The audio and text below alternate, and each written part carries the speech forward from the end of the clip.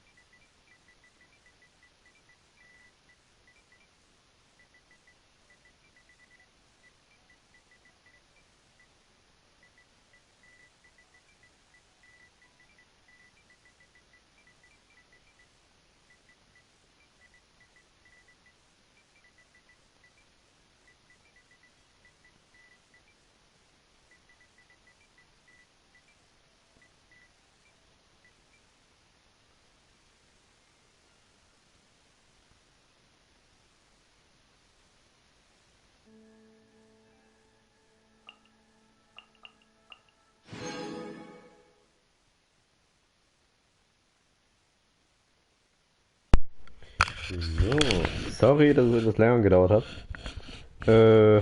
Aber jetzt können wir ja richtig starten. Ey, ganz ehrlich, es gab 50 Urgestein. Also warum nicht? Ja.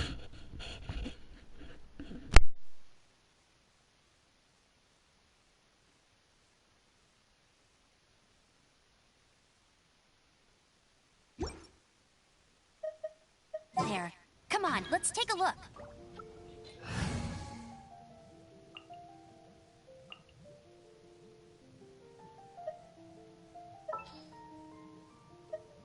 The threads of your fate lie in my hands.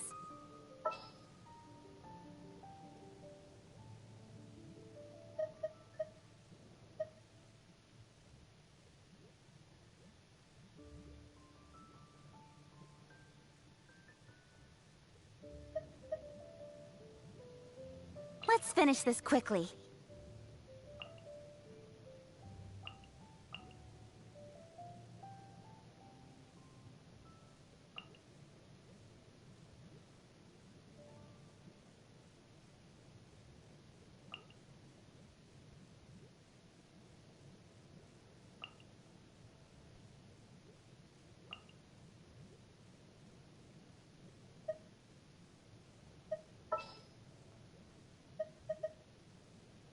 This world is full of unsolved mysteries.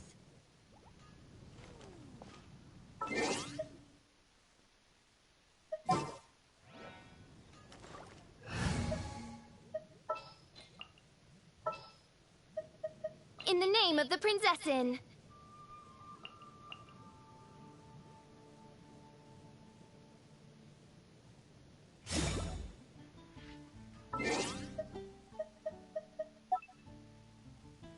Once, there was a glorious kingdom established among the heavens. From that kingdom came a crowned heir, tasked with seeking out the Genesis Pearl from the kingdom of darkness. The first crowned heir began her journey of seeking the pearl. But she was deceived, and the memory of her noble origins faded. She now believed that she was the queen of the kingdom of darkness. But take heart. A second crowned heir had already taken up the path where the first had stumbled. This is the story of your journey, of your tale to be told.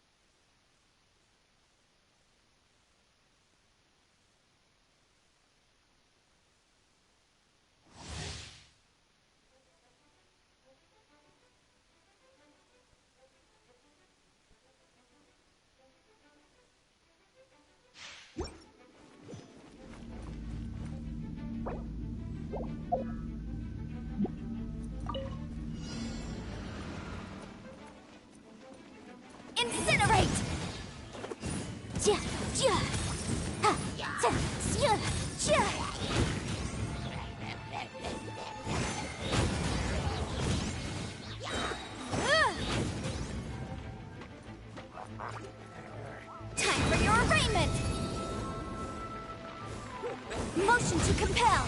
Chia.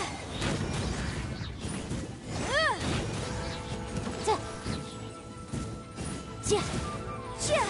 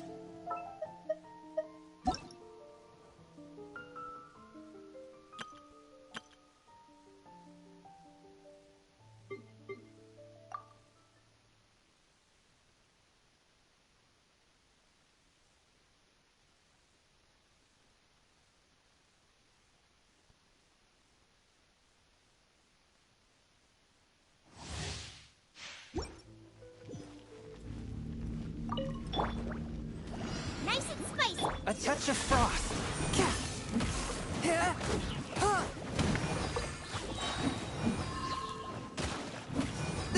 Submit for judgment.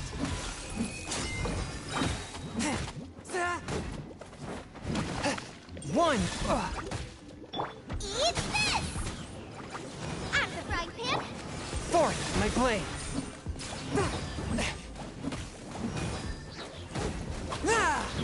From whence you came.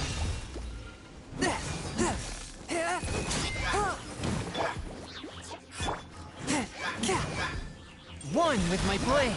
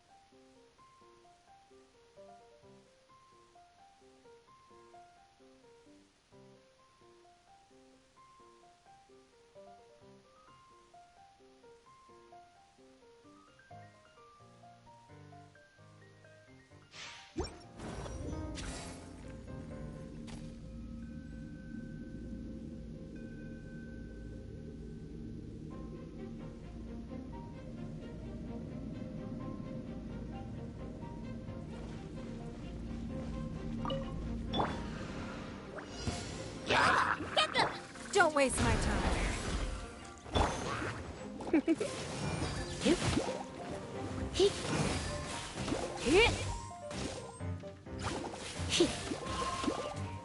You're in for a little shock. You're in for a little shock.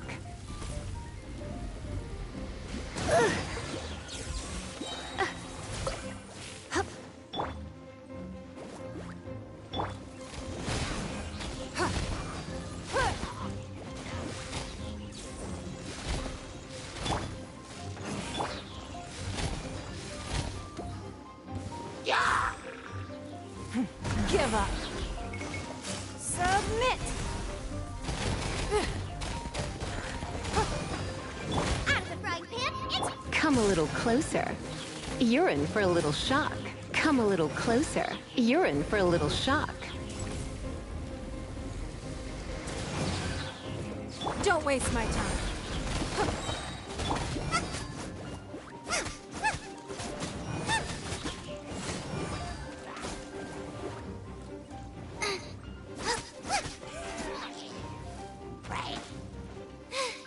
Now I got... It's nothing.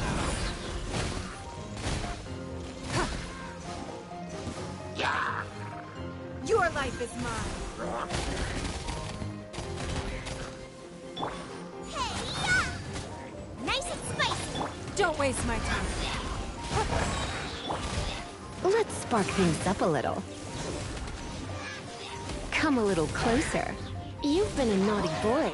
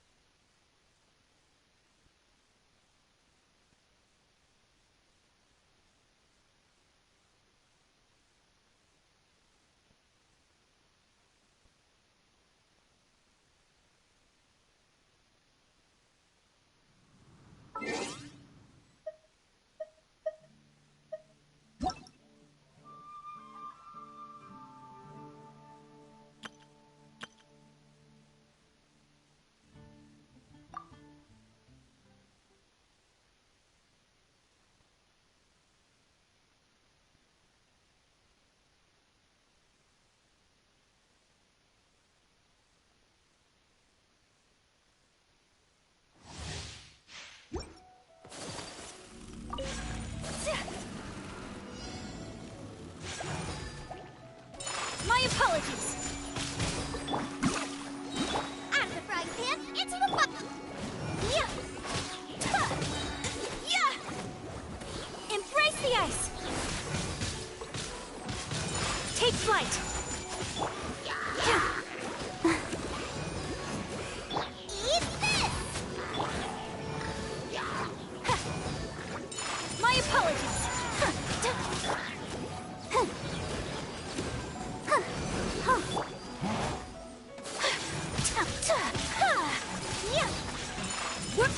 So rude! Sakura swirl!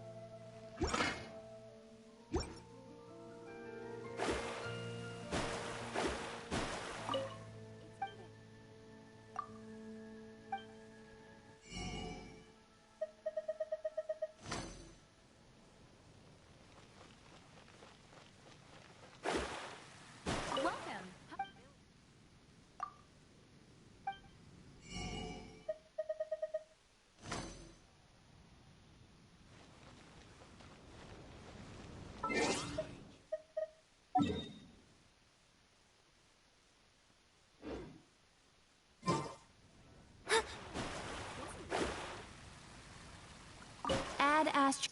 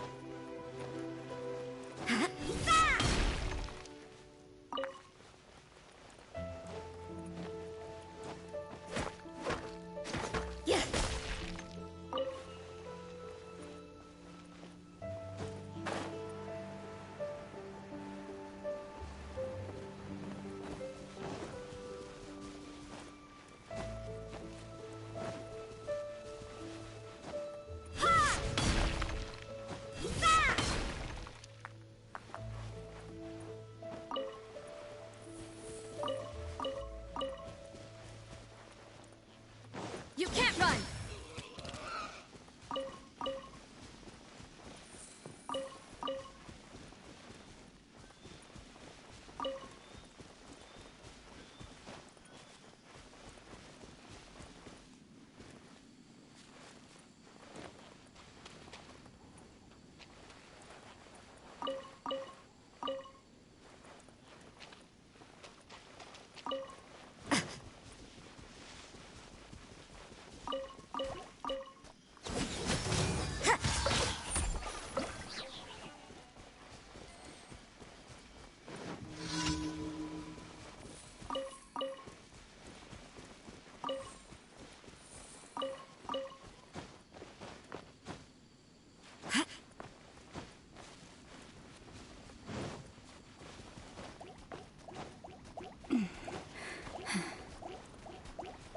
Judgment!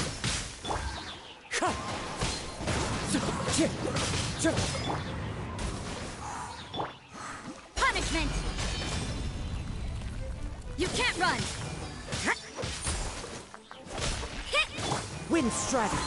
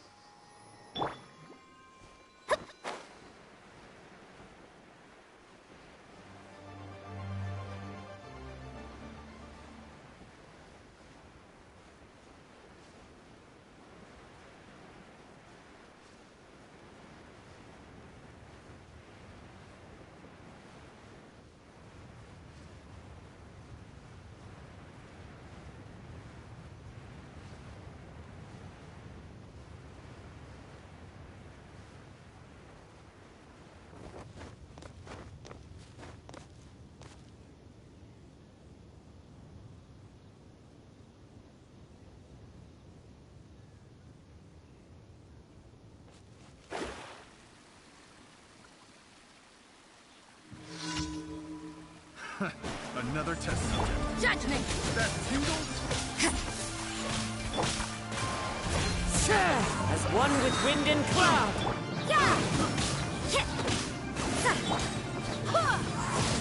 Wind Strider!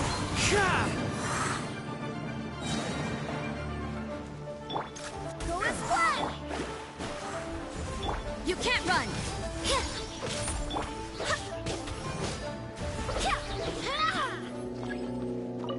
My hammer. Another test subject. Go as one! Delves into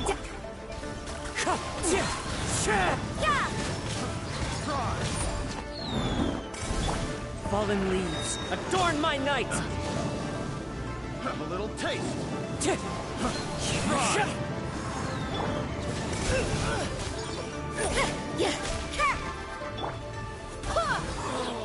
Such a...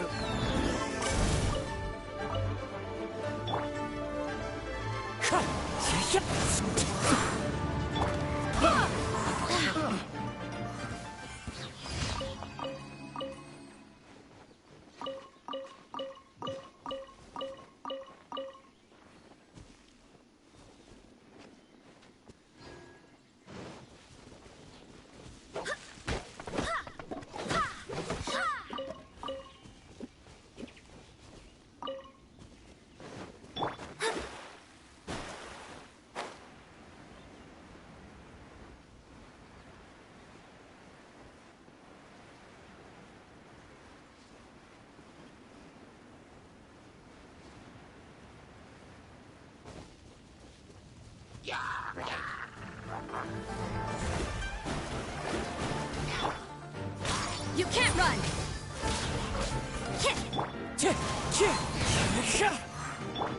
Go as one!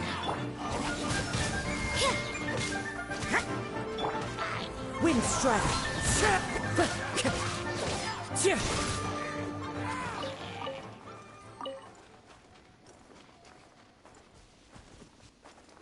Time to go.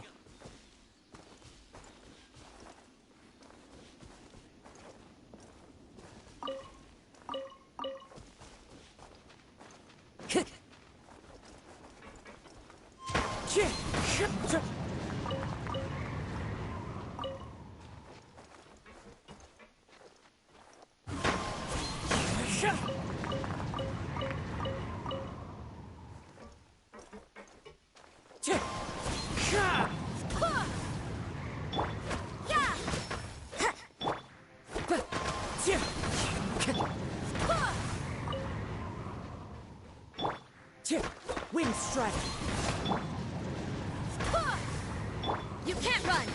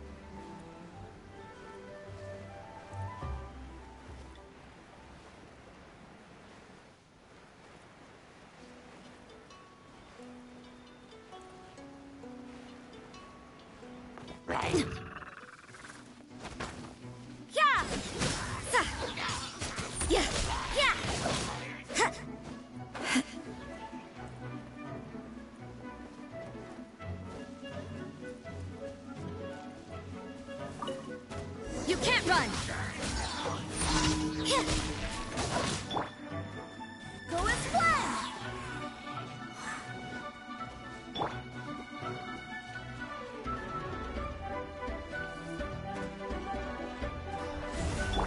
Judgment!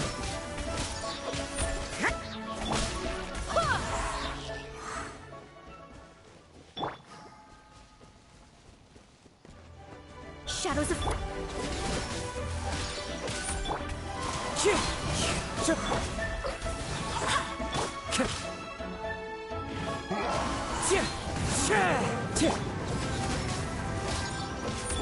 delves into destiny.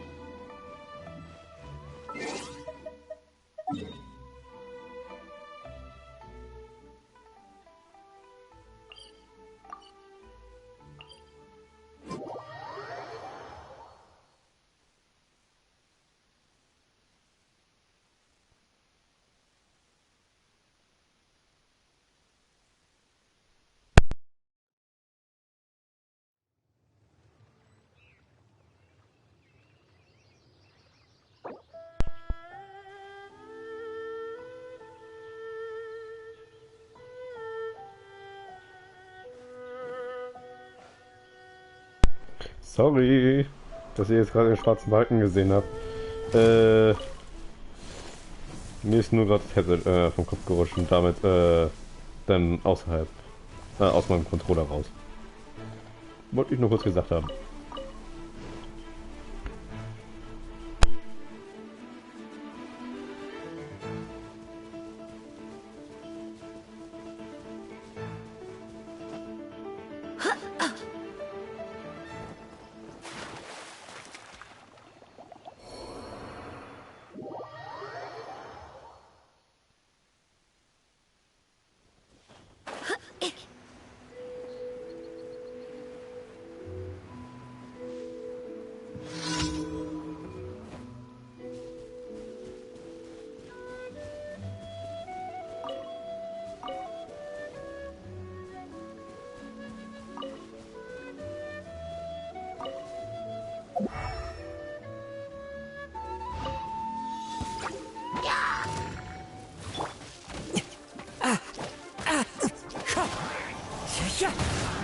You can't run!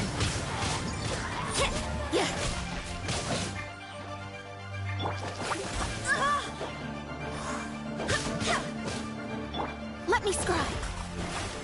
Judgment!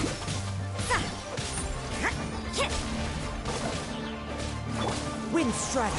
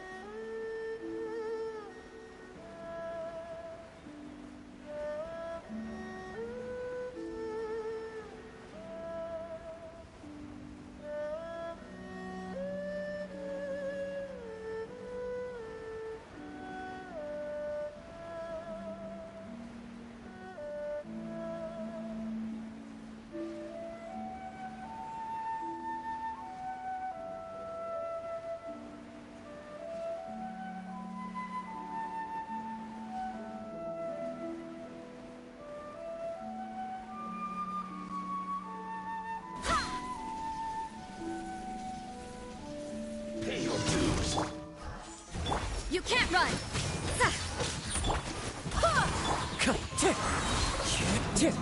Clouds high. The birds come! Yeah! Shadows of fate! Yeah! You can't run! Wind, hear me!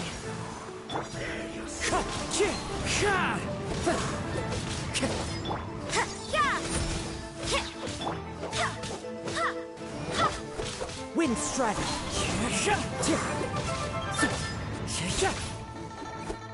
Judgment! You can't run from death.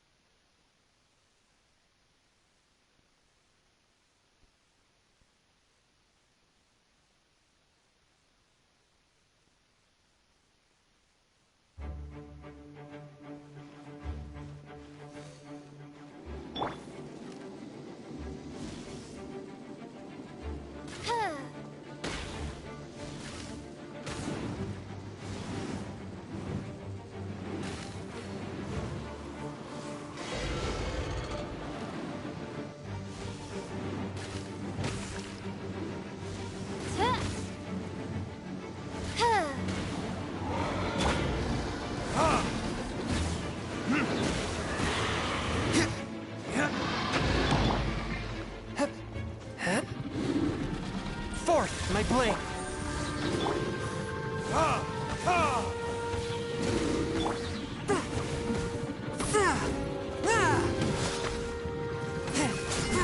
Spirit blade!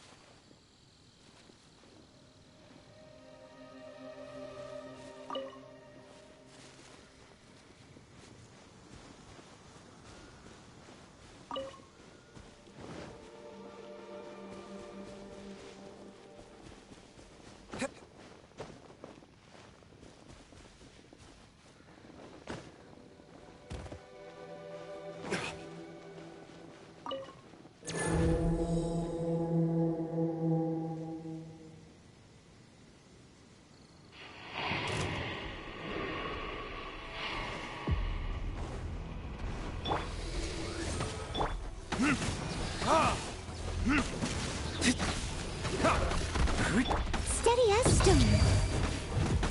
I'll protect us.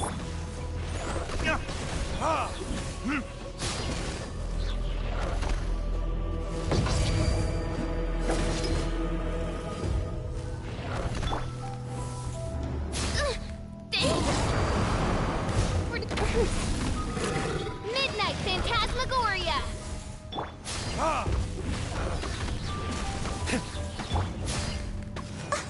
I must leave no stone unturned. Verdict is...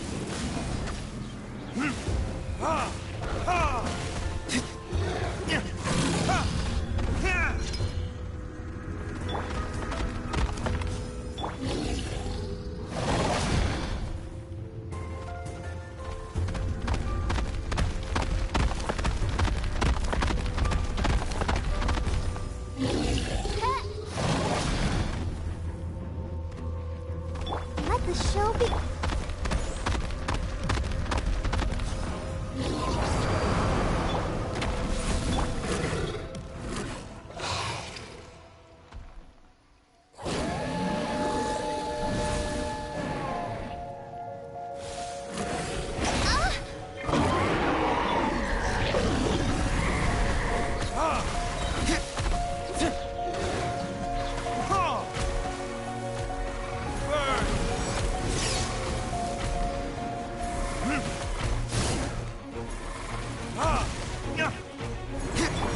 Steady as stone, as a good knight should.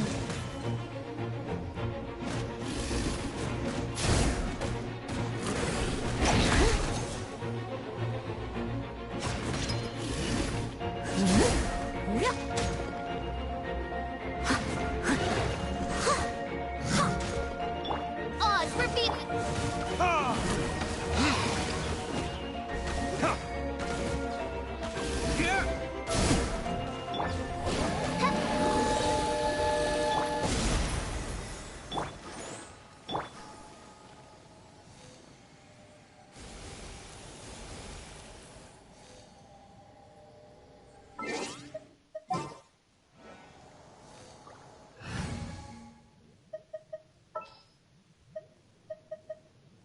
Present.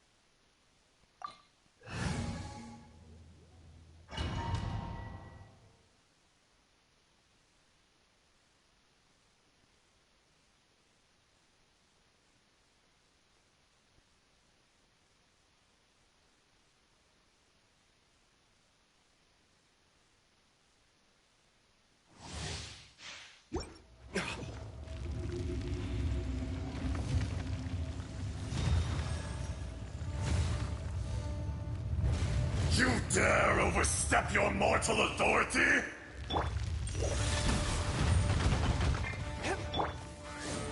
Let's dance.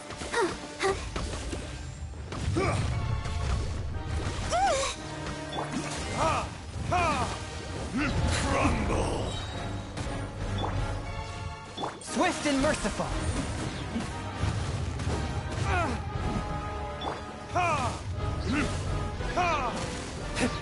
There is no atonement. show begin.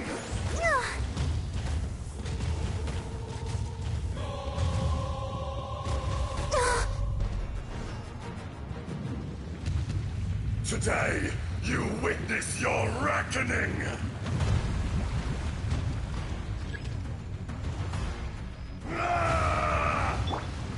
One with my blade.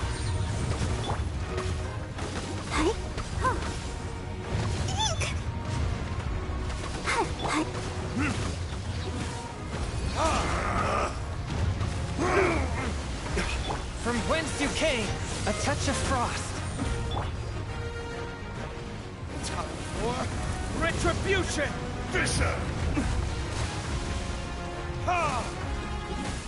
The enraged Earth will not absolve you! Come on, we can do it. Ouchie. You stand upon your tomb, though you know it not!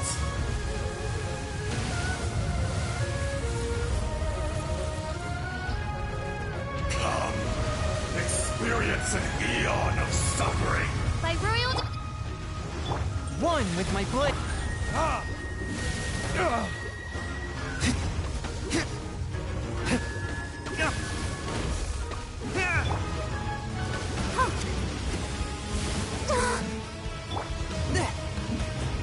Swift and merciful.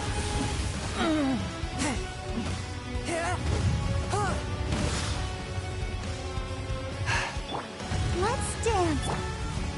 Barely a scratch. Submit for judgment. A touch of frost. Back to the Earth! Oz revealed by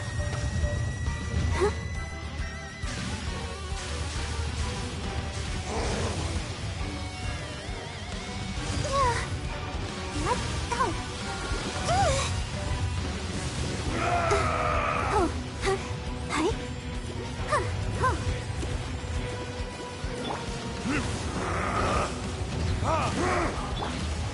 by royal decree.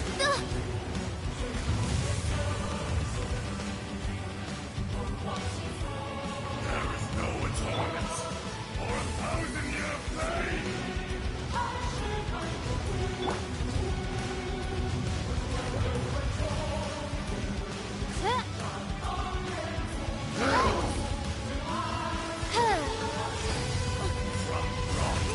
This is not one of royal blood. As you wish, maidful.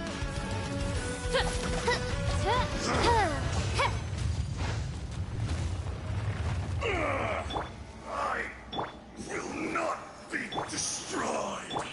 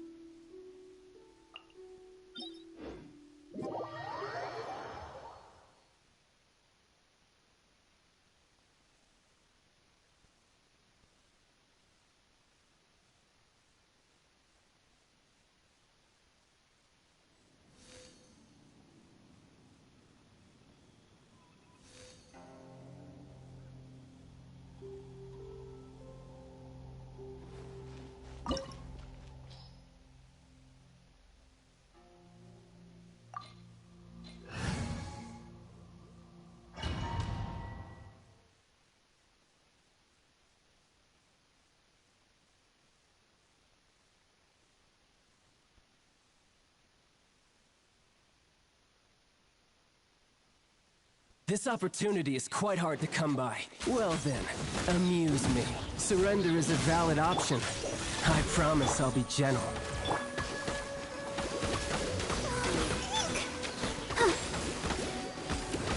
Cowering already? You've made some progress. Not bad. You've got a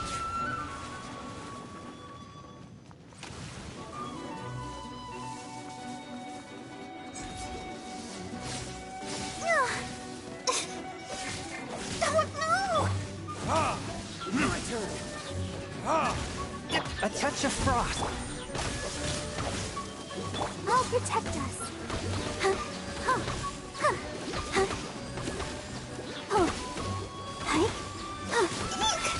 Something else catch your eye? Spirit Blade! Attack!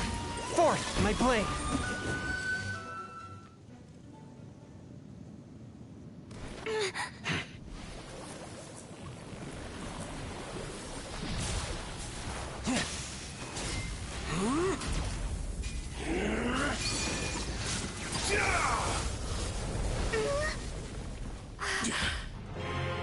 Your strength is praiseworthy. I too shall use all of mine. So, don't you dare disappoint me. Foul legacy, the devouring deep!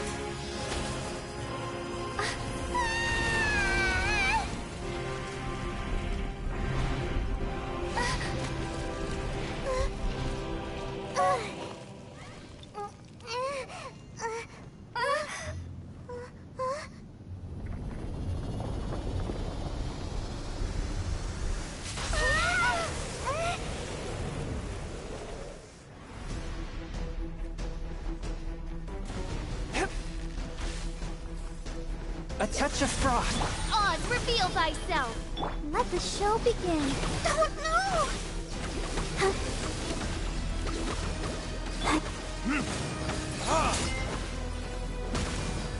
Verdict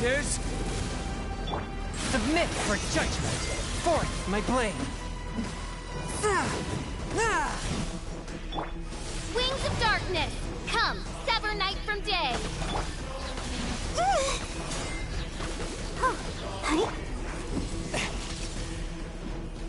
A touch of frost!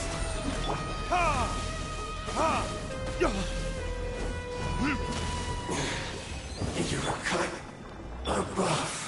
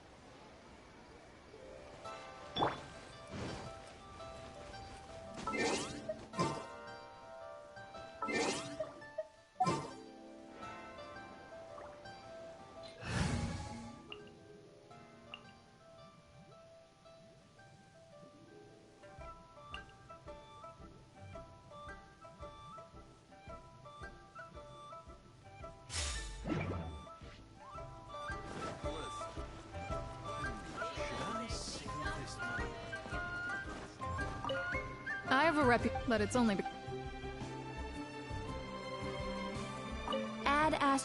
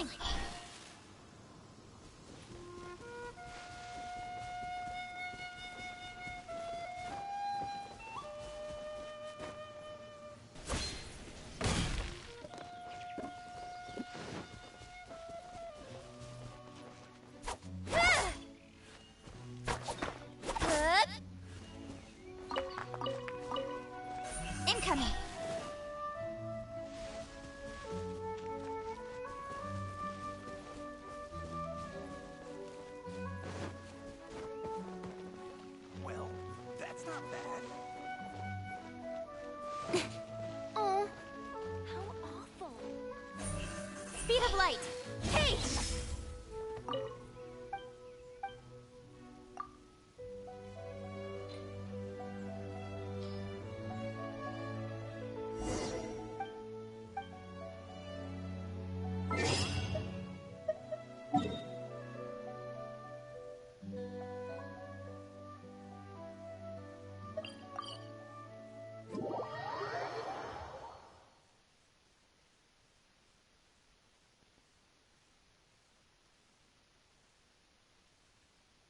Quite a downpour. Nothing will get done until it clears. Let this be a lesson to those who yesterday said I'll do it tomorrow.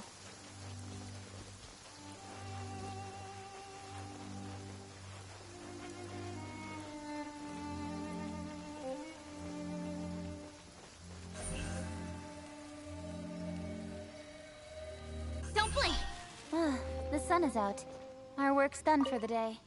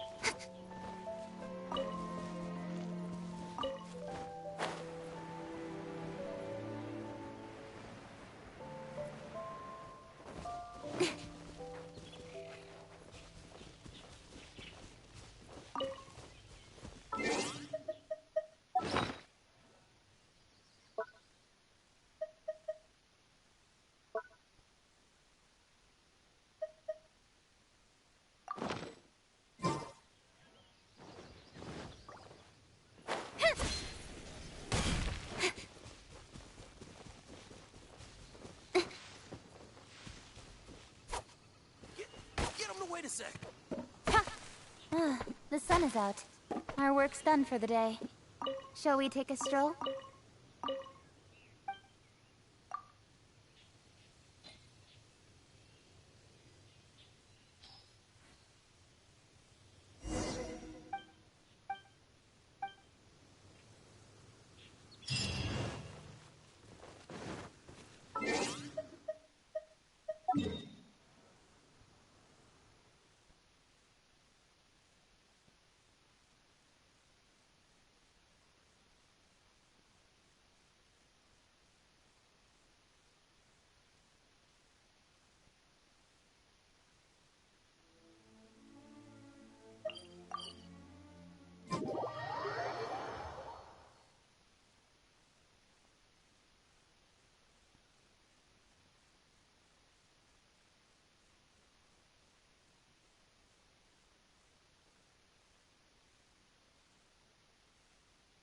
Don't worry.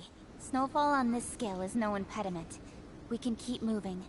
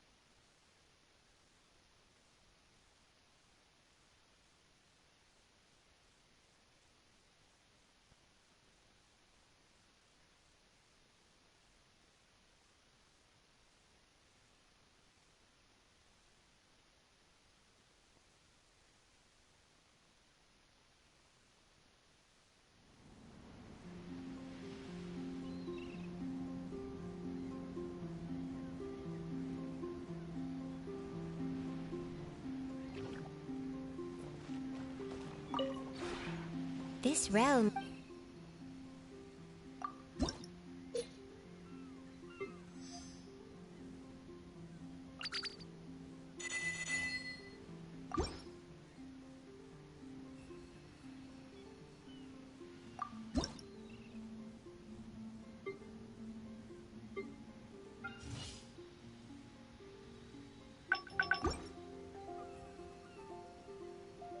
If you ever have any questions about...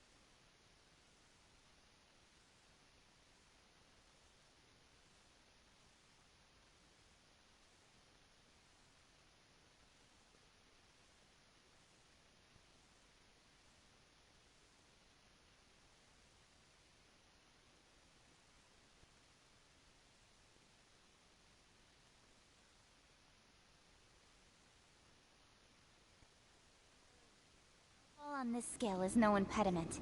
We can keep moving.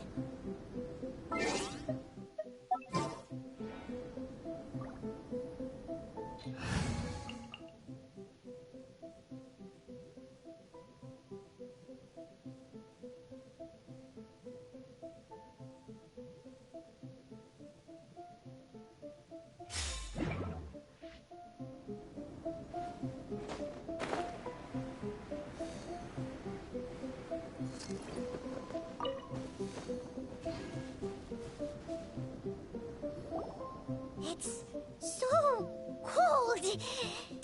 If you wish to truly achieve the dignified conduct of an aristocrat, you must learn to remain composed and elegant even in... For example, you can see that part of the path up ahead is quite difficult to traverse. But a well-trained aristocrat would not only effortlessly proceed forward, but do so without a stain on their garment and their elegance fully intact. Paimon thinks we've left the realm of aristocrats and entered the realm of adventuring. Compared to what we've already seen, this should be a piece of cake. Uh-huh. This is where you can finally apply some of your adventuring knowledge. You look pretty confident this time. All right, let's get started. Remember, you must be graceful and elegant. Don't get knocked or launched into the air. That would be most unsightly.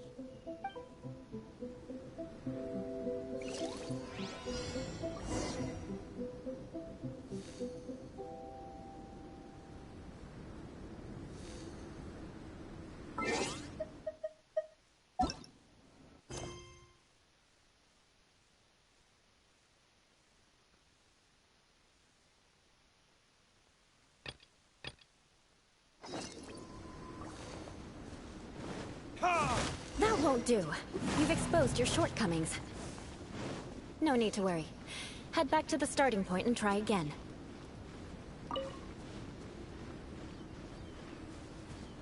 It'll be difficult at first. Remember, you must...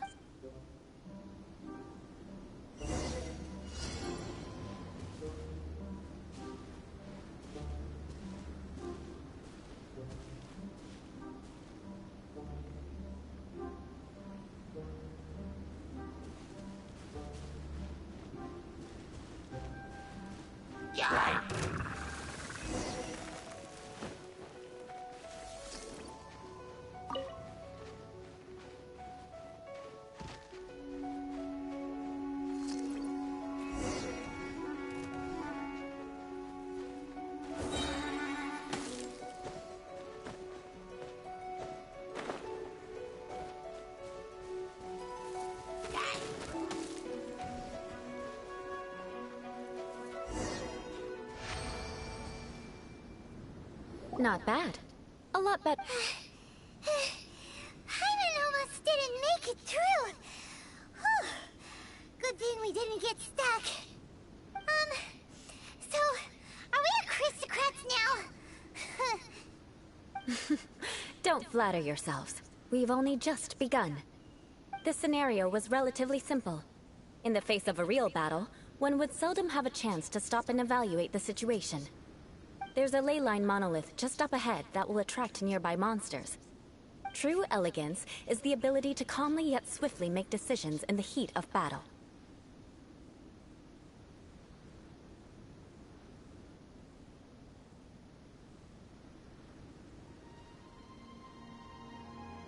My family set only the highest expectations for me, even as a child. Let's proceed, shall we?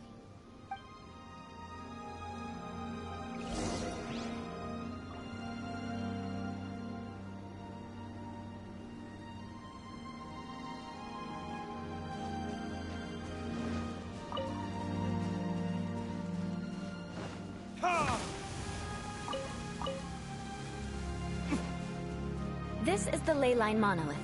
Go ahead, activate it. But be careful not to get launched into the air or frozen while fighting. That would be most unsightly.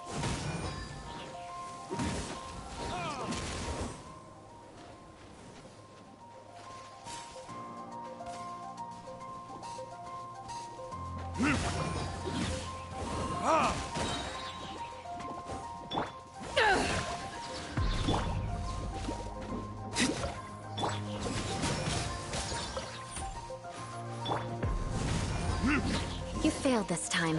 What a shame. But not to worry. It's just training after all. Let's try again.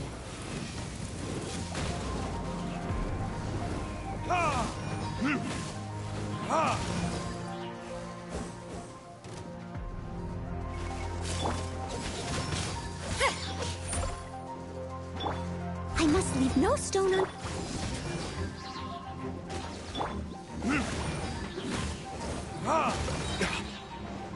Time for retribution!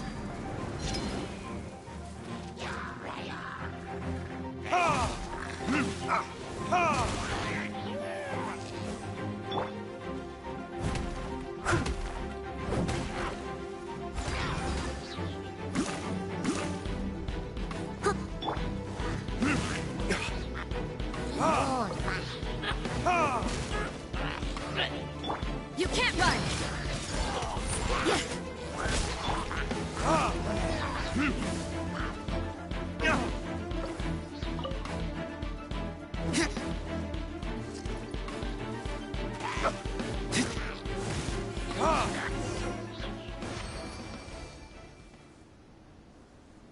Well done.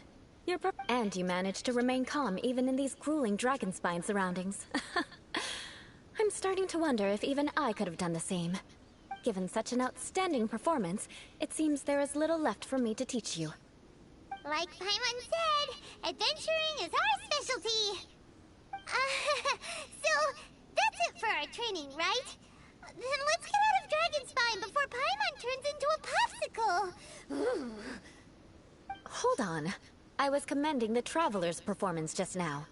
You, on the other hand, seem to have made no progress at all. What? You mean Paimon was also part of the training? Yes, of course. You were frantically flying and dashing about throughout the entire thing. Not an elegant sight at all. Did you even listen to anything I was trying to teach you? Yeah, that's it. It's too cold here. Besides, Paimon was paying attention to the Traveler. Whatever the reason, not heeding my instructions. A cause for vengeance, perhaps. Now, drink this. Huh? What is it? Are you trying to poison Paimon? Certainly not. It's warm milk. Didn't you just say that you were freezing? Drink it and it'll help warm you up. Oh, thank you. Are you still planning on the whole vengeance thing? If I wasn't, then why would I care about you being cold? If you turned into a Paimon popsicle, that would ruin my plans for vengeance now, wouldn't it? So, dear friend, Don't die on me out here. Ah! Paimon knew something was off! All in the name of vengeance. No need to Now then, given that your training is complete, it's time we return to Mondstadt. Our last step will be preparing a cordial gift to present to my uncle when you meet him. I already have something in mind. Let's pay Sarah a visit at Good Hunter.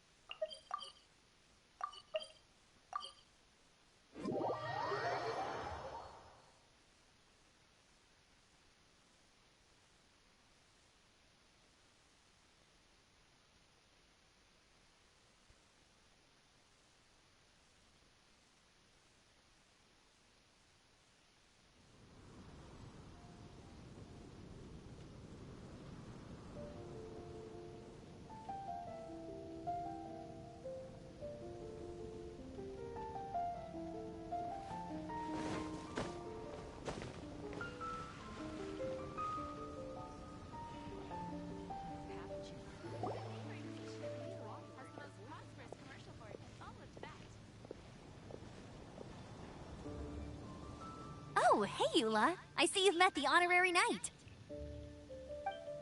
We meet again, Amber! Seems we're just bound to run into you these days. Well, I just got back and was thinking about grabbing a bite at Good Hunter. But now that you're here, why don't we all eat together? Very well. It's been some time since we've last shared a meal together.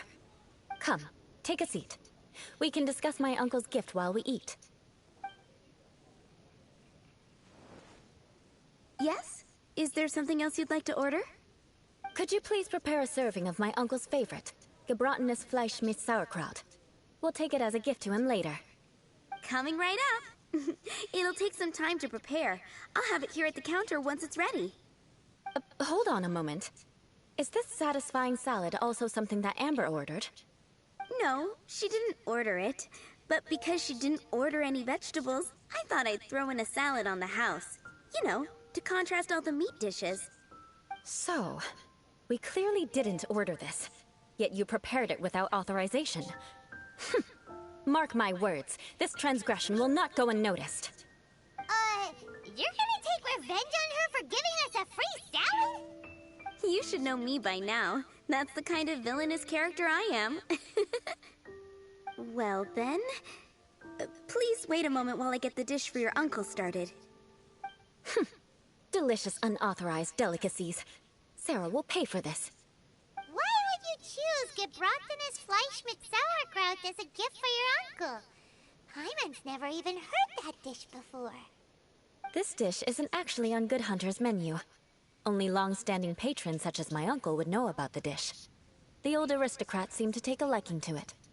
Because of the sour flavor of the sauerkraut, not too many people are fond of it these days. I guess it's become less popular over time. Eula treated me to the dish once, and I couldn't even finish a bite. I've nicknamed it gebratenes Fleisch mit Vengeance ever since. Ugh. I never expected us to have such completely different tastes in food. If I weren't in such a good mood, I'd say that constitutes grounds for transgression.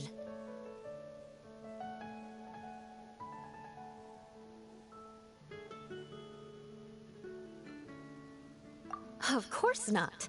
It's hard to find someone in Mondstadt that attracts contempt as much as she does. It's fine when you're just joking between us, but I'm afraid our honorary knight might misunderstand you.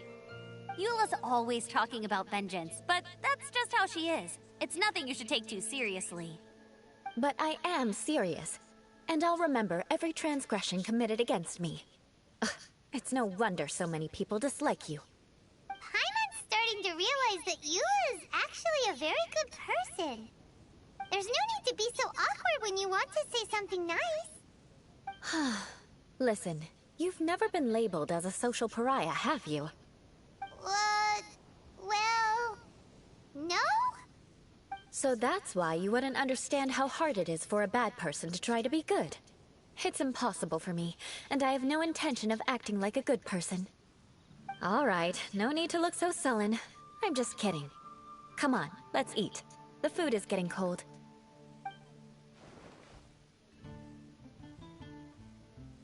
Oh, I'm stuffed. I'll see Sarah about the bill. No need. I've left the Mora under the plate. If you try to settle it with her in person, she won't accept payment for the salad. Don't underestimate my ability to exact revenge. Sarah won't get the upper hand this time.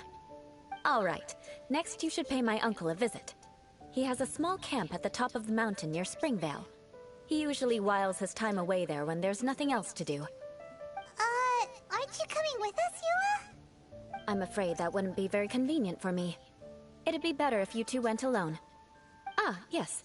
Please do remember to pick up the dish from Sarah. I still have more recon to do in the wilderness. Well, until next time. Let's meet again. What an interesting bunch you are.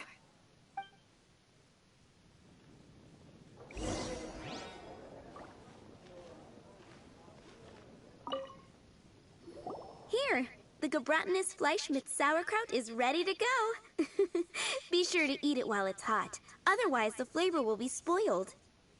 And by the way, don't worry too much when Eula says strange things. She's actually a very good person. Paimon's been meaning to ask. No one could stand the sight of Eula when she was trying to speak with the others in Mondstadt earlier. But she seemed to get along fine with you and Amber just now. What's up with that? The people of Mondstadt don't take kindly to anyone bearing the Lawrence name. They are unable to see past her family, therefore they don't actually see Eula for herself. So no matter what Eula tries to do, it's seen as a wrongdoing. It essentially strips the meaning of anything she tries to accomplish. How come you're able to see Eula differently then? Well, when she joined the Knights of Favonius, it caused quite an uproar. Many people signed a petition demanding that the Knights reverse their decision. At the same time, numerous members of the Lawrence clan crowded the entrance of the Knights of Favonius headquarters, clamoring for Eula to give an explanation. Whoa, so both sides were unhappy. That's right. So you can imagine how determined Eula must have been under such circumstances. But thanks to Grandmaster Varka and the unwavering attitudes of others in the Knights of Favonius, they were able to quell the unrest. Tensions still remain beneath the surface, I'm afraid. In the eyes of the people, she's a stain on the Knights of Favonius. And in the eyes of the Lawrence clan, she's a disgrace to her family. But she simply fulfills her duty as a knight, silently helping one person after another, myself included. People like Eula should be approached with care and understanding. She could stand to be treated a little more fairly. I believe a day will come when things will get better. Once everything's settled, we should go talk to Eula again. Paimon thinks we know how to communicate with her now. I'm glad. I think that would make her very happy, though she might not ever admit it. Take care. Please come again.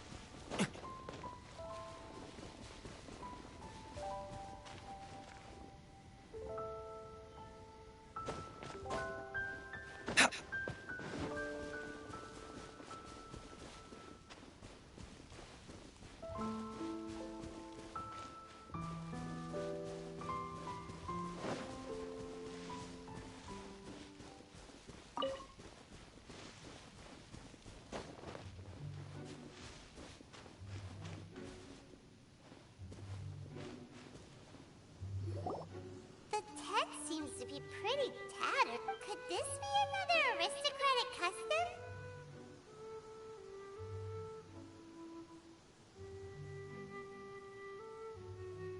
Ah, it's you again. I thought I had rid myself of you two. A few humble words, huh? Yes, that sounds appropriate enough. Very well. I'm certainly not one to be narrow-minded.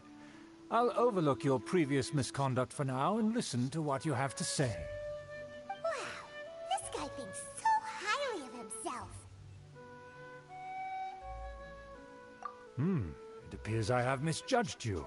Supreme brilliance. The glory of the nobility that continues to this day. A true loyalist. Impressive. My intentions were to test your humility. It appears you have become well-versed in our etiquette. Oh, so he was testing us. Sheesh, what an ordeal. Your conduct is satisfactory. I must say, such progress in such a short time is practically unfathomable. If I may ask, from whence did you learn such a civilized manner of speech?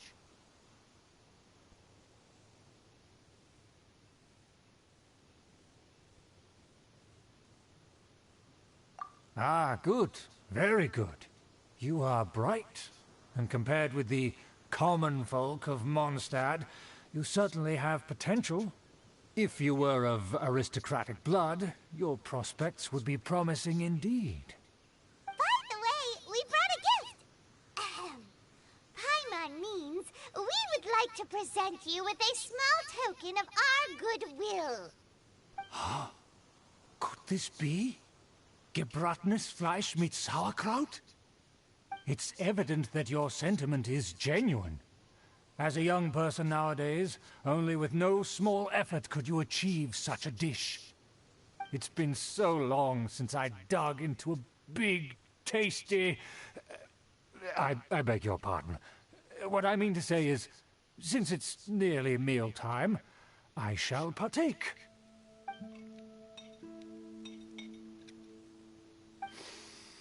Ah, yes, this aroma, just as I remember it, and this exquisite sour flavor.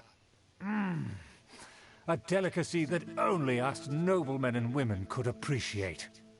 Now even Paimon's starting to wonder what it tastes like. I acknowledge your genuine goodwill. Such sincerity must certainly imply that you come bearing a request. Wait, so you've come to know of this, too? It was meant to be a family secret. Well, considering your meticulous etiquette, you must be a talent of unusual fortitude. I'm willing to place my full trust in you. Please, come with me. We happen to be in need of competent fellows like yourself. To see some friends from a distant land. They have offered their assistance in restoring the Lawrence clan to its former glory. So he trusts us solely based on your etiquette.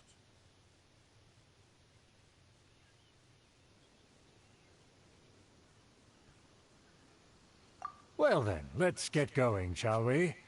You'll understand everything in due course.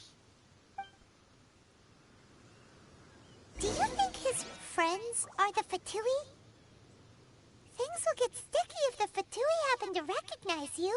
What should we do?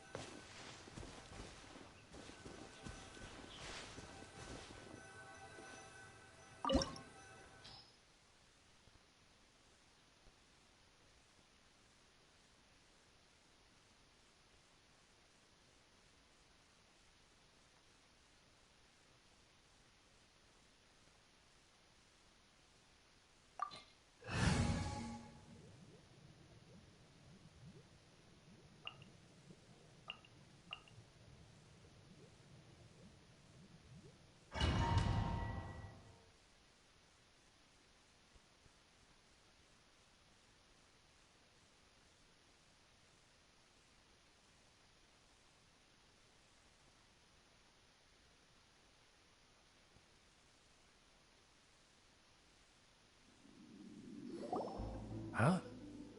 Why have you put on a mask all of a sudden?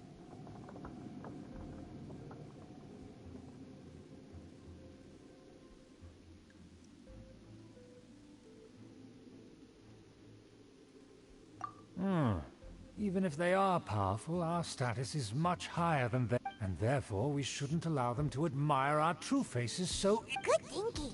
Paimon thought for sure they'd recognize us. Let's proceed, shall we? I'll introduce you as my guest.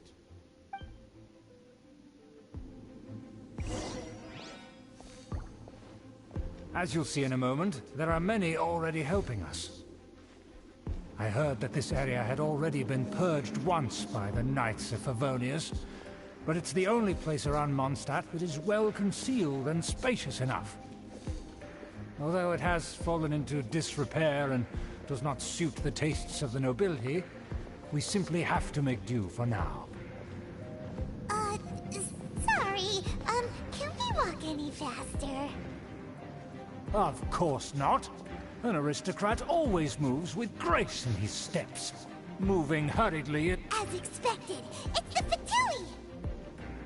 As expected? Because we always see them around the city. They must be very powerful. Preparations have been thorough, but I still can't shake this uneasy feeling. Huh.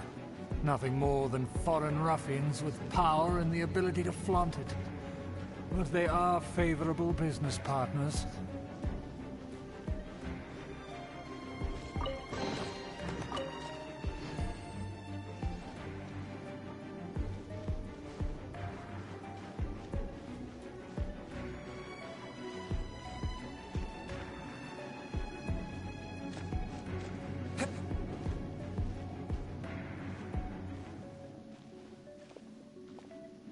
Hold it right there!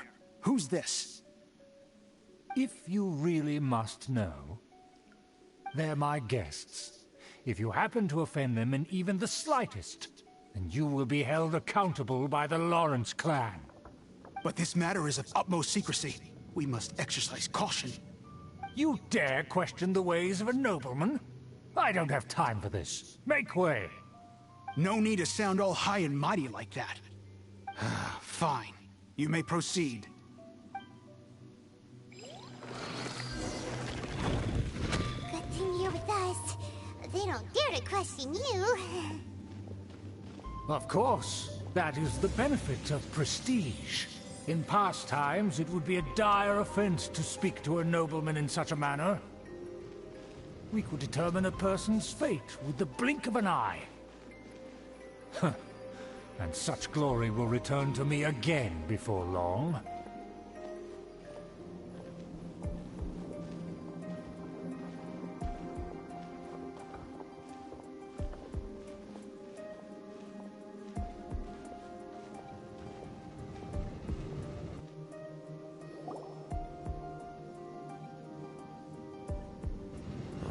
Where have I seen this person before?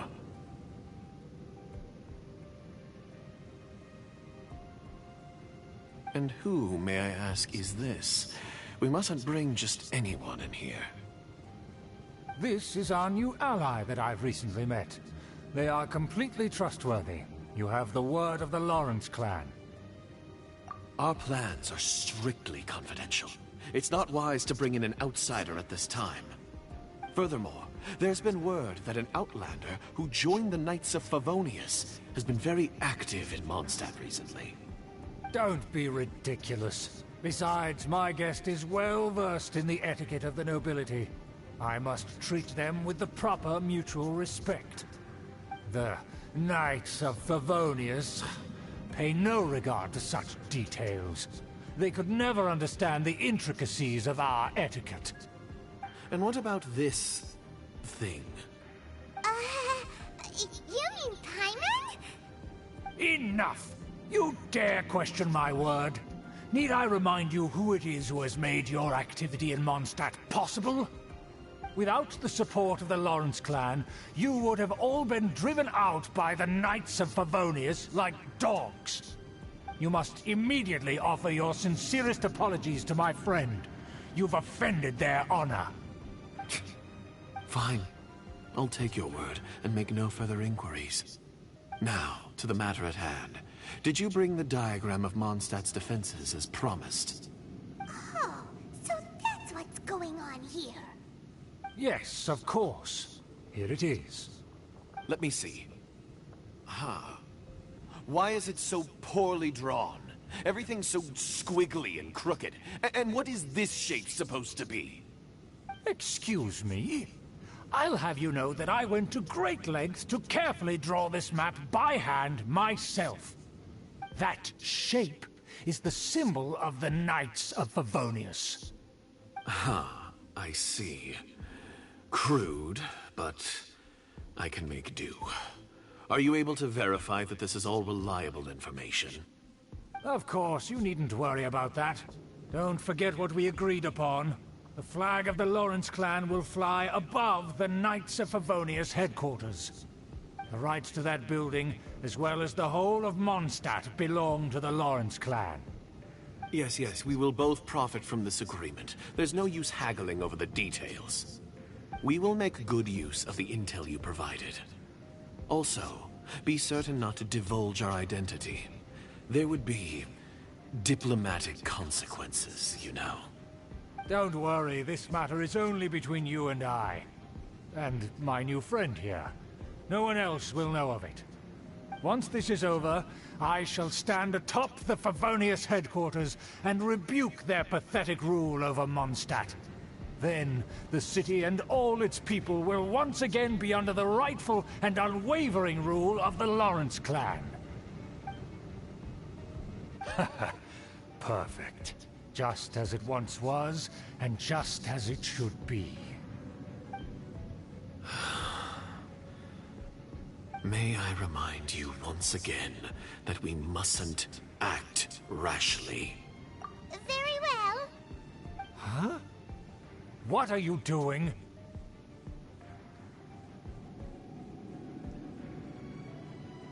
That's right! It's the Honorary Knight and their trusty companion Paimon! We're here to crush your evil schemes into dust! Dust! So this was all just a ploy to deceive me! It's your own fault! Who would put so much trust in someone based purely on their manners? After so much planning, this is how it ends? Huh! We'll see about that! Just as I expected. I knew I should have never trusted these foolish aristocrats. No matter, we already have the intel we need. Get them! They're running off in different directions. Paimon remembers that this place is a dead end. Let's take care of the Fatui first and then deal with Schubert later.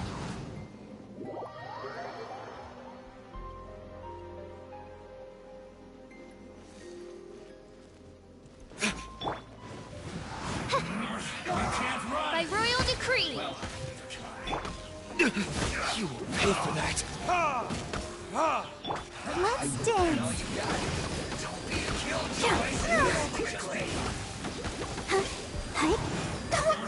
Can't run! Looks like I won with my fling.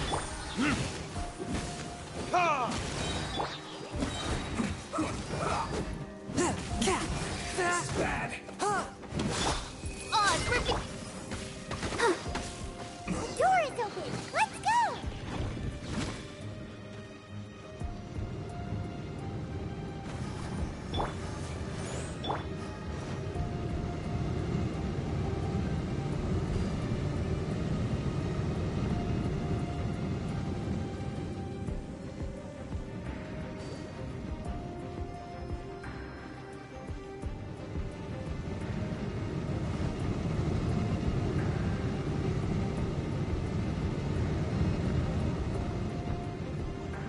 I'll protect us. Is that Eula?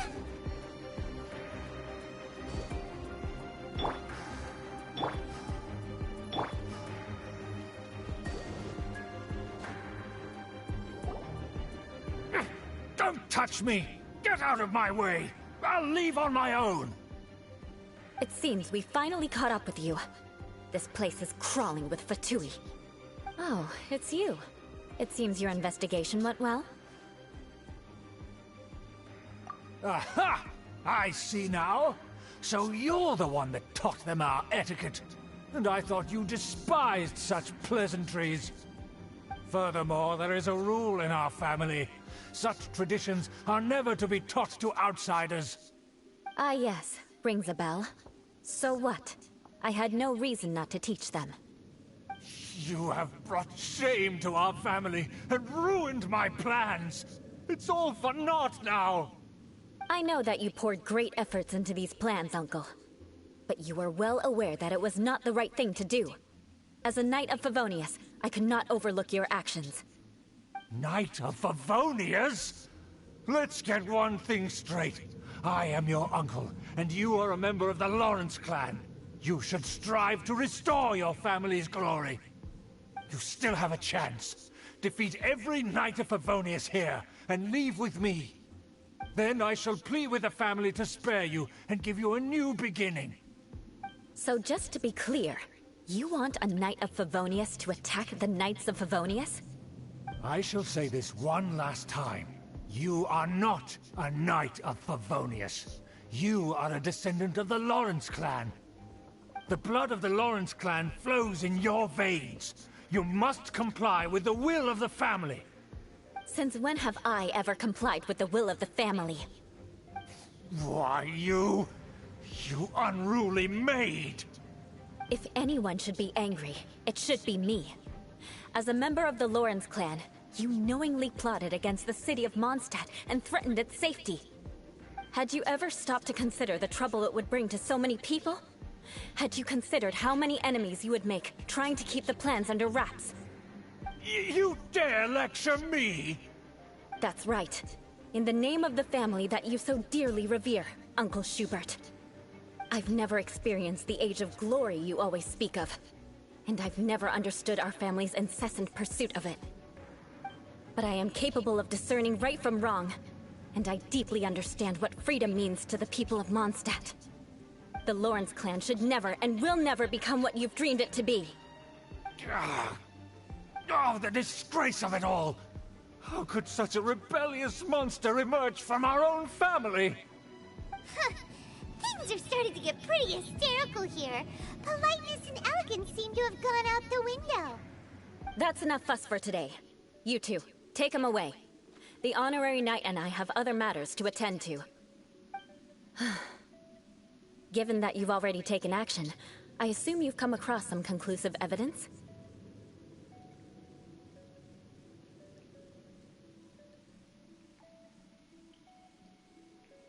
Paimon took a peek at their diagram.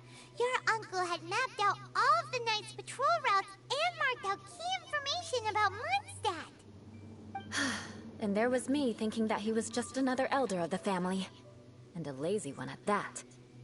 I never suspected he could stoop this low. So stubborn. Mark my words, vengeance will be mine.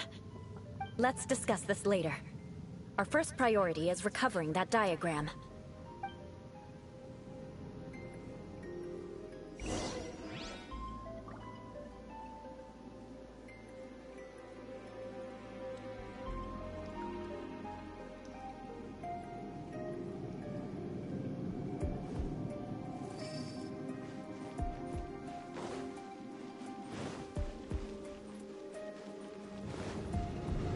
Beg for mercy.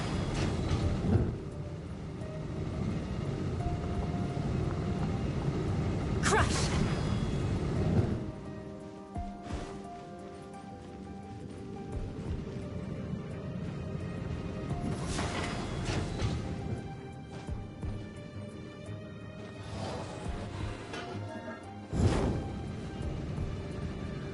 Beg for mercy.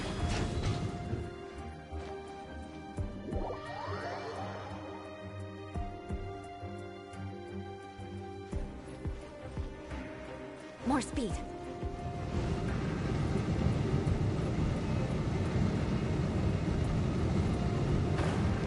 Time to scout.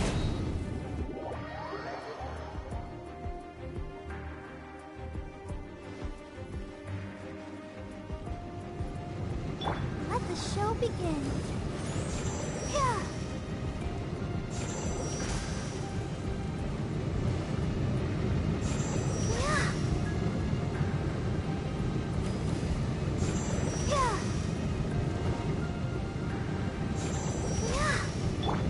Swift and merciful.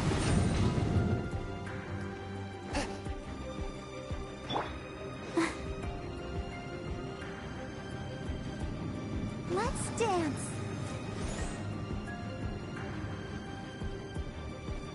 They're here! Stop them!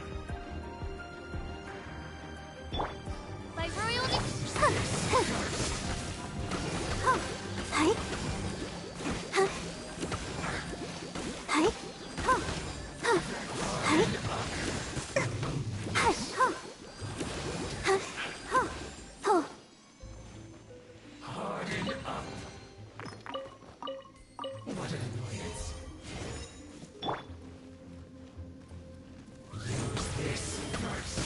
goodness!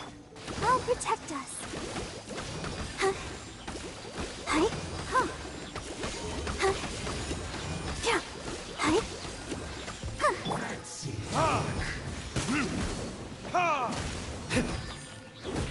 Must counterattack! A touch of frost. So quiet.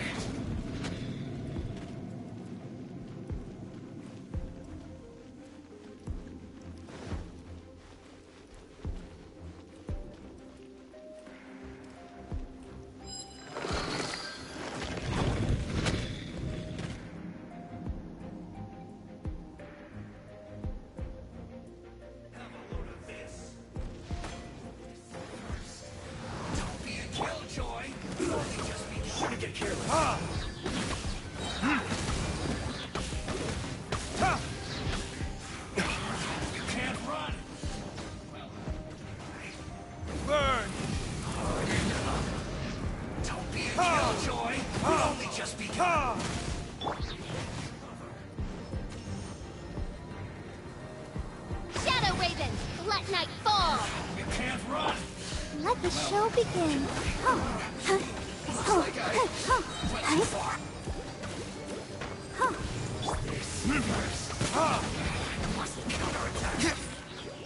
One with my blade.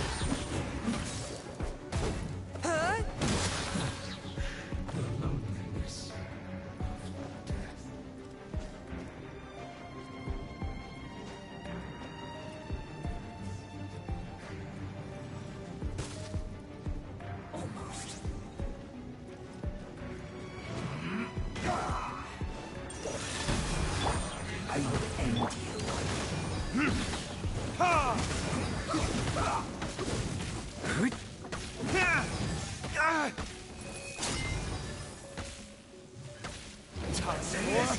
Retribution! Let's not waste time.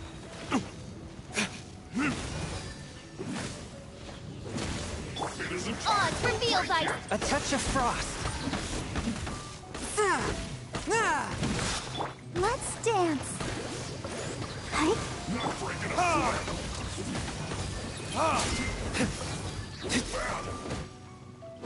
My work finished. Swift and merciful. By royal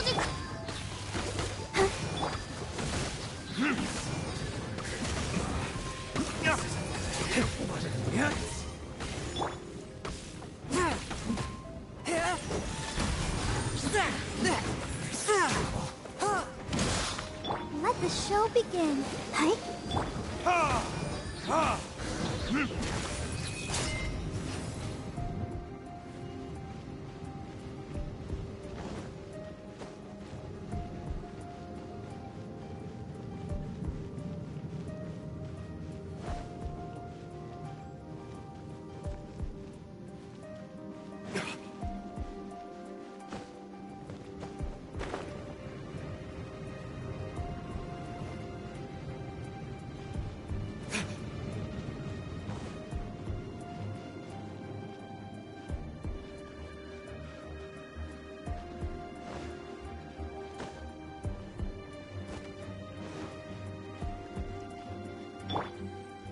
one with my blade.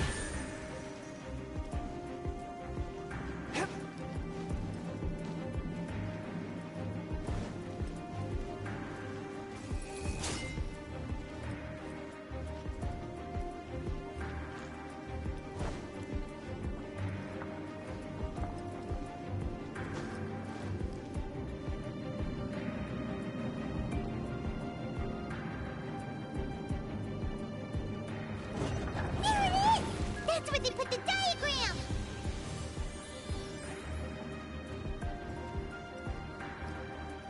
So you've turned us here, huh? I guess there's no other option but to fight!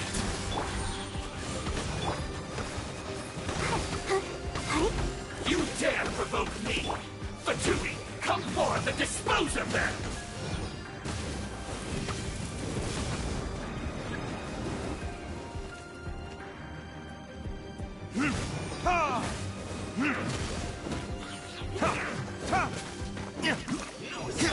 By royal decree! Can't run from death. No rest for the... Swift and merciful.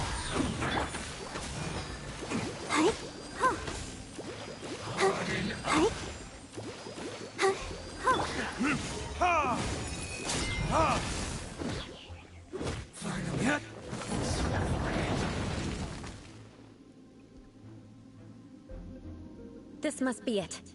They may very well have already made a copy of it. But without my uncle as their puppet, there'd be no use in them attacking the city.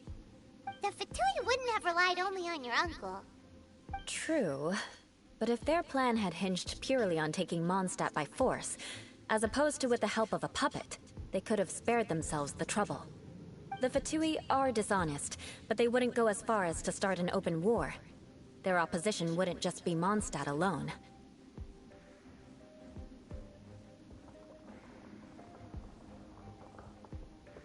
Anyway, I'll inform the acting Grandmaster. She'll know how to handle things from here.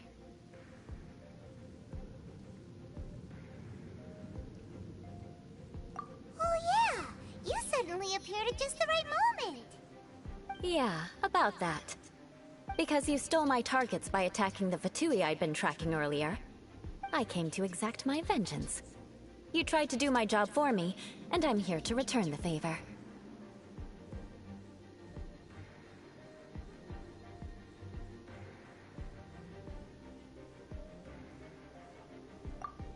Finally! After all this time, Paimon understands what you're saying! In reality, you sensed that something might happen to us during our investigation. You were worried about us and your uncle, so you brought a team to take a look. My purpose was vengeance. Don't twist the story. You don't look too bright, but it turns out you have a knack for scheming. And mark my words, I'll remember that. Hey, what do you mean Paimon doesn't look too bright? You have seeded a deep enmity between us. Just you wait. Even if you were to be completely destroyed, I would never forget you. Bring it on! I like your fighting spirit. I'll take this diagram back to the Knights of Favonius and take it from here. Sure. Well, see you around. That you will. And make sure not to steal my targets next time.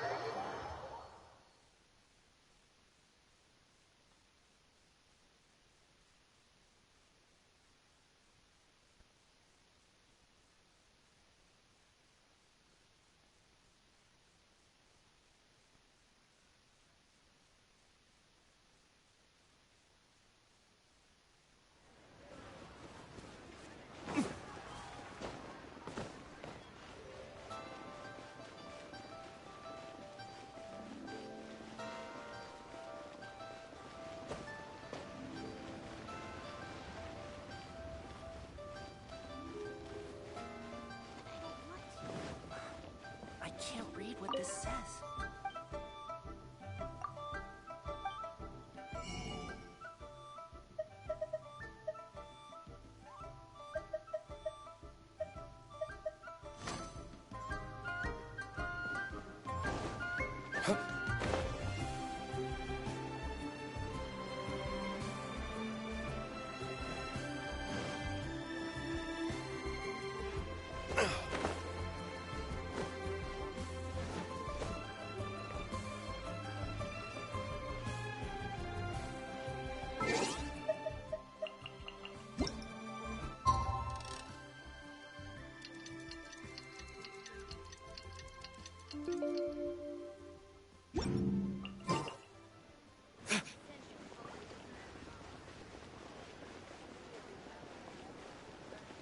Jewelry's out of stock.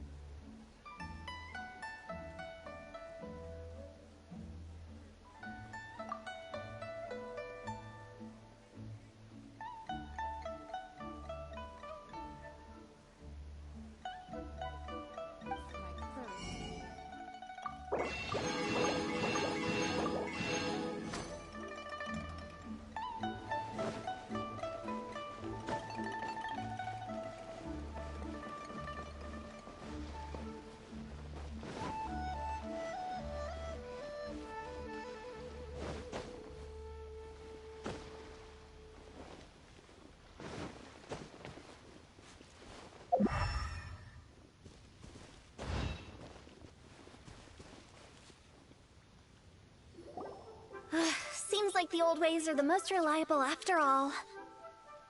Mung, are you done preparing our promotional materials? My apologies. I'm only about halfway through. Do you really think they will be effective? Trust me, they're going to work wonders. This marketing strategy has been used by Wangsheng Funeral Parlor for generations. Clients in need come to our door and write down their commissions on blank wooden tiles. Then they squeeze those inside the parlor through the crack under the door. I fulfill the requests written on each tile to make sure our clients are satisfied with the service, no matter if it's an obituary, cremation, or funeral that they seek. Although, it is a bit of a hassle with the constant back and forth. If only we could burn them by the batch. No, Director, I'm not asking about the wooden tiles themselves, but about the special offer they advertise. Wangsheng Funeral Parlor should keep up with the times. Just think about it. If we don't attract new clients, we'll be left with nothing, won't we? Business development is a crucial element of every prosperous enterprise. I've been trying various marketing strategies ever since I became the director. I put up posters just like all the other shops, but the Millilith promptly removed them. Then I organized the Wangsheng Visitors Day, but no one showed up. Well, that doesn't come as a huge surprise. And finally, I discovered that the traditional ways are the most reliable after all. I took inspiration from the wisdom of previous directors. So now, I go from door to door looking for people and organizations willing to cooperate. Just like during our visit to the Adventurers Guild. That's what I mean by business development. The other method I'm trying is using the wooden tiles as coupons. Just by writing things like, buy one get one free for the holder of this tile on them. What do they buy and what do they get? A solid and durable second home, of course. Well, they may not need it right away, but they can be sure that when they do, it will still be as good as new. It won't start deteriorating before you finish doing so yourself. That's the Wangsheng Funeral Parlor quality guarantee.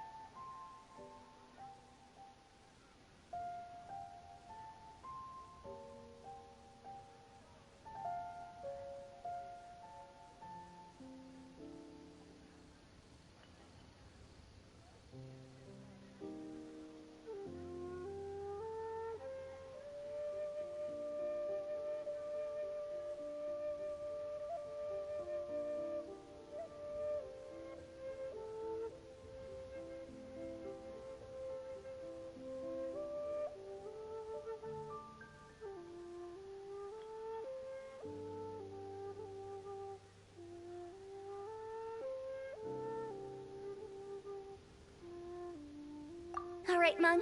Keep adding those special offers to the wooden tiles. The future of our business depends on it. I'm still not sure this will work. Oh, I get it. You think that our special offer is not comprehensive enough, right? It is true. I was offering all kinds of great benefits to the Adventurers Guild because they are new clients. But in doing so, I neglected my old clients. You're right. It's unfair. Let me do some market research. Wait here, my faithful assistants. I'll be back with you in a moment. It shouldn't take too long. Paimon already told you we're not your assistants!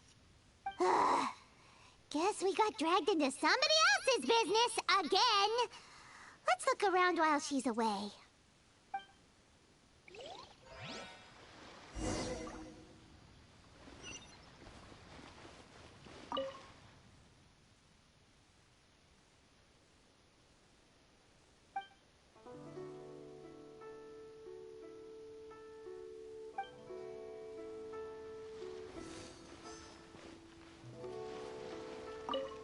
You must be the director's new hires.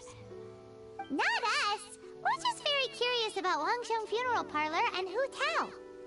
Well, I wouldn't get too curious if I were you. Too much knowledge isn't good for ordinary folk. The director is tactful when it comes to what should and shouldn't be known. Her? Tactful?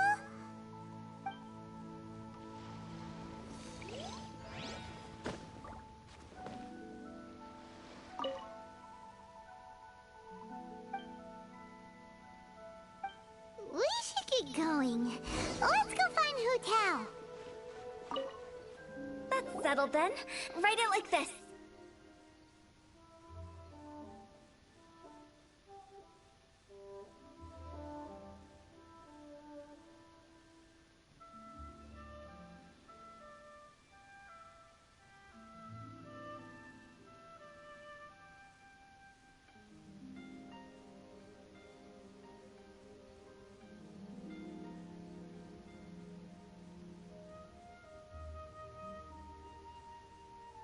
Wangsheng Funeral Parlor Bumper Sale. Buy one, get one free. Buy two, get three free. More for your Mora. I love it. Better than all that lifeless brochure stuff. We want people to feel warm and fuzzy. But Director, isn't Lifeless the name of the game in this industry? That's old hat. We're opening up new ground. Why does Wangsheng Funeral Parlor need to open up? Yes, Director. Poor guy's given up. Right, we should get going. I am not letting new business escape us. We?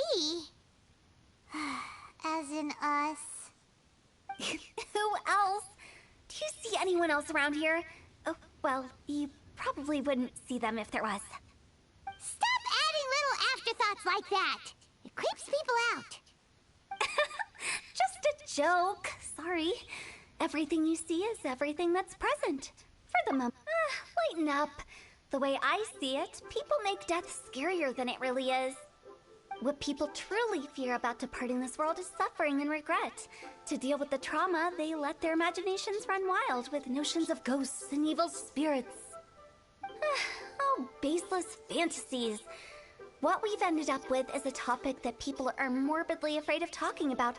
If I don't broach the subject, then Wangsheng Funeral Parlor won't be long for this world. Oh, more approachable and appeasable than you'd imagined? Paimon wouldn't say that. Let's just say at least it didn't hurt us. You must have come across a particularly ferocious entity. How should I put this? Most spirits are incapable of harming ordinary folks. The job of Wangsheng Funeral Parlor is to guard the border between life and death. One component of this is correcting notions of death and the afterlife that people may hold. Simply put, for those unable to see the border, they're best kept as far away from it as possible. So for ordinary folks, the best case scenario is ignorance of all matters concerning spirits in the afterlife, or even better, a belief that none of it exists. Then you really don't have any excuse for spooking the heck out of people. You make it sound so abominable. I'm just trying to get them to see the humor in it all.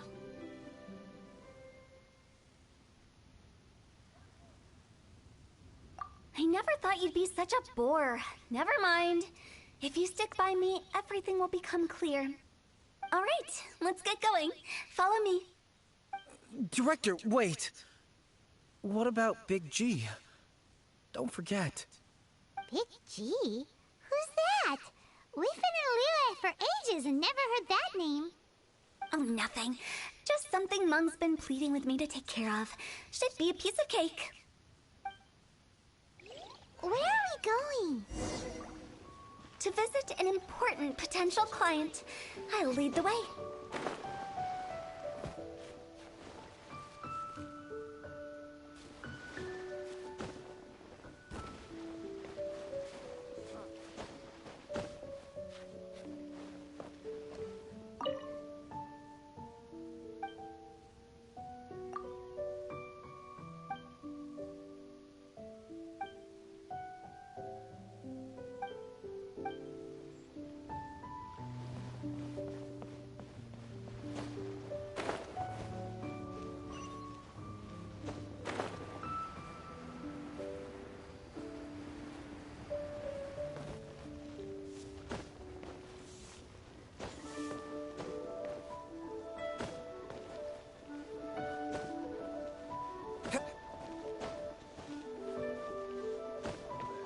Listen, let me tell you how it is.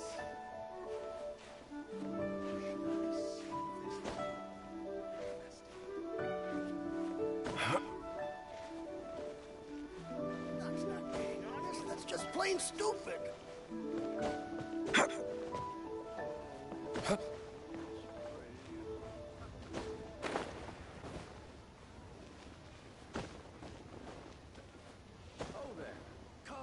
Come and see these rare and precious curios.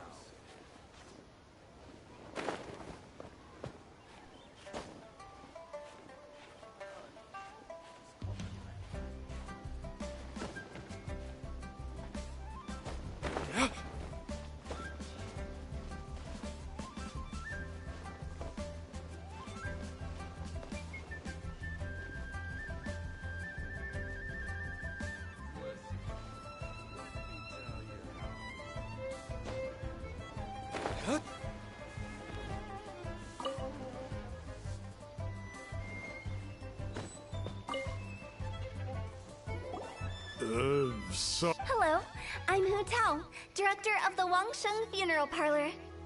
Okay, so why would someone from Wangsheng Funeral Parlor be looking for me? Nothing major. How are you feeling these days? Any aches or pains? You shouldn't ignore them, by the way. Very often they're an omen of something terminal. When we're healthy, it's easy to forget the crushing fragility of life. So, aches and pains, best to keep an eye on them. What are you getting at? I'm in great health and enjoying life very much, thank you. Go and find some other poor soul. Goodbye. Why do they get angry? What's wrong with a few earnest health tips? Hanran thinks it's because they're coming from the director of a funeral parlor.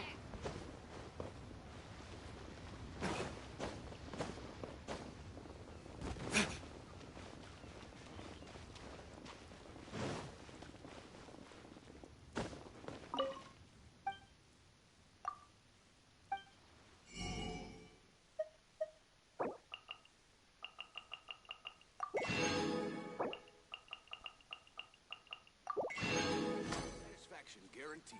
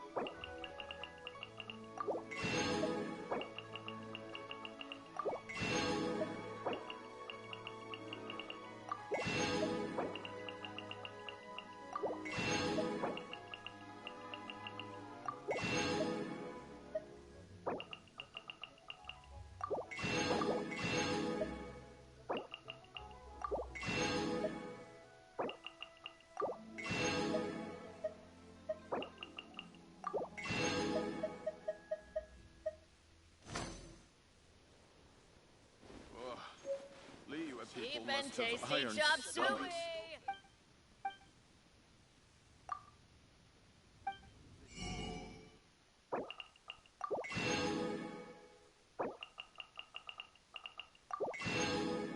Going for it.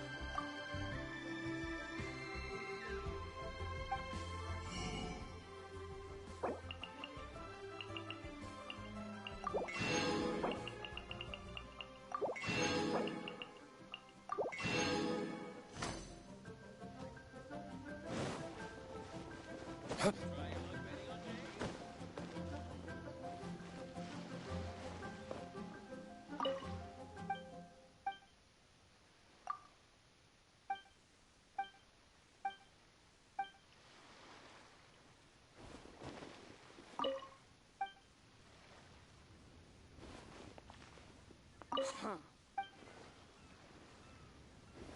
What are you staring at?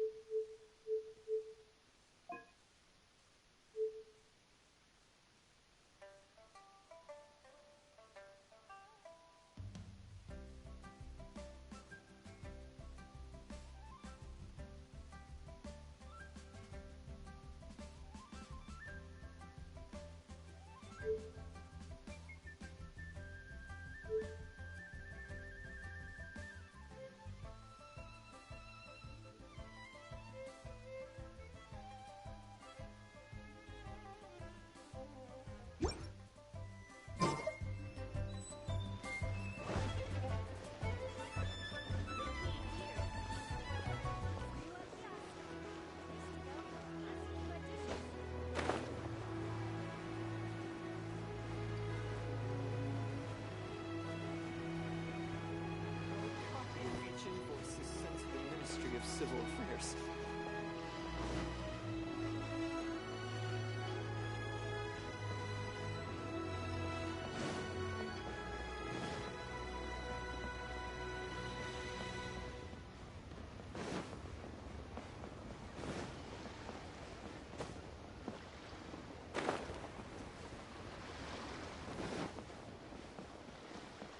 The boat can't be long now.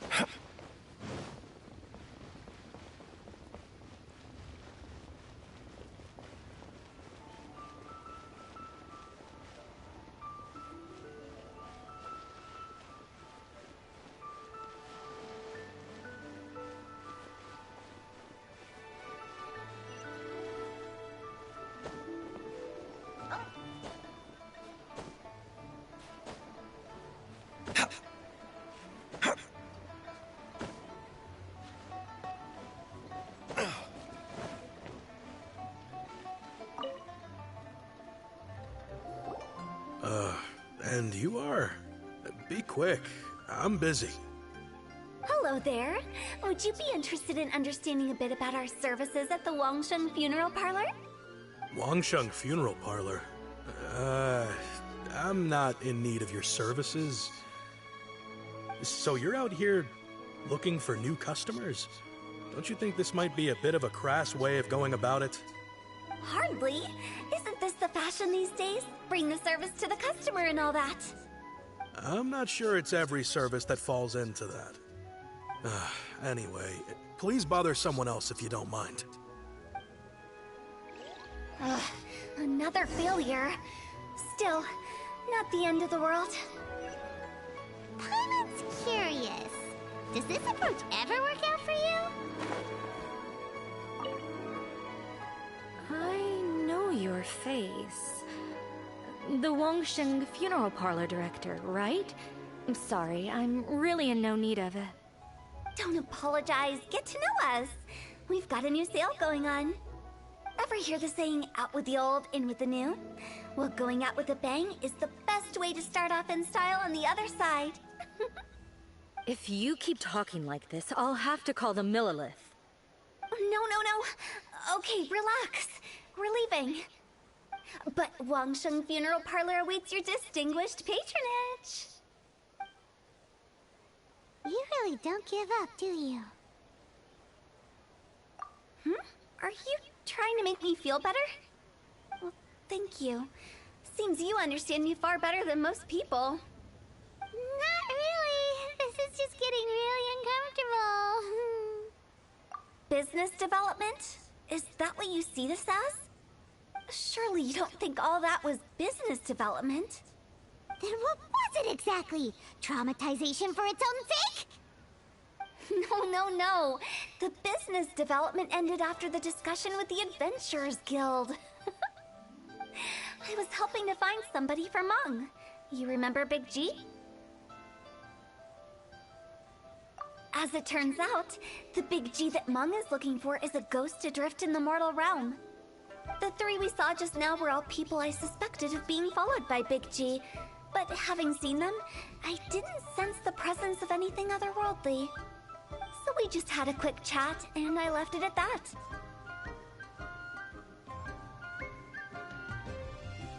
Why didn't you say so?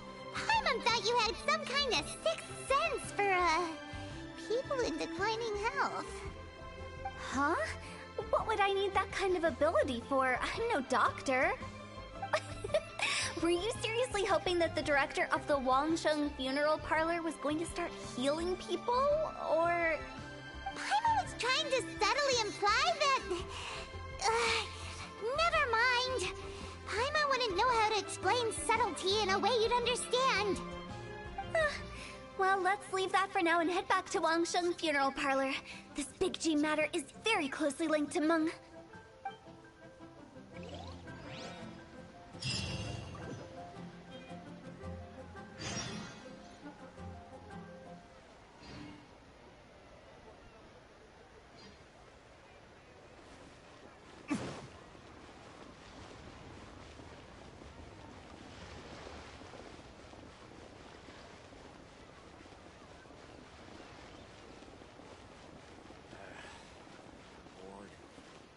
Some action.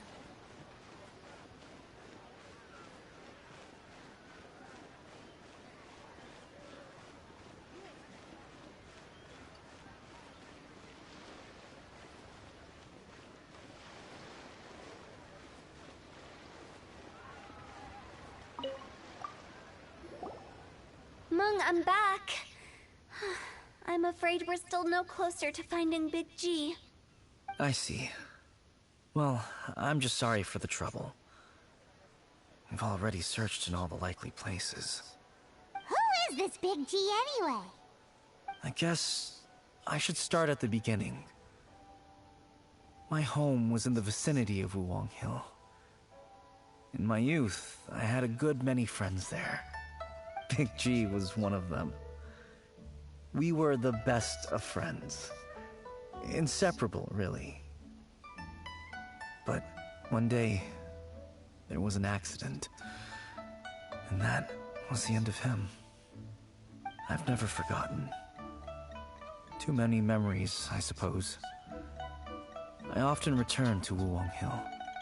But recently, after one such visit, I started to feel strange. Now, every night, Big G appears in my dreams. I can't help but wonder, did I disturb him somehow? Perhaps. I don't have proof, but I can't stop worrying. I get more anxious every day. How would I ever come to terms with my childhood friend becoming an evil spirit? That's why he joined Wangsheng Funeral Parlor.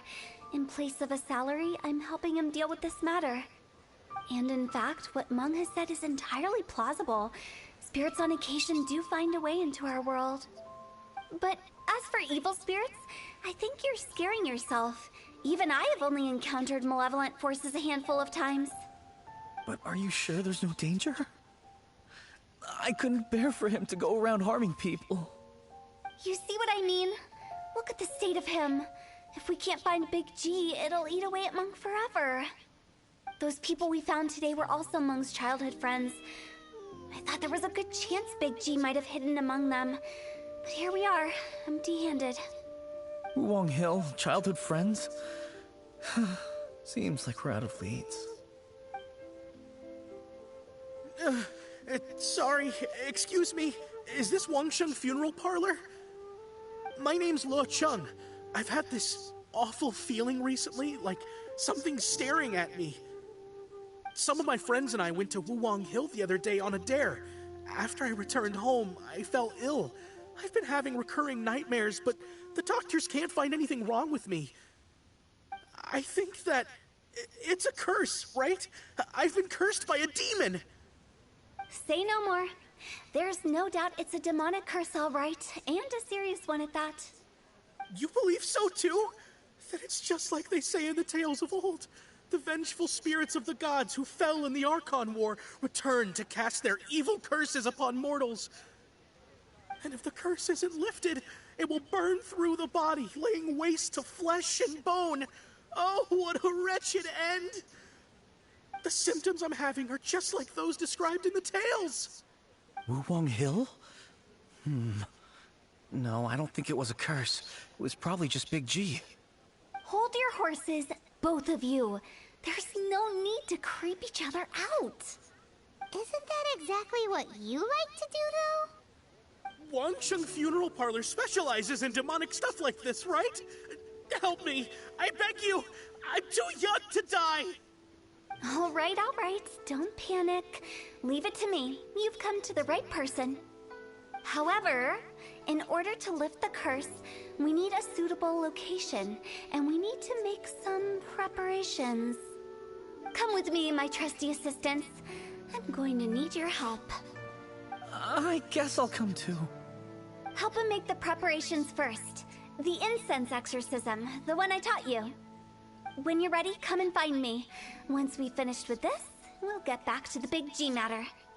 Okay, I guess. Right. Let's go.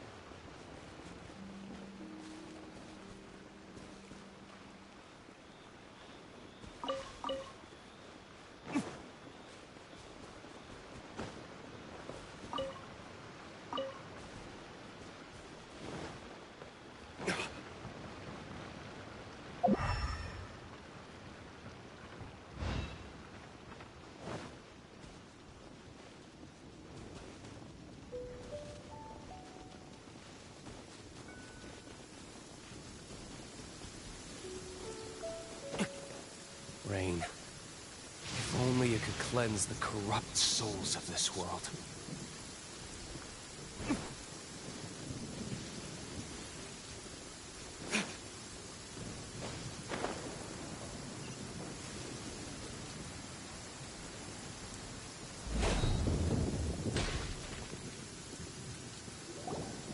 So, what mysterious rituals are you gonna perform here?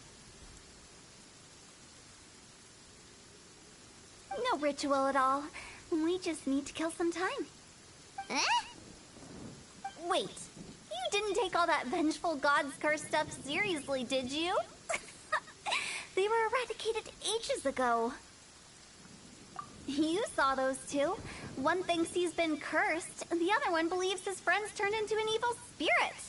It's hard to reason with them. Now you see why I believe that ordinary folks should be kept in the dark. I've seen too many people lose their senses on account of things like this. If you want to calm them down, you need to convince them with something tangible. And the best way to do that is to make a great show of destroying the boogeyman they believe in before their very eyes. Sounds like that might work. If you were trying to cheer up a 3-year-old. Why would you ask that? Paimon just wants to know why we can't tell everyone the truth. Because you can't guarantee that telling an ignorant person the truth will improve the situation instead of exacerbating it. What I can do is pretend to pull back anyone who believes their time is nigh. But since the curse is imaginary, our fix will also be make-believe. Makes sense. But why would anyone believe that it's a curse? Do you know the history of the Yaksha?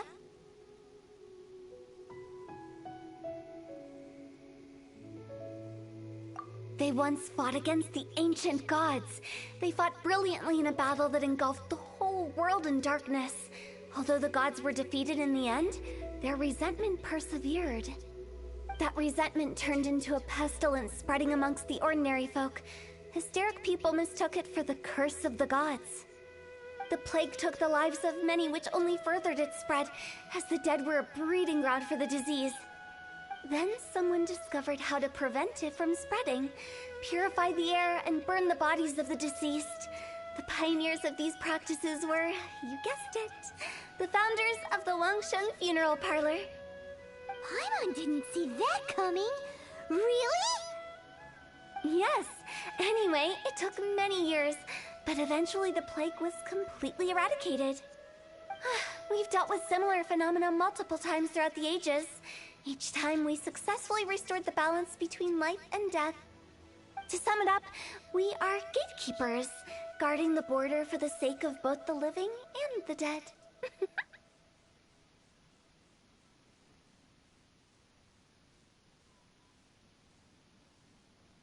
So when I say this curse is just a figment of the imagination, I say it with more certainty than most. But I also can't really go telling people that the ancient plagues were real, or it would incite panic. Anyway, let's wait a bit more and get ready for the show. This leyline monolith will make for a really great prop.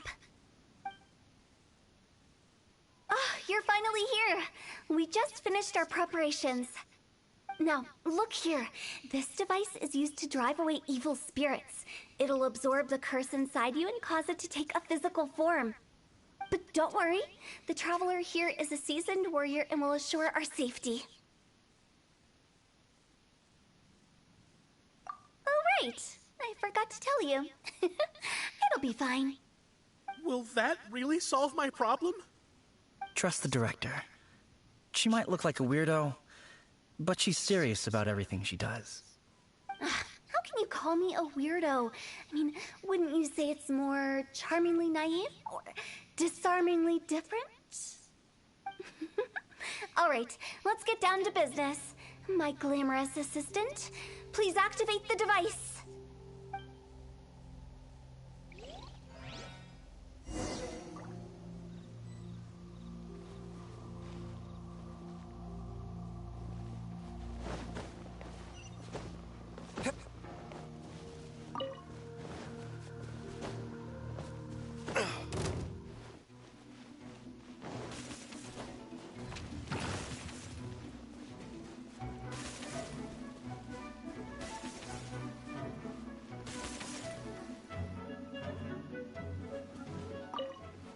Is it really possible to materialize the curse?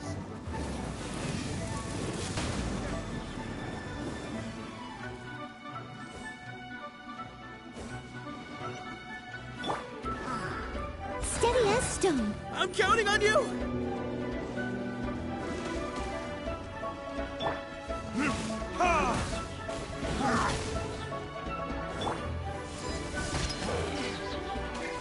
Yeah!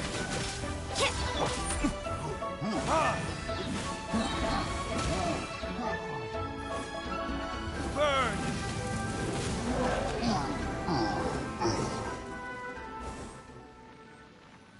How are you feeling? Did the curse leave your body?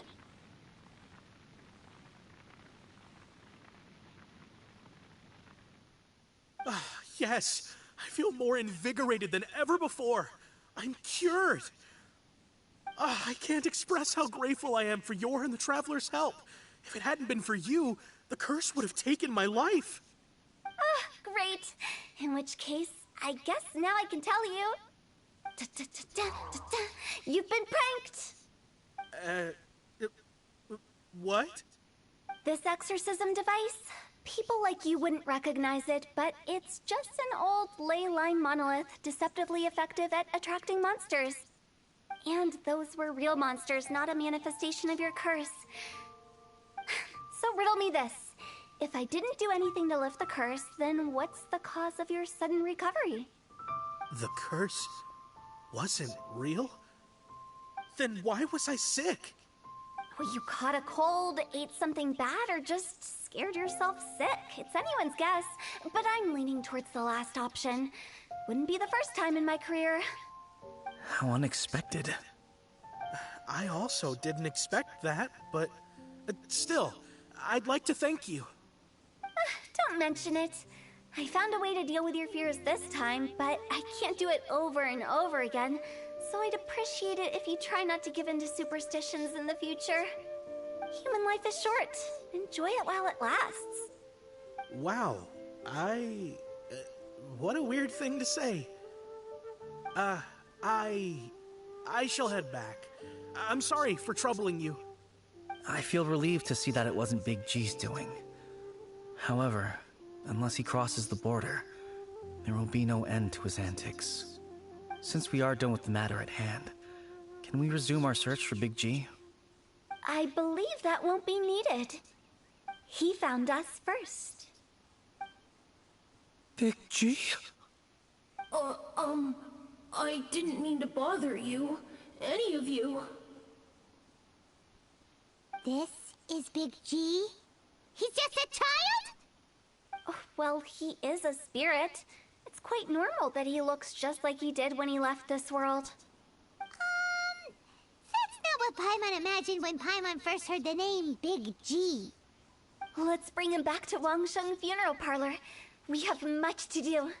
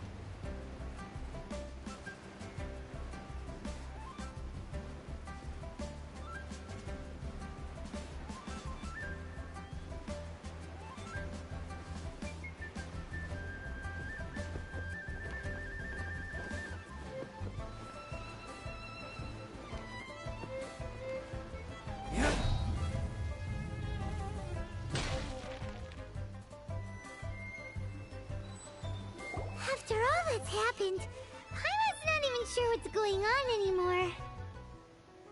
Actually, I'm not surprised in the slightest. Remember what I said? There's only so many evil spirits in this world. It was a twist of fate that made him leave Wuwang Hill in the first place. Now, for some reason, he can't go back. This explanation sounds a bit far-fetched to Paimon. Actually, she pretty much summed it up. Huh? Don't ever question my professional instincts. I just wanted to check up on my friends. That's why I came to Liyue Harbor. I promise I wasn't up to any mischief. I never wanted to scare anyone. A few days ago, some people came to Wuwang Hill on a dare. I heard them saying they'd come from Liyue Harbor, so I followed one of them back and ended up here. Ah, it must have been poor Luocheng that you followed. Maybe he didn't notice you, but he could still feel your presence. Now we know what caused his nightmares.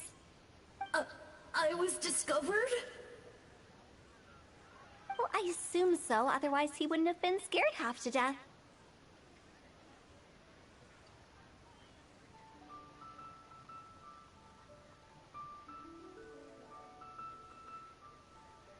Yeah, Hu Tao and Meng were searching for you all over the place. Oh, that's because I couldn't find them. It's my first time in Liyue Harbor, and I got lost in the city. Now that you mention it, Big G always had a poor sense of direction. When we were kids, he'd never go down the hill by himself. We always had to lead him. So, all of this was just because you got lost? Why didn't you just fly? Like any other ghost or spirit? Don't you think it's much easier to find your way from up above? I can't. It's too high for me. I'd get scared. That's right, yes! He used to be so afraid of heights that he wouldn't even so much as look down the hill. You haven't changed a bit. I knew I wasn't supposed to show myself to the living, and with so many people walking around Liyue Harbor, my only choice was to hide. I wouldn't have found you if it weren't for the Leyline Monolith's call. I'm so relieved that you haven't become an evil spirit. Like I said, don't ever doubt my professional instincts. No, all we have to do is escort this lost child back to Wuwang Hill, and we should be done and dusted. But he just said he wanted to visit his friends. Apart from me, there's also Little Wu, Mumu, and Songza. Well, if that's the case, we can't let him down. We'll ask them all to help us prepare a farewell ceremony for Big G. Meng and I will escort Big G back to Wuwang Hill. You meet with those three and ask them for keepsakes to symbolize each one of them during the ritual, then come and find us. They're all friends. Can't we just go there all together? Or maybe we can take Big G to them. That's not a good idea. I don't want to scare them. I wouldn't want ordinary folks to become superstitious. The less they know, the better. So be careful what you say when you collect the keepsakes. Are we really going with Hu Tao's plan? At least by keeping things low-key, we won't be giving anyone nightmares.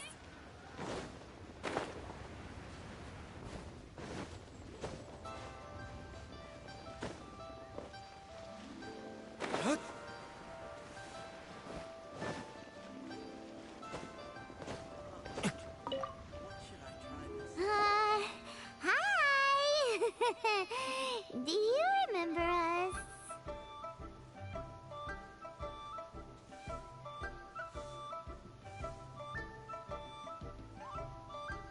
Oh, you.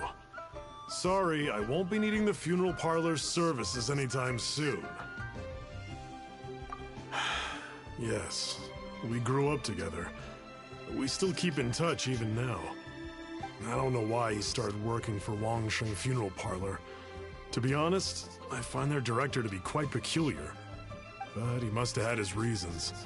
He's on his own now, after all. and he still can't get over what happened to Big G. Did he tell you about it? Yeah, he did.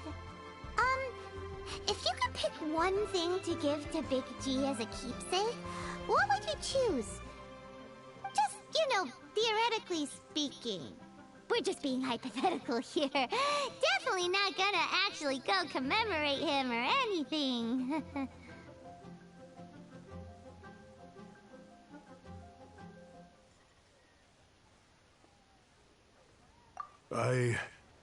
I'd cook something for him.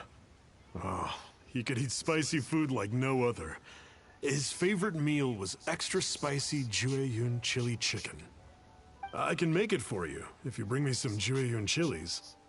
I'm sure he'd appreciate the flavor of his childhood years. I still use that old recipe. Deal! Just give us a minute.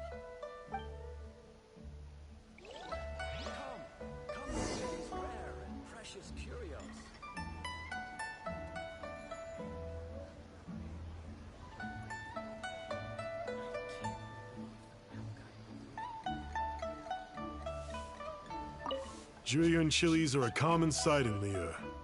I can rust.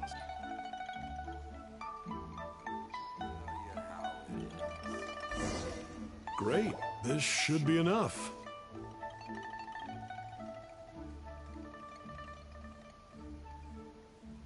I'll get started on the Jueyun chili chicken. I guess you've got other folks to track down? When everyone's ready, I'll get the dish over to you. Great! See you later! How did he know about the others? Let me tell you how it is.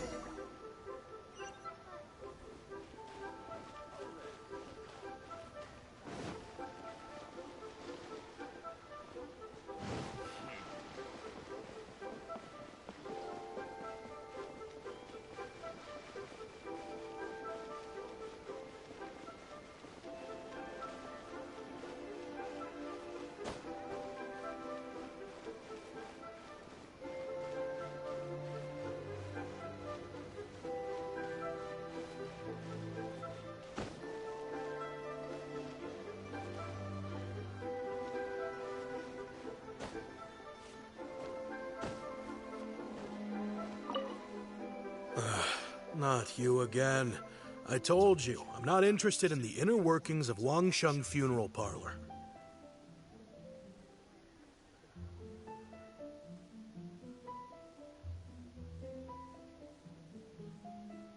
Mung told us about you. You're good friends, right? That's true, yes. Come to think of it, I remember he did join Wangsheng Funeral Parlor recently. It didn't take long for his good friends to figure out why. The Big G incident. But I know there's nothing we can say to help him get over it. Letting go of the past is a painful process. I would know. So, is Big G the reason you're here to see me? How did you know? We didn't even say anything. Don't worry, I'm a businessman. I won't go spilling your secrets. Everyone hears the name Moo Moo and thinks I must be dim-witted. I never heard the end of it when I set up shop. But I'd say I proved a few people wrong. Here, take this. It's a top-of-the-line toy box we all dreamed of owning as kids. Back then, none of us could afford it. We were penniless. Today, business is booming. I ended up buying loads of these. It was a dream come true. Wow, you must be like super rich. For me, it's a memento of a childhood long gone. Without it, we wouldn't be where we are today. So, having found me, I guess you'll be looking for Little Wu and Songza next. We already saw Little Wu. Now we gotta find Songza. I see. If it's Songza you're after, let's meet at the overpass at Feiyun Slope. It's just above the staircase leading down to the dock. I've got an errand to run. I'll come find you as soon as I'm done.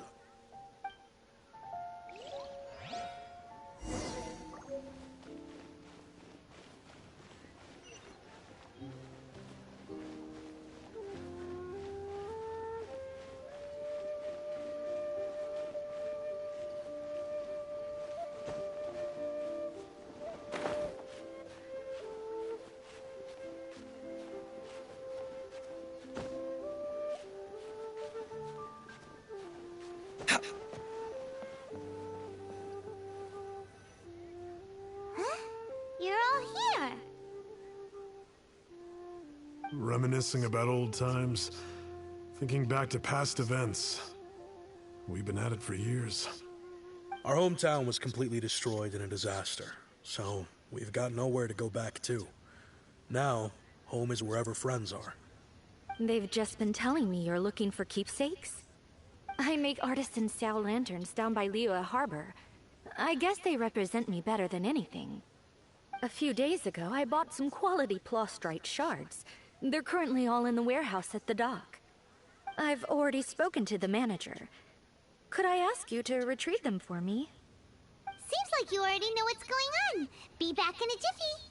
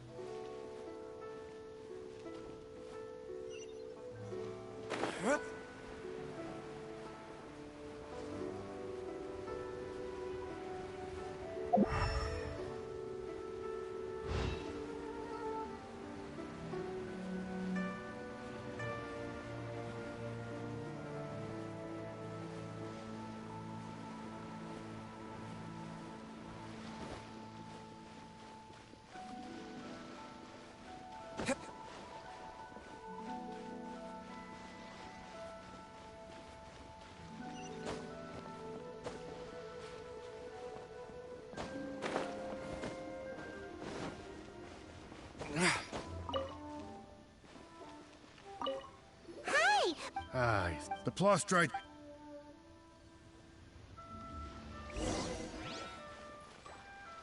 All tasks have been handed out. Doesn't seem like they're here. Doesn't seem like they're here. Let's look someplace. These look like what Sungza was talking about. Let's hit that. Gaze out upon the sea. Prose wells up inside of me.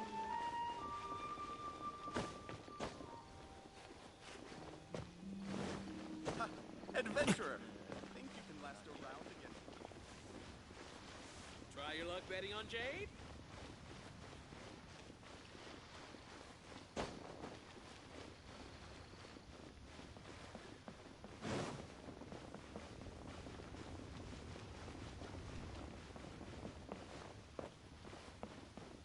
Wow. Thanks.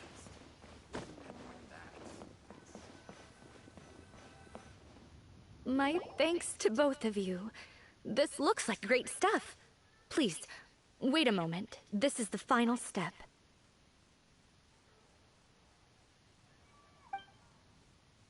Okay, there we go. I wrote all 5 of our names inside the lantern. You know, during the annual lantern rite, we all release a lantern like this. No matter what the days may bring, whichever roads we choose to take, while this rite remains observed, each of us remains the same. As for the matter of Big G, the 3 of us have discussed amongst ourselves and agreed we won't press you on it. But if you get the chance, please let them know we're doing well, and that the things we once spoke of, they've all come to pass. Thank you. We'll pass it on. Big G is lucky to have friends like you. We got everything we need. Let's go to Wulong Hill and find Hu Tao and the others.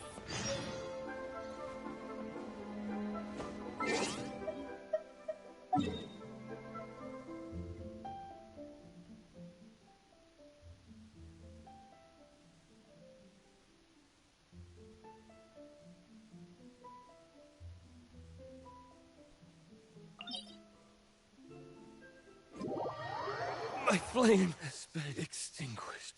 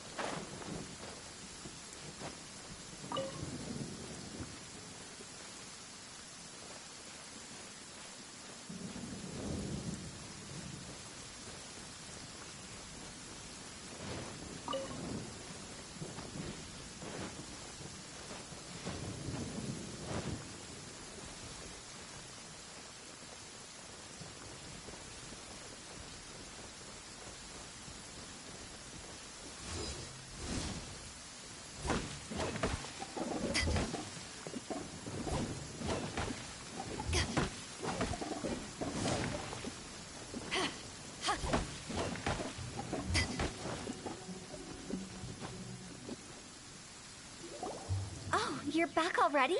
Sooner than I expected. You didn't go spilling the beans, did you, Paimon? Does Paimon look that unreliable to you? I'm kidding. Anyway, looks like they were willing to hand over some keepsakes, so I guess they knew the deal. Nevertheless, when it comes to things like ghosts and ghouls, spirits and souls, the one thing everyone knows is you never know what to expect. Which explains why they were reluctant to pry and find out the full story. Which is just as well. Guard the border between life and death. This is Wangsheng Funeral Parlor's most important responsibility. And I'm stricter than most. So what about us? Does it matter if we cross the border? Of course not. After all, you were caught up in all this already, just like Meng. It's not the end of the world if you catch a glimpse behind the curtain. And where we're going, don't be surprised at what you may see or what may occur. All of it exists within the border between the living and the dead. An ordinary place, really. The only special thing about it is that nobody really knows about it. Whatever you do, don't get all worked up over nothing, okay? Or else by the time we're out, I'll have to erase your memories. So listen to everything I say. Let's go. I'm scared. But like Huta says, we're already caught up in this. We better see it through to the end.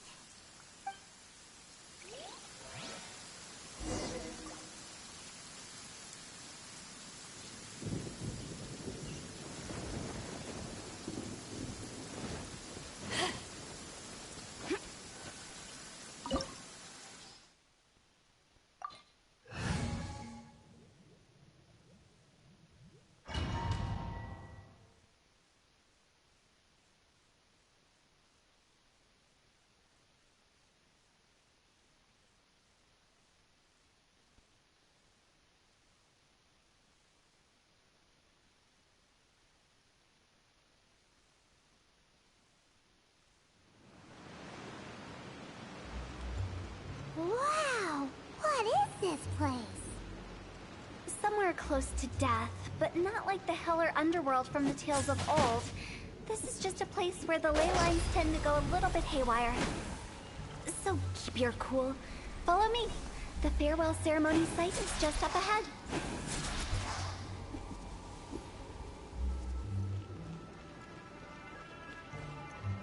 That pattern looks familiar. From the right angle, you can make out the whole thing. Oh, just like last time!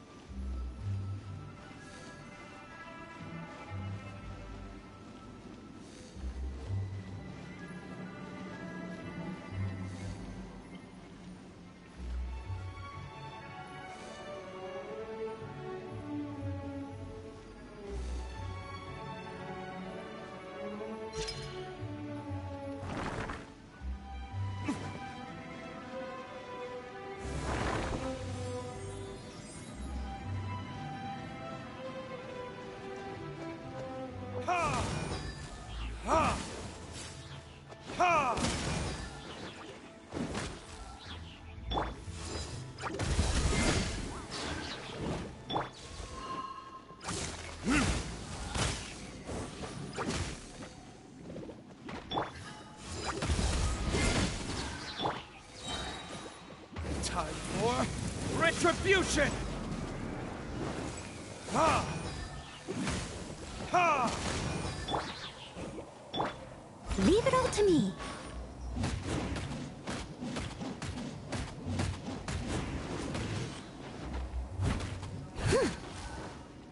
Someone needs assistance.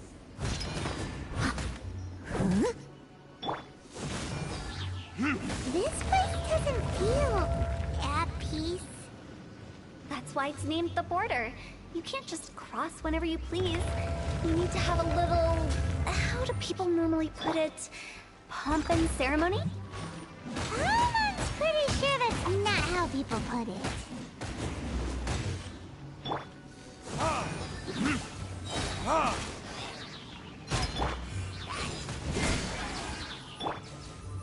You can't run!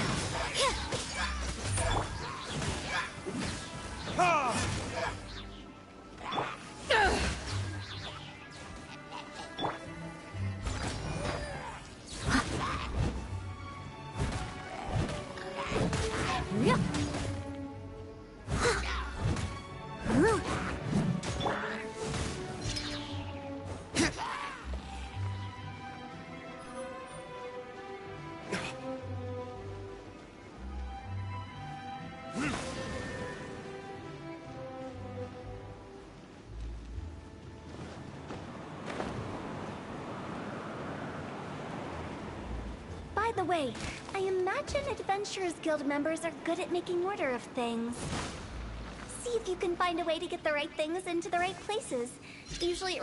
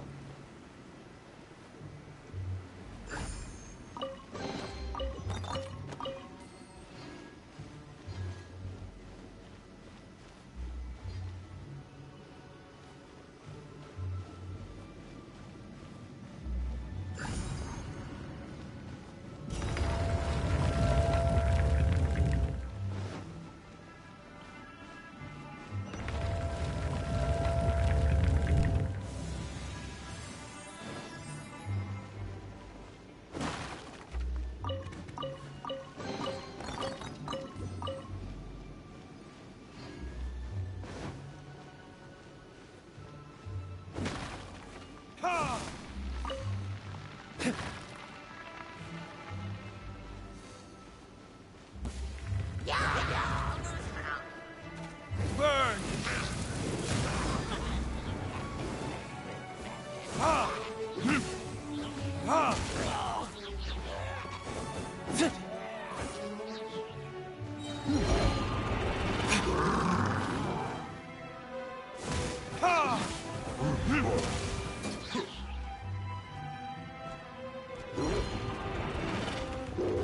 Verdict is...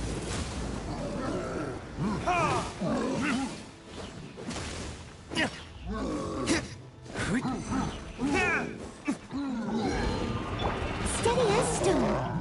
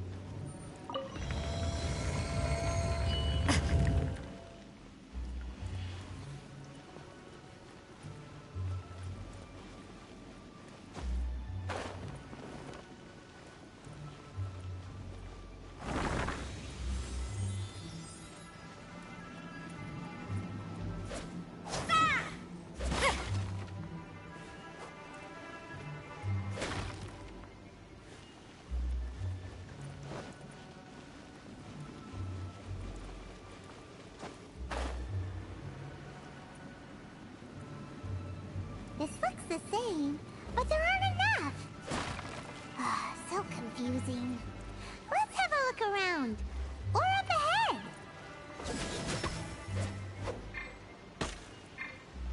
Yeah.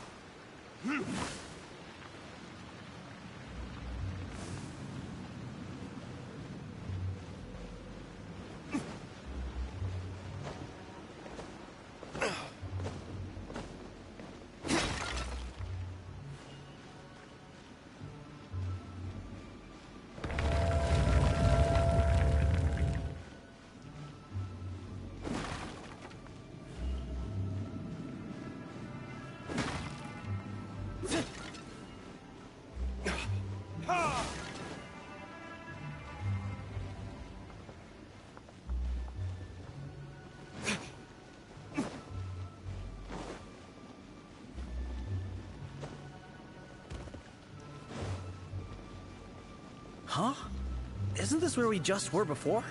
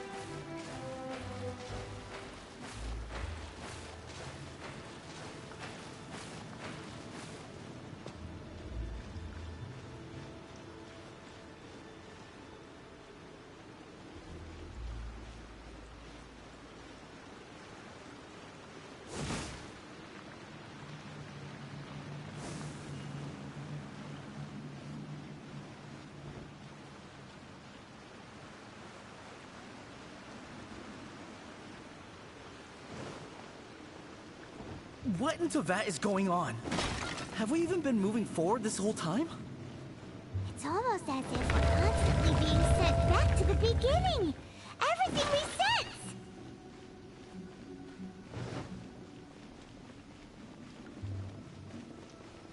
We're stuck! The spirits have trapped us! Don't be daft.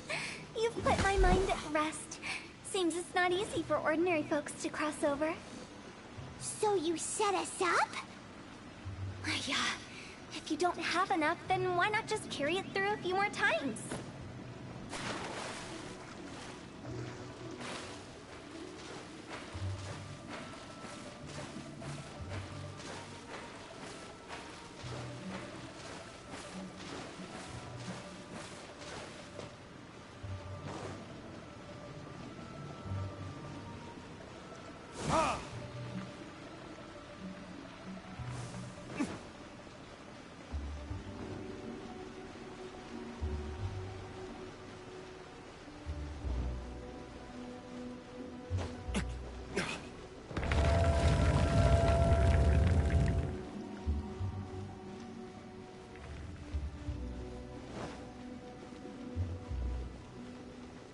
We're stuck! The spirits have trapped us! Don't be daft. You've put my mind at rest. Seems it's not easy for ordinary folk. Finally! Paimon thought we were going to be trapped in that weird place forever.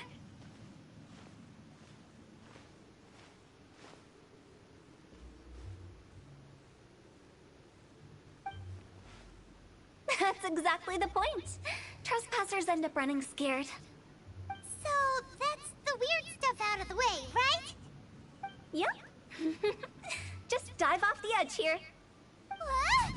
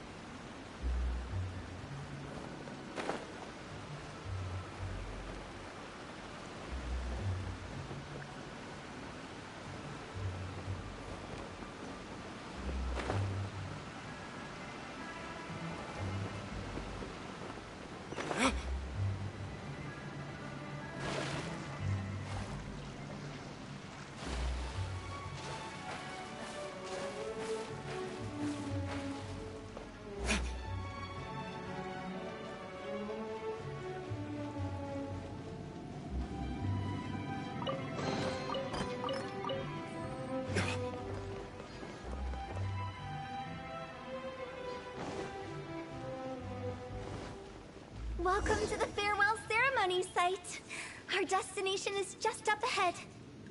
I know you're excited, so feel free to have a look around and talk amongst yourselves.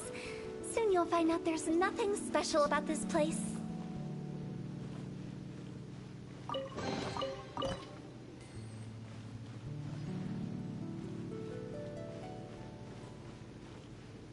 Are you clients? Apologies. This is just a little unexpected. Seeing that it was Hu Tao that brought you puts me at ease. But I'm afraid we don't have the means to entertain guests here. My name is Lan Si. I've been waiting for someone for a long time now. Exactly how long, I couldn't really say. Everyone says waiting is difficult, but walking, watching, talking to newcomers, and the old crowd, it helps to pass the time. I can keep waiting, but who knows whether what I'm waiting for will ever come to pass. It's all the same to me. Waiting's all I can do anyway. But if you too are looking for someone important to you, it's best not to keep waiting forever.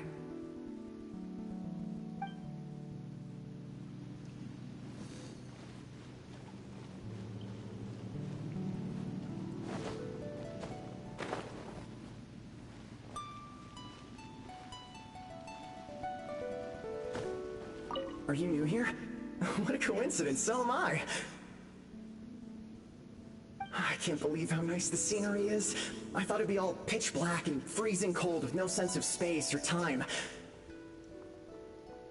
Here I can finally work out a lifetime of emotions. It's fantastic. Perhaps I just set my expectations too low.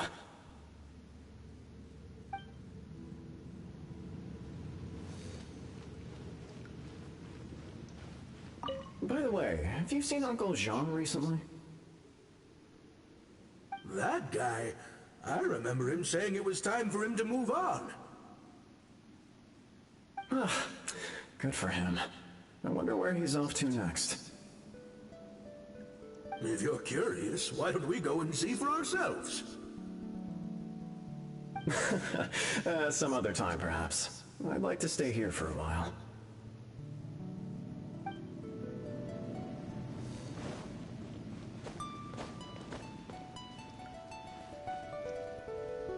It's the lantern rite again. Wouldn't it be cool if we got to see the lanterns ourselves one day?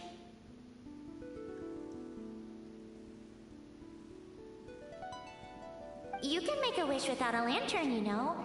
My mom told me. As long as you yell it really loud, your wish will come true in the future. Yell it? Isn't that kinda embarrassing? As soon as the first person yells, then everyone else just joins in, and nobody feels embarrassed anymore. That's right. Little Wu, you start. All right, I wish I could open a massive restaurant with never-ending dishes and snacks, so I could eat Joy and chili chicken every day. That's your wish? If that's so funny, what's your wish? To get rich, of course. Do big business and make a load of Mora. With Mora, you can do whatever you want and be happy. Yeah, if you get rich, you could buy that super expensive toy box. Not just one. One for everyone. No, loads for everyone. Well, if Momo's gonna be a businessman, then I don't need to earn any money. Whoa, whoa, whoa. It's tough getting rich. Don't put all the pressure on me. As for me, I want to learn to make Ming-Xiao lanterns. The big kind! And Xiao lanterns, too. I'll be the best artisan around. Yeah! That way we don't need to go to Liyue Harbor to release Xiao lanterns. Anyway, those are our wishes. Mung, Big G, what about you? Me? Huh? They all disappeared. Right when he was about to make his wish. It brings back so many memories. That was the last lantern ride the five of us spent together. It's been so long. Everyone's all grown up. Have all those wishes really come true?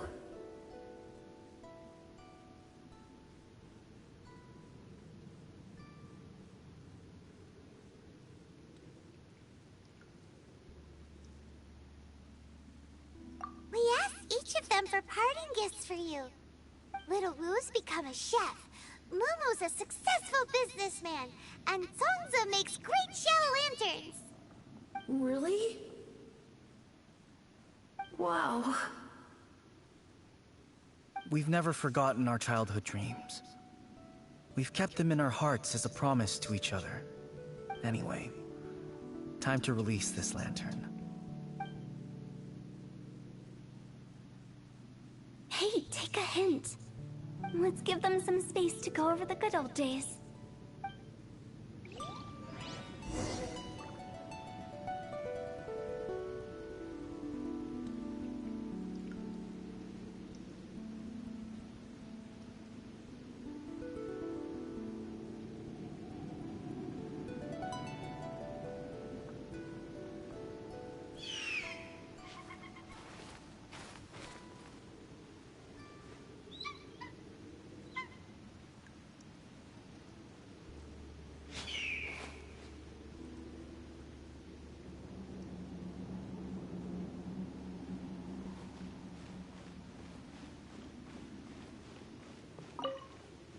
Take the hint? Really? Of all of us, you're the one who needs to learn how to read the room. Really? The end result is the same, though. Exactly what I do and how I do it are just minor technicalities. As I explained, Wangsheng Funeral Parlor was, once upon a time, more akin to a doctor's office than an actual funeral parlor. During the Archon War, piles of corpses covered the wilderness. People were plunged into misery and suffering. Disease was spreading all over the land. Death devastated the world of the living. Such were the times when the Wangsheng Funeral Parlor was first established. As humans, its founders were deemed too insignificant to matter. But slowly, they managed to drive away death.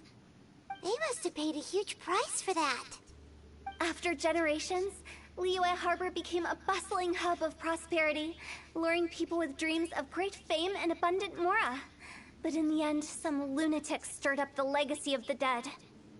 By that I mean the remnants of the defeated gods that ravaged the world. I won't go into specifics of that situation, but suffice to say that at its peak, life was on the verge of bringing about its own extinction, while death was coming back with a vengeance. It took a long, long time. Longer than you'd think to restore balance and reinstate the border. Without it, Liyue Harbor as we know it wouldn't be here today. Neither would the Wangsheng Funeral Parlor, you or me. Not a chance. Curiosity can be perilous, you know. Don't forget my warning, the less you know, the better. What you make of my words is up to you. I do hope that most of it flew over your heads, though. The Wangsheng Funeral Parlor is just that, a funeral parlor. Nothing more to it.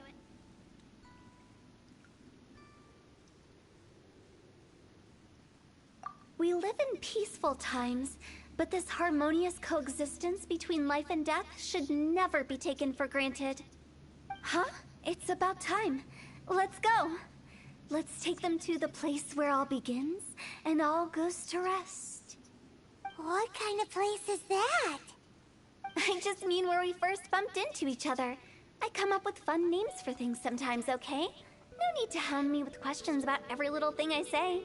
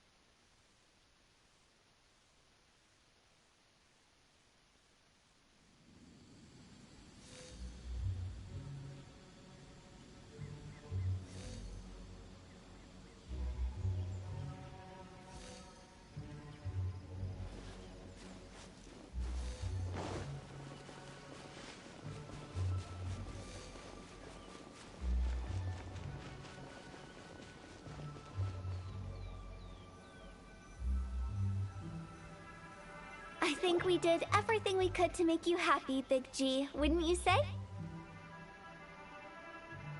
But if you ever really do become an evil spirit and come back with more nefarious nonsense in mind, I may have to forget our friendship and give you a far less fond farewell. I won't, I promise. I'm grateful for everything you've done for me. Now that I know that my friends are doing so well, I have no intention to bother them. I also want to thank you. You made my dream come true, too. So you should also mind my warning, Mung. If you won't let go of the past, I might reunite you two sooner than you think. How can you say such horrendous things with that smile on your face? Well then, last but not least, let's say our goodbyes to Big G. See you later, Big G. Not like that. You won't be seeing him later. Let's stick to goodbye and such. No worries. I'll just take my leave. I'm sorry. Of all the wishes we yelled that day, only ours hasn't come true. Nah, don't be bothered by that. No life is without its regrets. You can leave in peace now. All right. I'll remember you all. Goodbye. He's gone then. I thought that closure would bring me relief, but all I can feel now is emptiness. So, what was the wish you two made? We didn't have a chance to hear it earlier. Well, after each of us has started a family and built a career, we want both our families to spend the Lantern Rite together. That's why I envy my friends so much. Little Wu and the rest, they all had a chance to fulfill their wishes. Mine, however, will remain just a dream.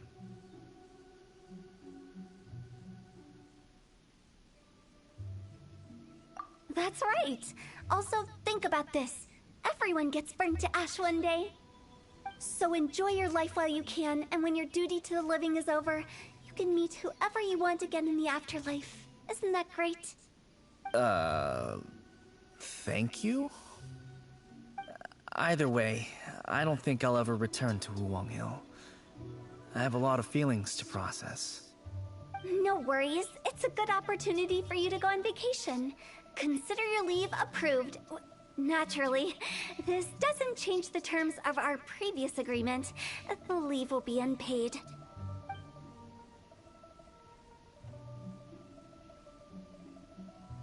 Aren't you forgetting about something?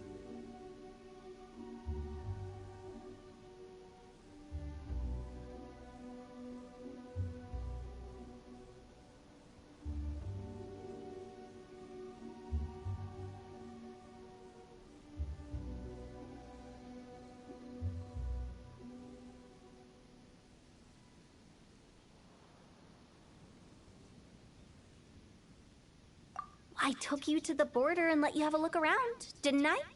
But based on your reaction, it seems like you didn't find what you're looking for. It is a pity indeed. The biggest pity of all is your lack of help. I was fishing around on your behalf through the channels that aren't accessible to you. Unfortunately, I didn't find any leads worth pursuing either. I'll keep my eyes open in case anything crops up. If so, I'll be sure to let you know.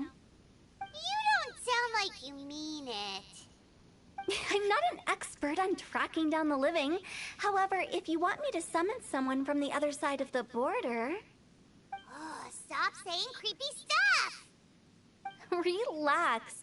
I'll help you look for them. You have my word. My exquisite sense of humor always goes unappreciated.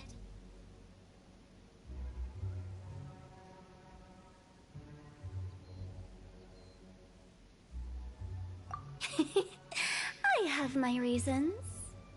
Reasons?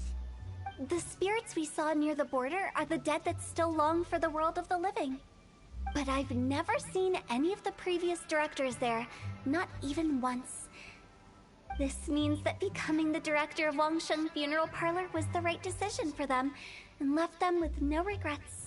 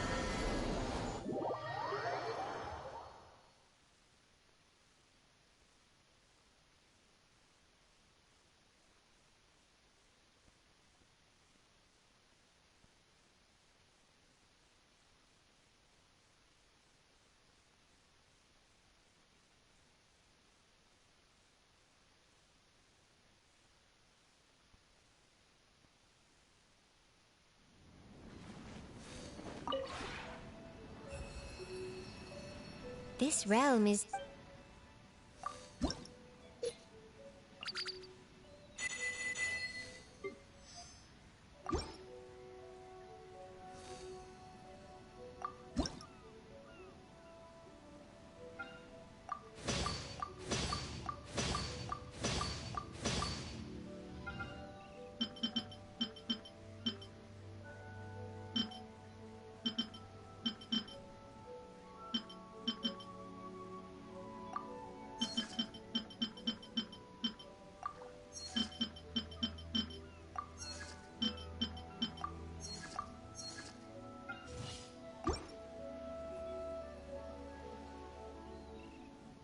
If you ever have...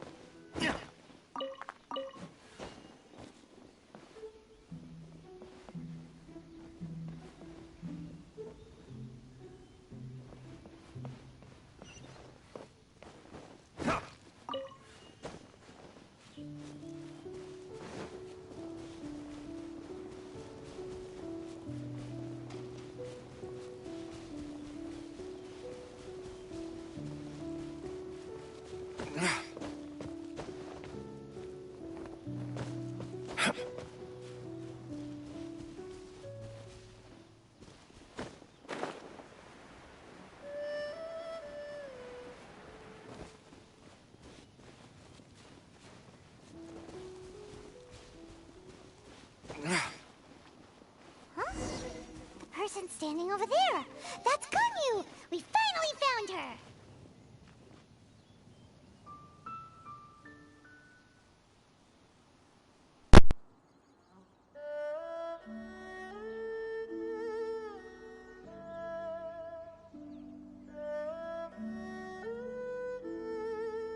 Guess we can rest a bit.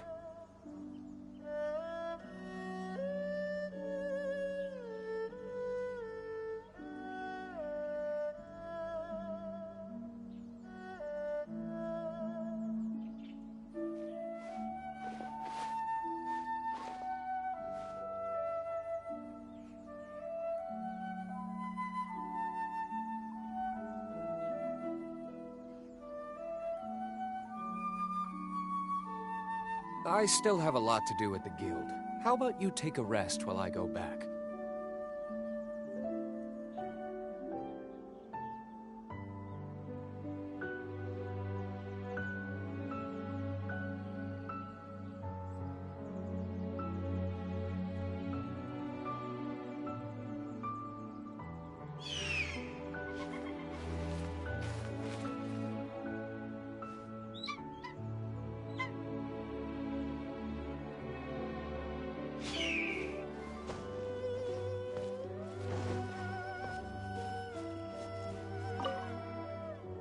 Ganyu, here you are! You two. I did not expect to meet you here. Is it official or private affairs that bring you here? I shouldn't. I have left the human world. Please contact the Eula High Pavilion regarding matters concerning the commercial port.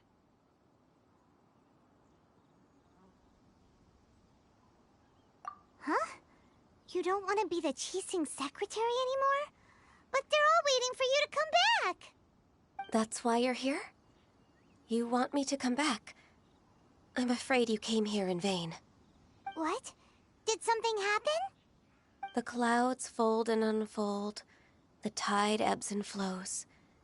It was meant to be.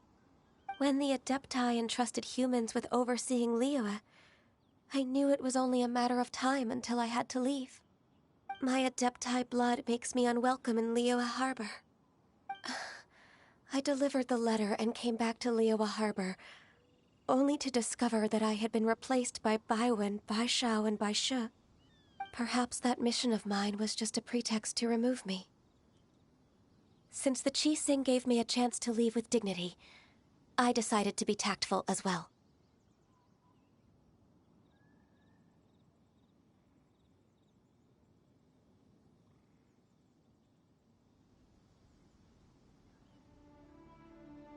I appreciate your kindness, but there's no need for your words of comfort.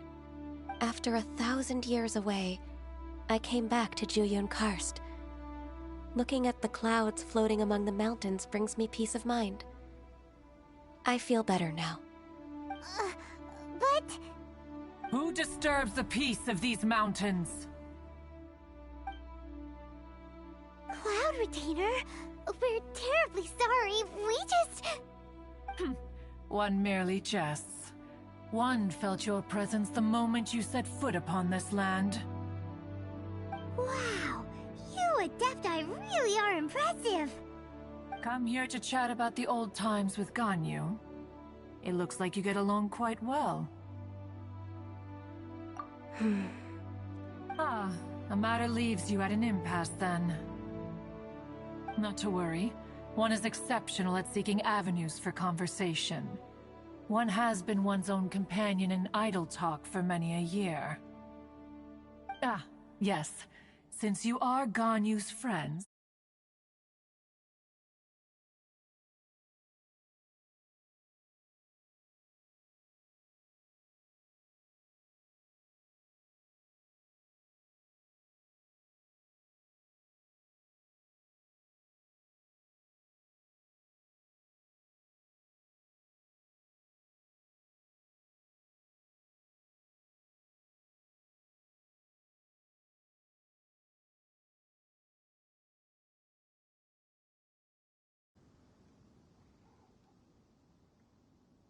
Oh, Paimon wants to hear it!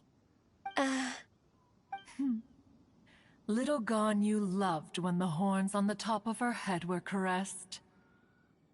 When one was still taking care of her, one was pestered most often to touch her horns. She was elsewise loath to sleep. Wow. Plump she was back then. Why, when she stumbled while we ascended the mountain, she would roll down to the bottom like a little ball. The day Ganyu bumped into a pilgrim was the first time she saw a real human in the flesh. So fearful she was that she hid in a rock's cleft for 2 days and nights. One found her wailing of a monster she had seen. Cloud Retainer? Forget it. It's about time for my training. I will take my leave.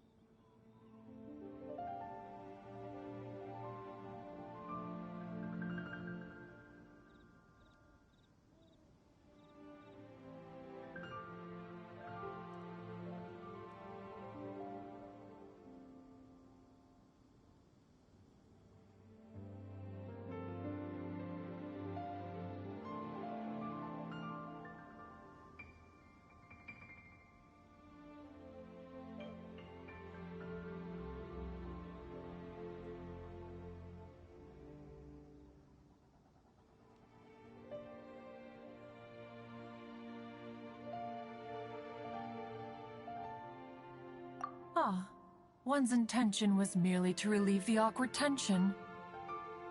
And you did the exact opposite. Impressive. Be that so? Huh. But returning to Ganyu, most gladdened one is of your arrival. One cannot help but feel that remaining in Jueyun Karst shall not be good for her. One will tell you more about her, if you should permit it. Most benevolent among all Adepti are the Qilin. They drink only spring water and eat only whole grain. But perhaps the mountainous dwellings of Adepti in Jueyun Karst might be too lonely for her human side. Under moonlight did one see her last. She stood by the precipice's edge, and upon the mist-veiled mountains she gazed. Her thin figure was immersed in the vast sea of clouds.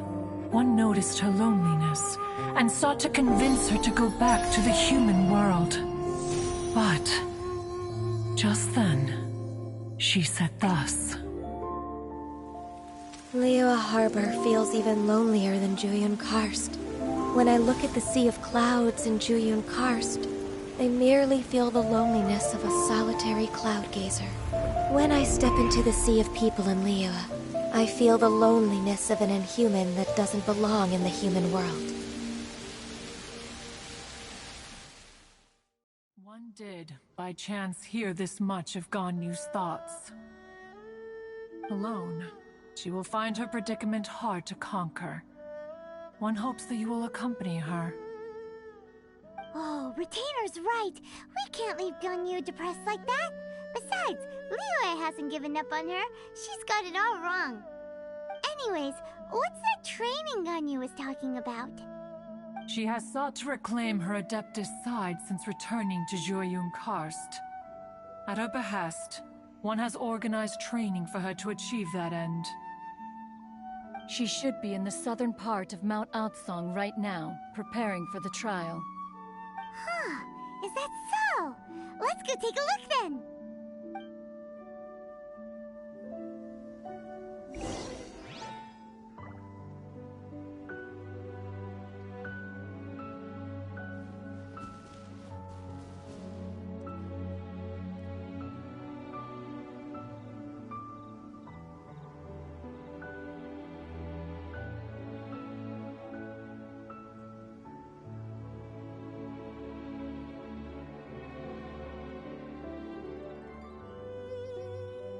You should really bring the Knights of Favonius with you next time.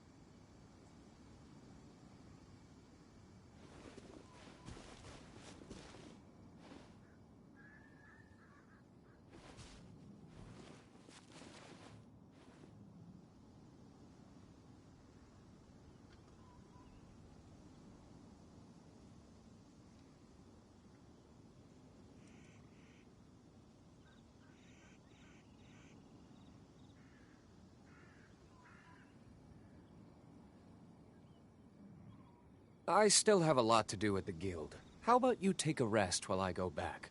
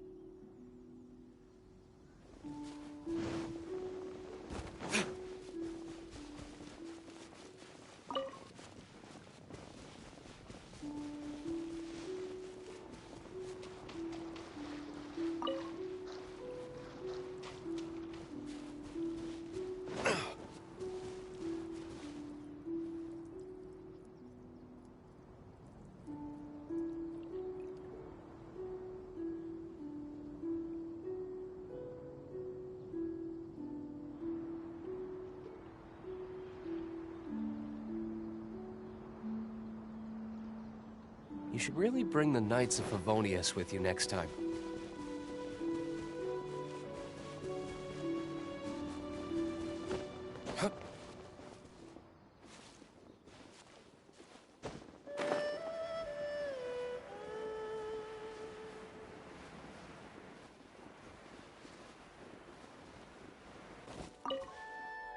So here you are, Ganyu!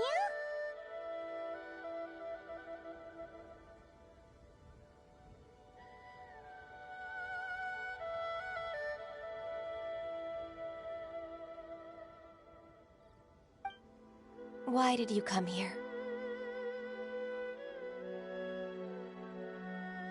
Is that so? You really are interested in the ways of Adepti. This trial was prepared by Cloud Retainer. Its goal is to help me feel like an Adeptus again. The training is much to her signature style. I hope it won't make it seem like she is too unaware of the abilities of others. Is it difficult? No, I'm aware of your strength, Traveler. The power hidden within you is not inferior to mine. If you're ready, we shall begin the training.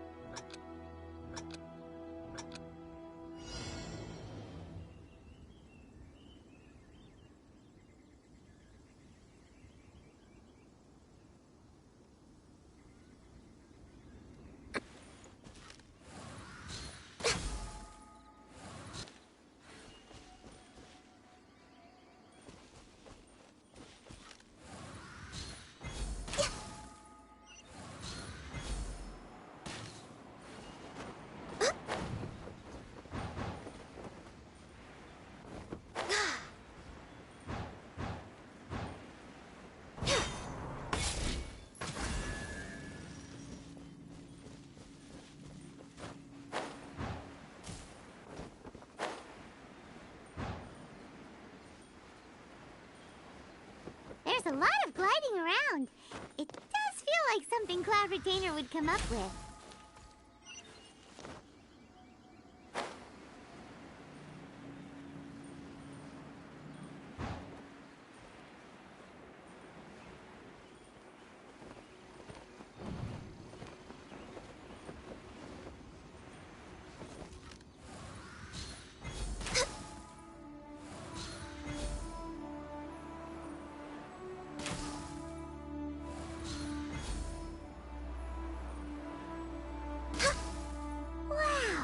Ganyu's a really awesome shooter! If you could see through the eyes of an Adeptus, you wouldn't be so surprised.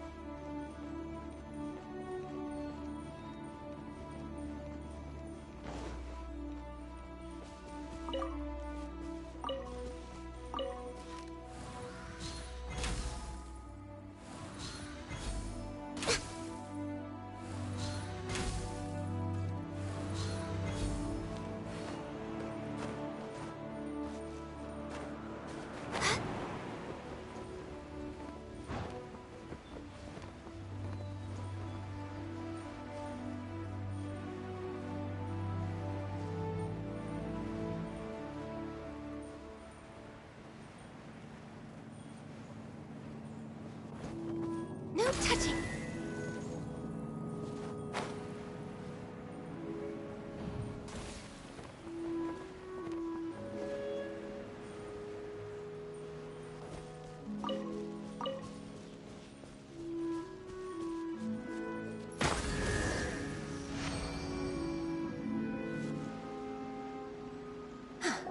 We've completed the task. What do you think? I agree. You possess many qualities similar to those of Adepti, despite having none of their blood. Ganyu, what were you planning to do once your training was over? The training's not over yet. The part prepared by Cloud Retainer is only the first trial. Huh? So there are more trials prepared by other Adepti?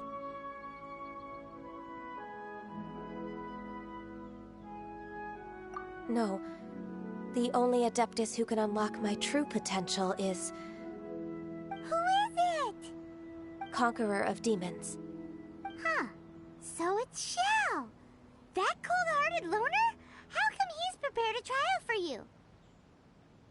I found him unapproachable at first, too.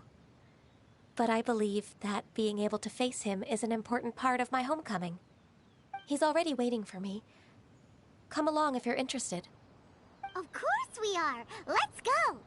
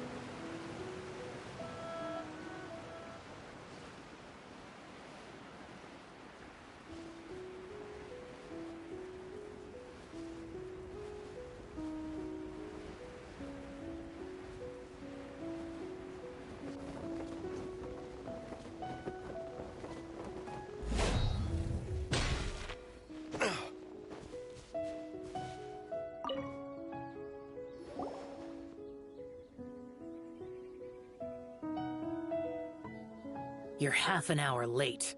I see you still haven't abandoned the wrongful ways of humankind. I'm sorry. I had a meeting with Cloud Retainer. I don't need your explanations and don't require any mutual understanding between us. I'm just helping you with your training. That's all. Xiao is such a strict teacher. You're neither an Adeptus nor a human, always treading the line between the two worlds. It must create a lot of confusion. Instead of explaining yourself to me, you should face your true self. I have nothing to hide.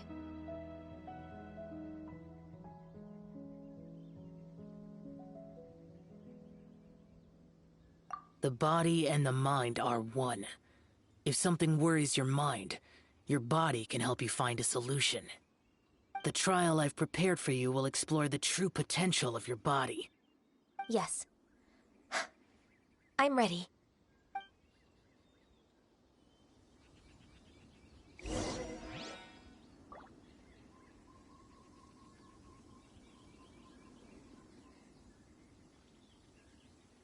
Focus on the trial.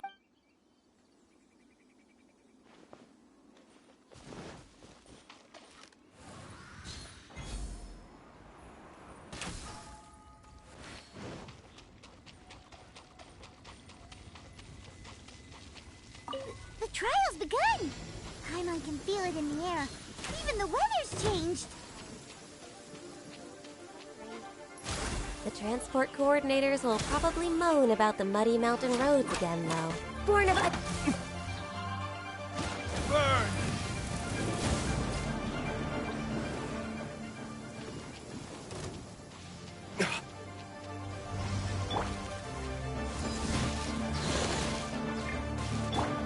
Judgment! Yeah! Hit! Shiver! Access denied.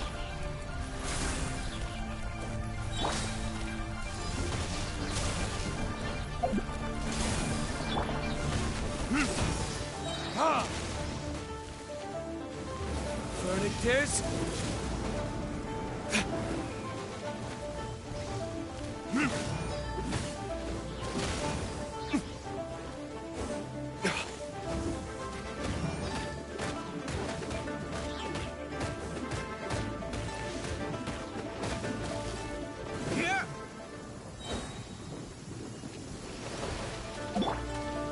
Access denied. What a nuisance. Yeah!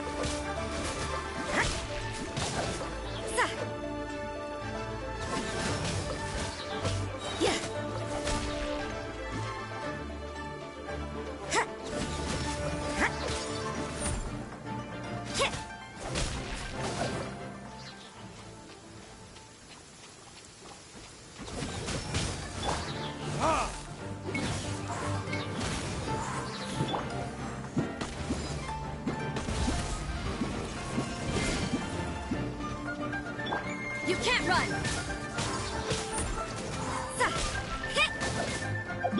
No touching! Born of ice and frost.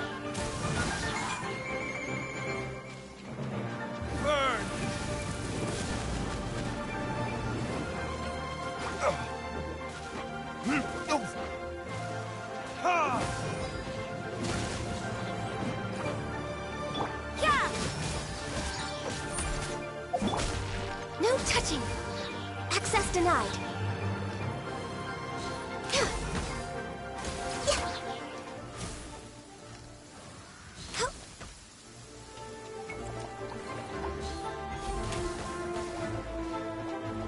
No touching!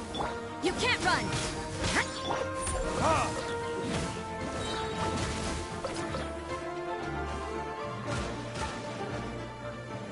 Judgment!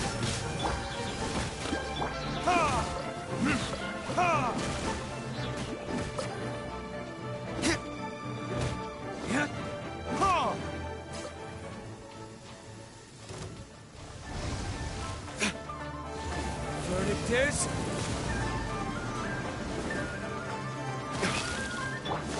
Eyes on me!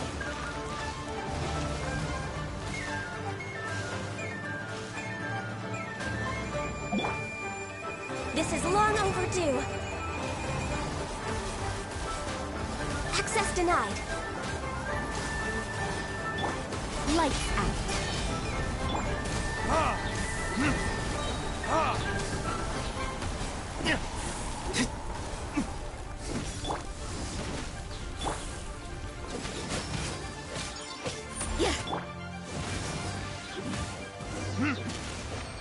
Listen, as long as you stick to your own path, it doesn't matter what Mother Nature throws at you.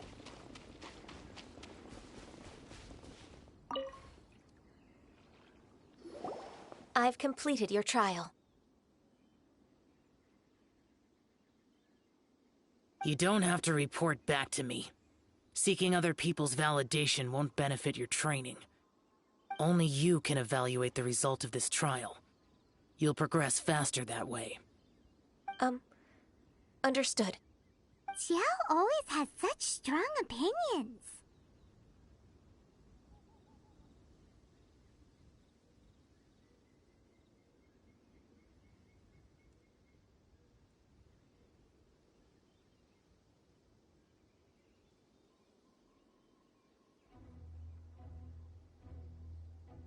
From tomorrow on, I'll start raising the difficulty of your training, so you'll have to... Have to do what?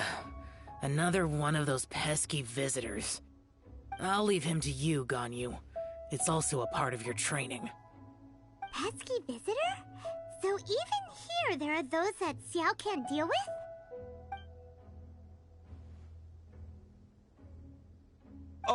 Oh heavens! Blessed be Rex Lapis! I've finally come upon the Adepti! Are all of you the Adepti of this mountain? Great! My name's Sin Chung. I came to ask for your merciful blessings, O Adepti. I beg of you, please grant me luck, wealth, and a good career. Oh, so it's a pilgrim. Huh. He can handle any battle, but talking to strange humans is a different story, huh? I am also one of the Adepti. You can say that I'm an Adeptus in training. Perfect. I didn't come in vain then. Although you sound a bit half-hearted. Doesn't matter.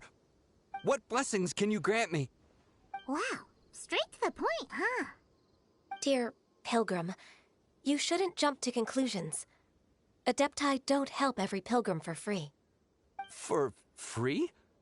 Do you mean that you charge people for the blessings of the Adepti? That's not what I meant. What I'm trying to say is that everything should be earned through hard work and earnest living. It would be unfair to other people if you got everything you wanted for no reason. Hold on. I've heard this all before. You're just like my old man, always nagging me. Your father must have experienced it firsthand. The lives of the common folk are riddled with hardships, but are also full of joy. A person of your age should focus on work and family, instead of chasing after fairy tales. Are you a real Adeptus? Why do you speak and behave like us city folk? You sure you're not one of those swindlers who poses an Adeptus to cheat people out of their money?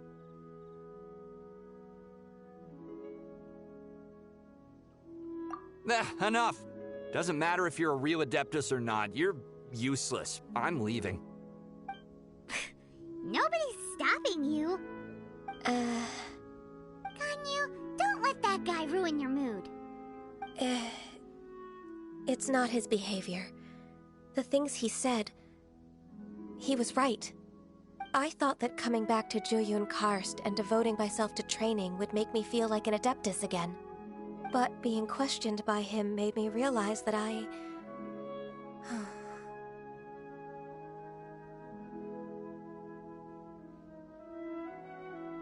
But... I'm unwelcome in Liyue Harbor. As an Adeptus,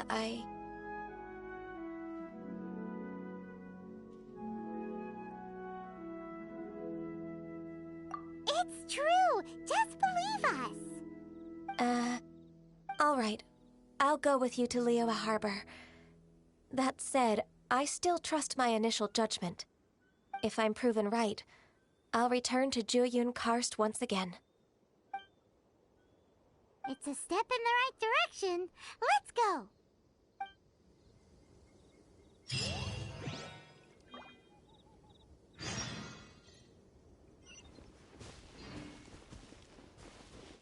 Ha! Ha!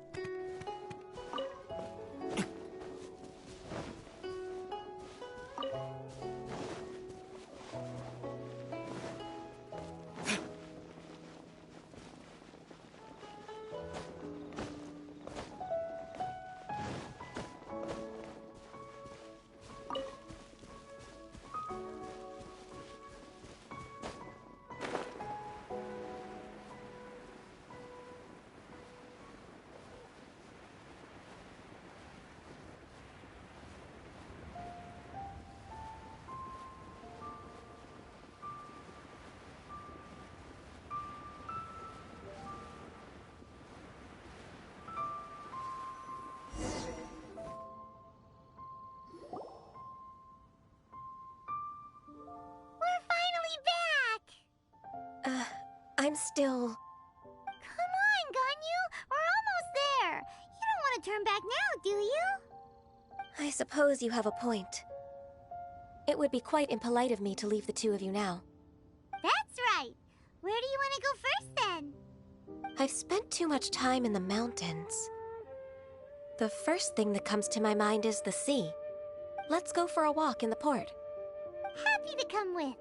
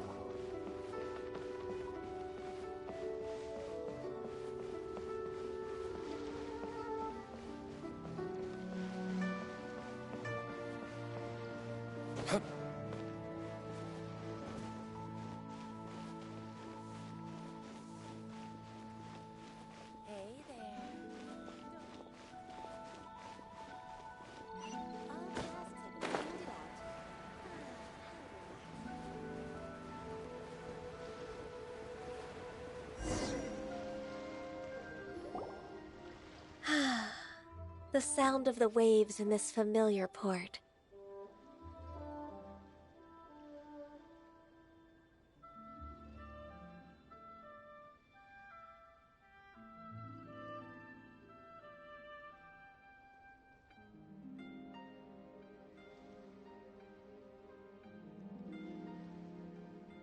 The smell of the sea breeze makes me nostalgic. Ganyu, you didn't leave Liyue for that long. Why do you look so moved? Well, I used to be so busy. I haven't taken a stroll around here in a long time. Huh, that's true. Ganyu seemed to be working all the time. Well, when I think about my time here, I've spent most of it behind a desk filing documents. It put me in a certain mood, similar to the one I felt during my training in Juyun Karst, in fact. Why, isn't it little Miss Ganyu? I wouldn't have thought I'd meet you here. You were always so terribly busy. This old man called her Little Miss Ganyu.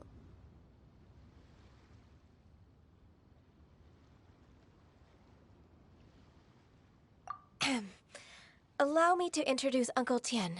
He is... That's all right. Just tell them the truth. They have done so much for Liyue after all, and I am the one who has yet to introduce myself.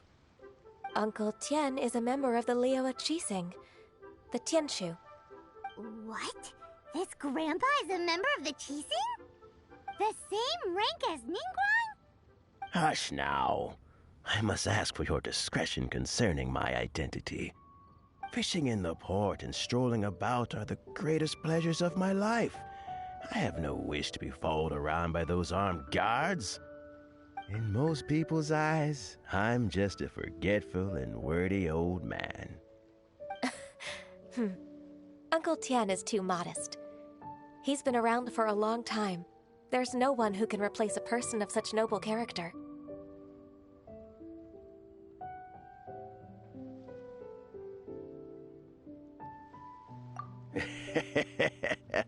Oh, little Miss Ganyu. Your kind words make me feel that my decades of hard work haven't been in vain.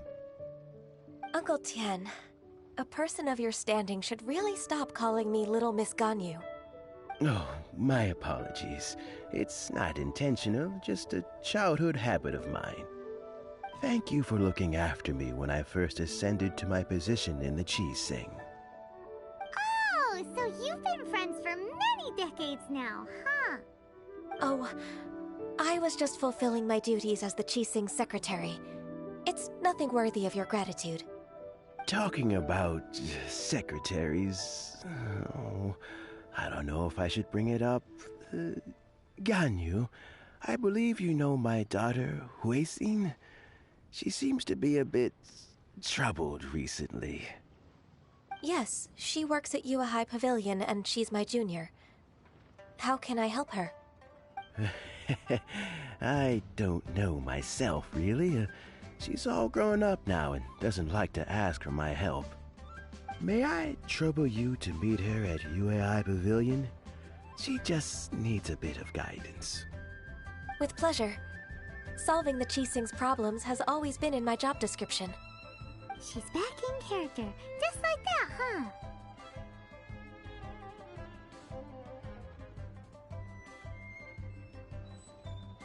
Let's move then, to Yuhai Pavilion. Will I find the right girl?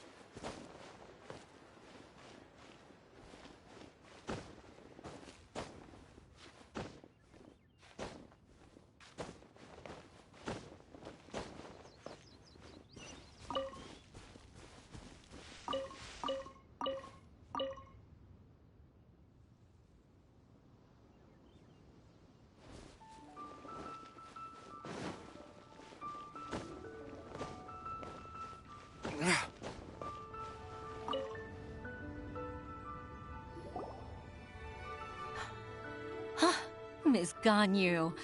It's been too long.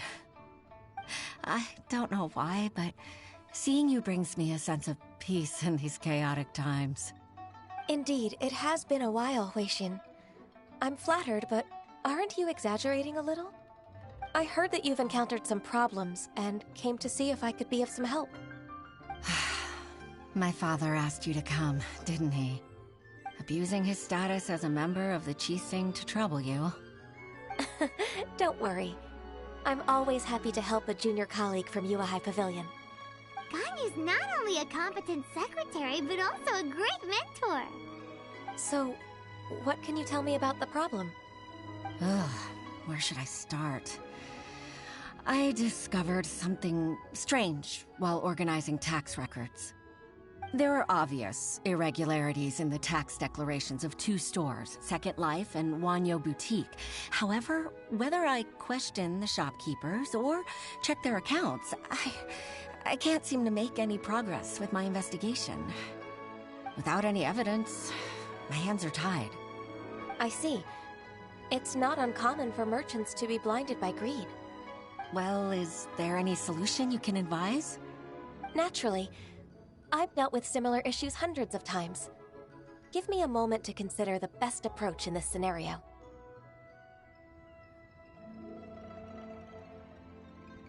All right. Let's approach it this way, then. Your enemy knows you best. Huh? If I remember correctly, Second Life and Wanyo Boutique are old business rivals, competing for market share due to their similar wares. In that case... I know what you mean, Miss Ganyu. Miss Ganyu plans to let them expose each other. Exactly. Let's start with Wanyo Boutique. The owner's name is... Bolai, isn't it? Yes, you're right. Follow me, please.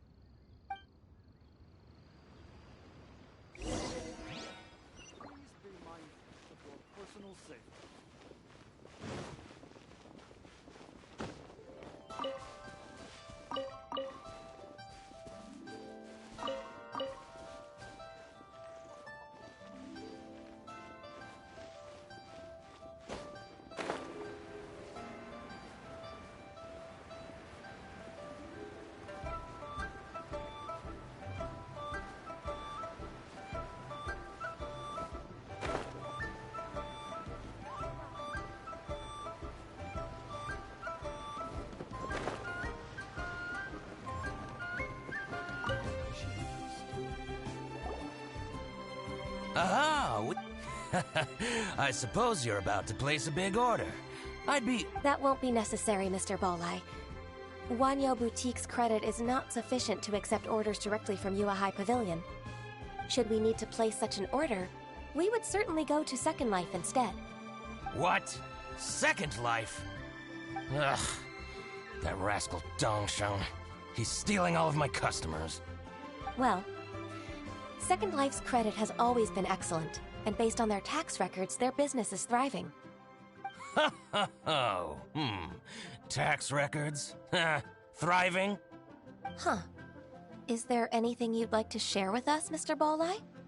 Don't let that rascal fool you. I know his dirty tricks best. If you don't believe me, show me his tax records. I'm sure I'll find something fishy in there. You know Second Life's business so well? Of course. Ugh, their every transaction makes my blood boil. I'd rather lose money myself than see that rascal make some. Well then, please look over this tax record. We'll review Second Life's credit based on your observations. Oh, of course. I'll read very, very carefully. Line by line and word by word.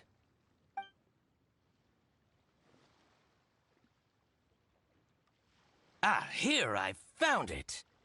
That exquisite wooden furniture set he bought from Fanmu Carpenters at the beginning of the year. Ugh, he even flaunted it in front of me. Look at the tax record. Not a word about that furniture. And he kept all the profit for himself. I see. He must have gotten rid of all the documents related to this transaction. No wonder there was no trace of it. I told you so. Just as I expected. Ugh, I can't wait to watch him squirm. But, Ms. Ganyu, despite all this, can't he just flat out deny ever making this transaction? He might have destroyed all the evidence, but I believe the supplier, Fanmu Carpenters, might still have some proof of it. Aha, you're right. Master Lu from Fanmu Carpenters must still have the invoice. He wouldn't be swayed by the likes of Dongsheng. I hope so. Let's go to Fanmu Carpenters. It should be near Qingce Village. Thank you for shining a light on this case, Mr. Balai. Oh, please, that's nothing. I just hope you won't be lenient with him once you find the evidence. That's the best way to show your gratitude. I'm afraid I can't go to Qingce Village. It's all right, Weixin. You can stay in Liyue Harbor and finish your work. Leave the rest to us. That's so considerate of you. Still, I'm sorry to trouble you like that.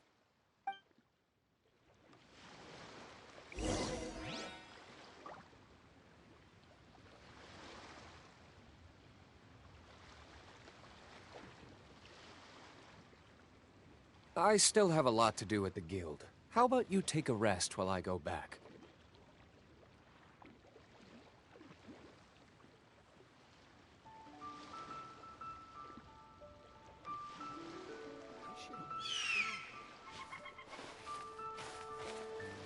My friend, what can I get you?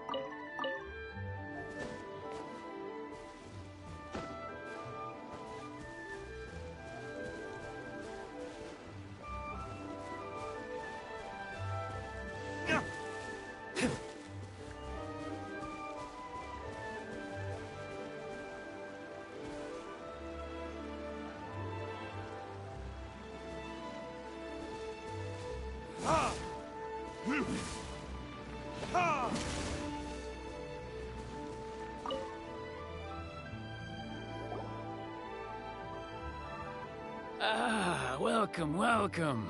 How can an old carpenter like me help you? I'm usually happy to take new apprentices, but I'm afraid I can't take too many at once. But I'm always around if you're keen for a chat. Qingce really is full of lonely old people. Hey, I heard that, Flying One. Paimon's sorry. Master Lu, we've just come to see you and ask you some questions. Don't worry, I know. You're from the Yuehai Pavilion, right? Why would the Qixing care about an old man like me? Well, whatever. You said that you want to ask me something. Ask away, then. You're very direct, Master Lu. I will be plain. We're looking for proof that Dongsheng from Second Life has been evading taxation. Dongsheng bought some furniture from you at the beginning of the year. do you still have the invoice or any other record of that transaction? Oh, it's about Second Life. It was a big order. How could I forget? Sure enough, Mr. Balai was right. Could we perhaps borrow that invoice? We won't have any evidence to bring against Dongsheng otherwise. Of course you can. But I'm not so sprightly anymore. What's that supposed to mean? I only do my woodwork and display finished wares here at Fanmu Carpenter's. As for old documents and such, I keep them all in a warehouse west of here. But some troublemakers have recently moved there, invading my warehouse. I tried to drive them away, but they just wouldn't leave. Since you need that invoice anyway, it may be best to get it from the warehouse yourself. And while you're at it, you can teach those louts a lesson. So that's what happened. I see. I'll leave you to it then. I need to get back to work.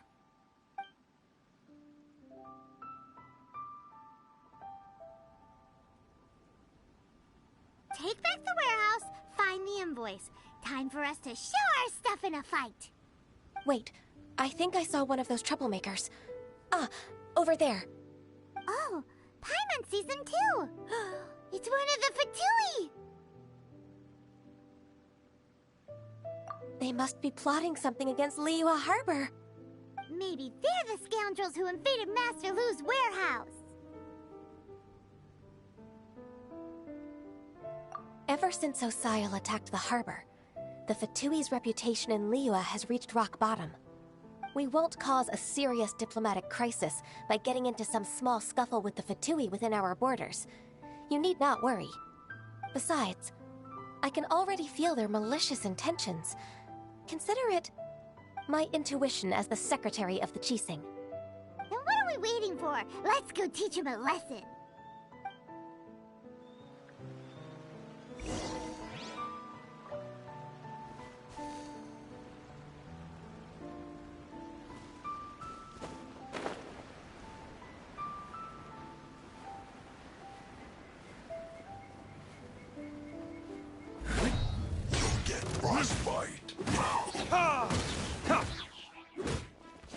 I must leave no stone unturned.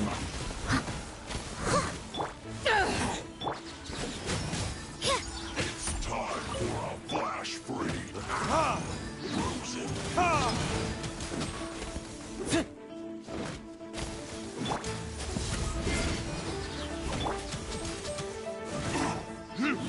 It's no problem.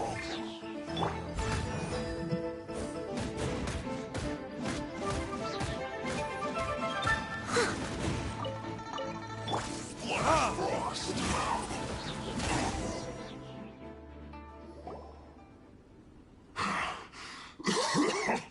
Oh, you scoundrels!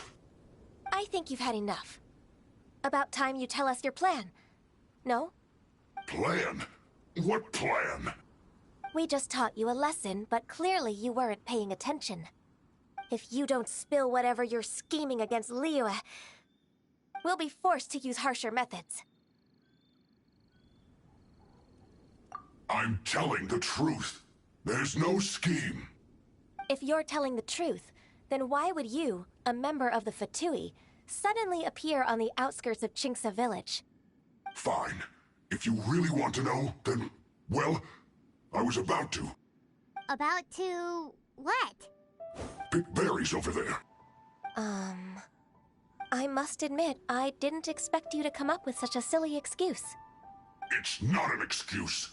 I rarely have a free morning, and I heard that there were fresh berries in this area. Think about it. I'm here alone, and Qingce Village is nothing more than a retirement spot for old people. What could I be scheming anyway? Judging by how he's looking at us, it does seem like he feels like he's the victim here. So you have nothing to do with the occupation of Fanmu Carpenter's warehouse? Fanmu Carpenter's warehouse? Where's that? I swear, I only came here to pick berries, that's all. So So it wasn't the Fatui who took over Master Lu's warehouse after all. I also feel that he's telling the truth. Whoopsie! I misjudged the situation and offended you. My apologies. Our exchange only represents my personal views. If you wish it so, you can file a complaint to the Ministry of Civil Affairs. Exchange? This woman, she's clearly aware that the Ministry of Civil Affairs wouldn't side with us, Fatui. Yes, precisely. As an alternative, you may try to solve this problem with force once again. Paimon's in! Darn you. How can you wear that solemn face while bullying me like this? What's your choice, then? I'll get back to my berries.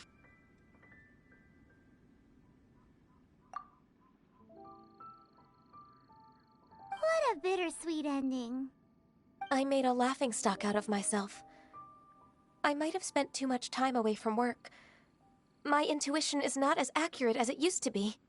No worries. It's always nice to teach the Fatui a lesson. Let's keep moving towards Master Lu's warehouse. Our goal is to get the invoice, after all.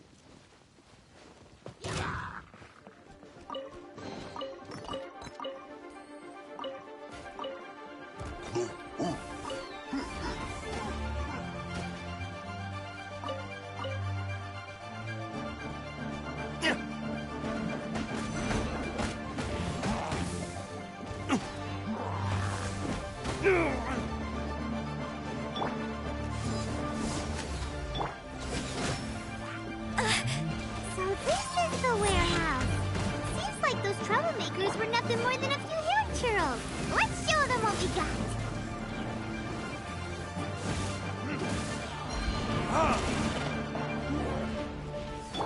Leave it all to me.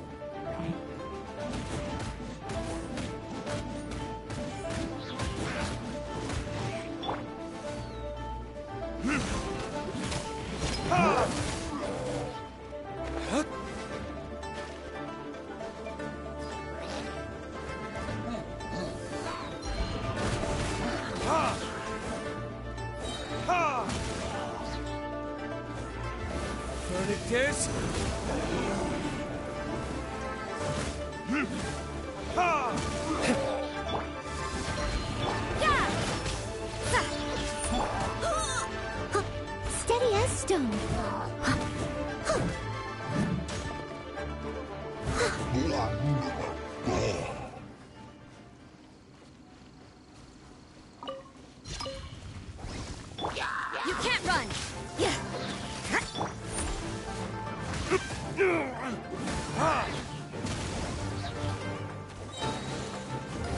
For retribution!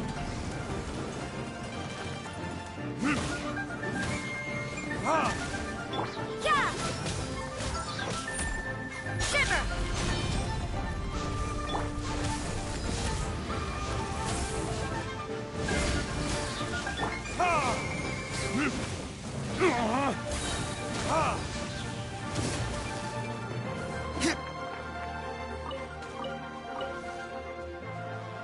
Someone needs assistance.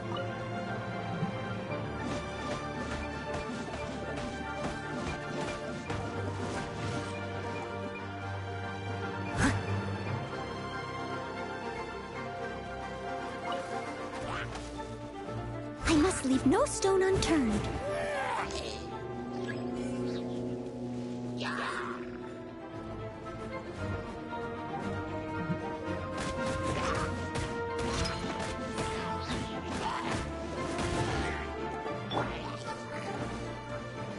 Verdict is...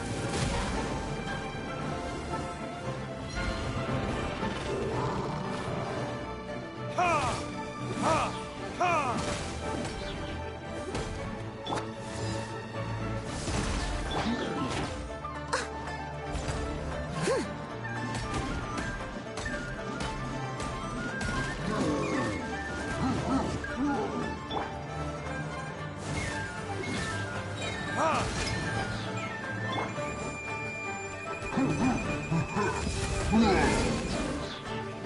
Judgment!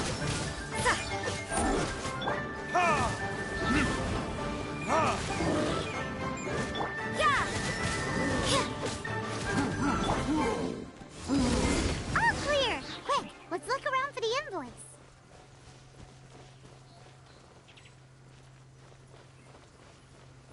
This one is an invoice from One Min Restaurant. Some dining tables and chairs.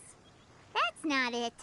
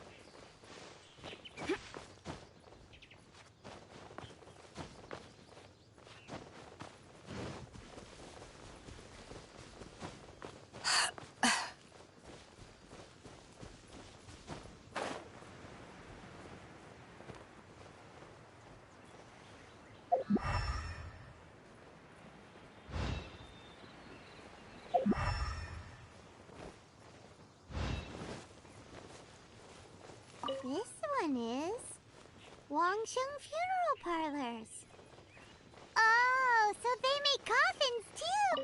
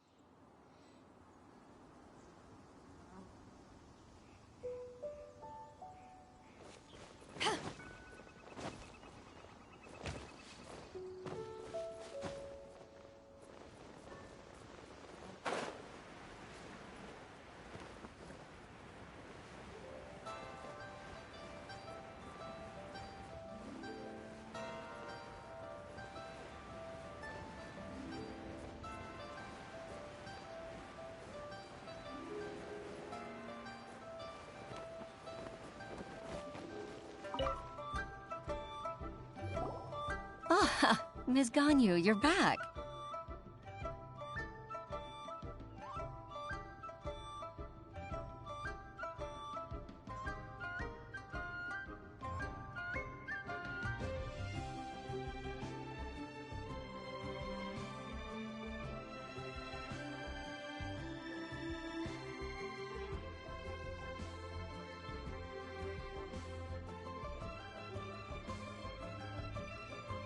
I hope it wasn't too much trouble rushing about like that. I promise to help you, and I'll keep my word. Nothing to worry about. Look, it's the invoice for the transaction between Second Life and Fanmu Carpenters. We've brought it back. Oh, thank you so much. Now we can solve this problem. Agreed. How about we go to Second Life and have a nice chat with the owner?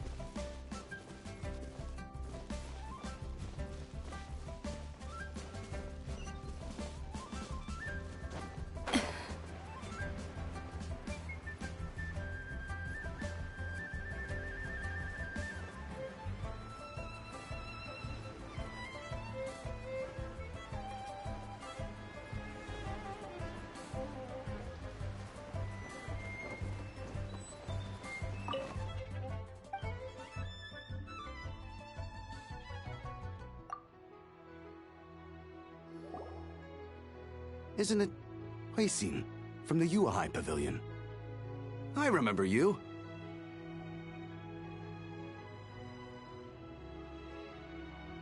I told you that all of my transactions are included in the records. My tax declarations are scrupulous as well. I do hope that my business won't be affected by any groundless accusations. Groundless accusations? Mr. Dongsheng, you seem very sure of yourself. But I sincerely advise that you cease this behavior immediately. It is liable to affect the fine you'll need to pay in the end. No. I'm an honest merchant. I would never get involved with any fraudulent sources of profit.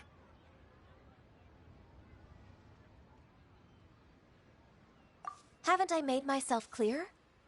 Mr. Dongsheng, you've already been proven guilty of tax evasion. I just came here to see if you'd confess. What? Proven guilty? How come? That's impossible. Absolutely absurd. He's talking without rhyme or reason. Must be crumbling under Ganyu's pressure. Time for the finishing blow! Mr. Dongsheng, can you tell me what this is? It's an invoice from Fanmu Carpenters. I'm Master Lu. I didn't... Do you admit to tax evasion? This transaction was absent from the tax record. I didn't think you'd find out. I didn't leave a single trace. Indeed. We wouldn't have found out if it weren't for Mr. Boalai's aid. Balai? That imp from Wanyo Boutique? So he told on me behind my back. He's got his own share of dirty laundry. Oh? Mr. Dongsheng, I'd like to hear a little more about this dirty laundry. Would you care to elaborate?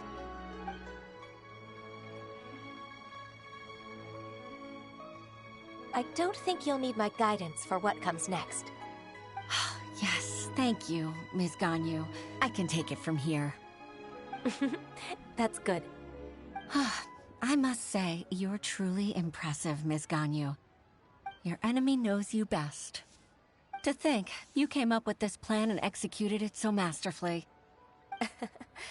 It's actually one of your father's, the Tianshu's, old tricks. I just took some inspiration from it. My father? Pitting your opponent against their enemies and watching them drag each other down from an advantageous position, that's how Uncle Tien managed to keep his position in the Qixing secure for so many years. I figured that as Uncle Tien's daughter, you'd naturally grasp your father's strategies. So, I decided to use one of your father's tricks and play it out for you to see. I can see it now. Clearly, I still have a lot to learn about my father. I'm really grateful, Ms. Ganyu. You're the kindest mentor I've ever had. Thank you. Ganyu solved both Huishin's work and family problems. 2 birds with 1 stone. Oh, you've helped me so much. You must allow me to repay your kindness. That's not necessary. No need to be so serious. It was nothing, really. Then let me treat you to a meal. The Traveler and Paimon are invited as well. I appreciate your help. All right, come on, Ganyu. Just say yes. Let's eat. Oh, come on. It's just a meal. If it's just a meal, there's no reason for me to decline. It'll be my pleasure, Huixin. Actually, I've already booked Senua Kiosk. I need a moment to prepare everything first. Let's meet there in a while. All right. We dare not refuse such generosity.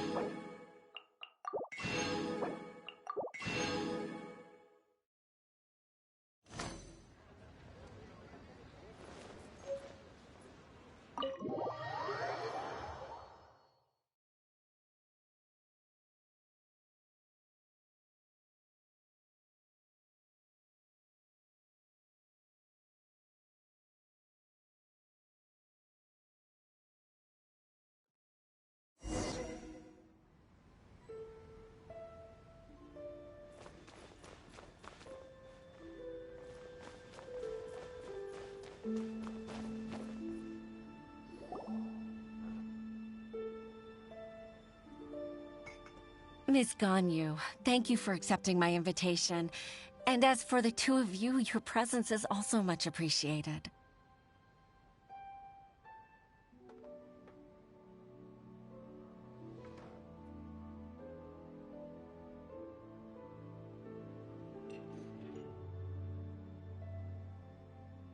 Sure. That's so kind of you, Huixin. You went to great lengths to organize this. Truth be told, apart from thanking you for all the help, there's something I'd like to tell you. Oh? If there's anything I can help you with, just tell me straight away. No need to hesitate. Oh, no, I don't really need help. Could you just listen for a bit? With pleasure. When I was a little girl, my father used to tell me many stories about you, Miss Ganyu. Even though I have the utmost respect for my father, I always admired how gentle and reliable you are. I've only decided to join the Yuhai Pavilion staff because I've always looked up to you. I didn't know that you think so highly of me. However, in reality, working at the Yuhai Pavilion turned out to be an arduous task.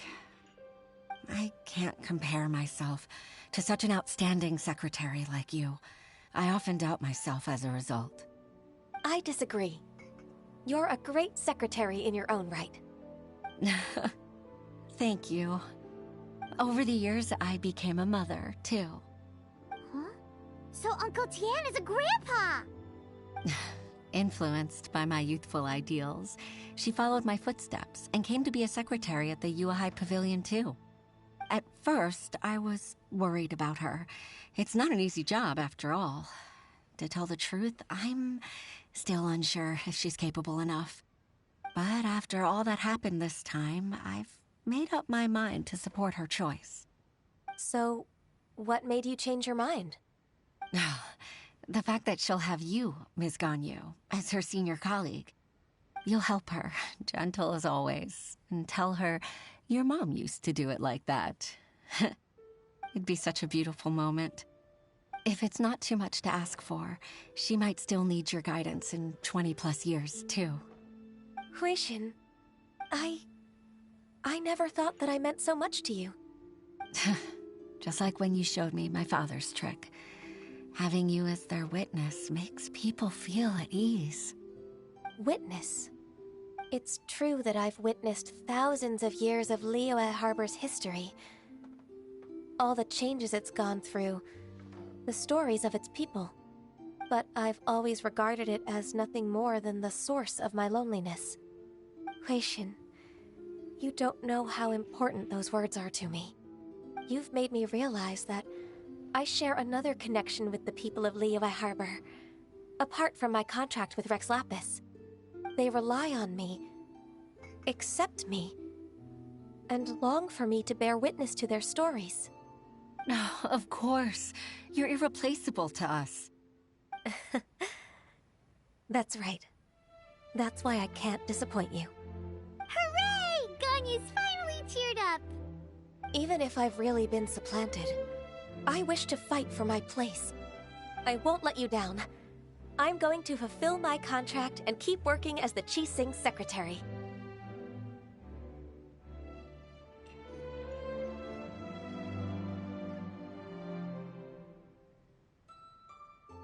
Regardless, I'll go back and see for myself. I'm afraid that it might have all become a mess during my absence. No time to waste.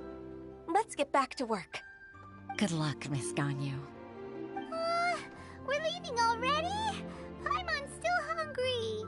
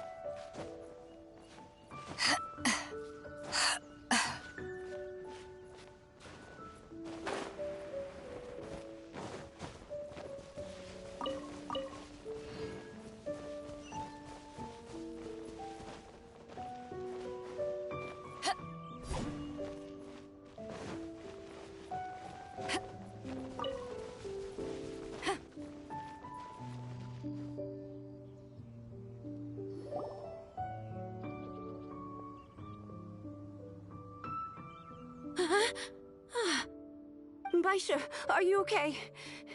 Did you fall asleep standing up? Look! Look who's back! You even have enough time for leisure? It seems you three are a suitable replacement for me after all. Not at all. We've been working for too long. If we didn't take a break... We wouldn't have survived long enough to see you again, Miss Ganyu. Miss Ganyu, we've missed you. That's so kind of you all, given we've only met once. We've been praying day and night for you to return and take over your duties again. To us, you're like an adeptus coming down to the human world to save all life. Forget all our envious complaints from before. Just free us from this strenuous work, please. All right, I see. Please divide the matters at hand into government affairs, business affairs, and civil affairs. Mark out the tasks that haven't been started, and those that are in progress. I'll take care of the rest. Of course. We'll do it right away. Oh, finally. We're saved. Yes. There's one more thing. I'd like to earnestly thank you, Traveler. If it weren't for your companionship, I would still be embroiled in my inner conflict right now.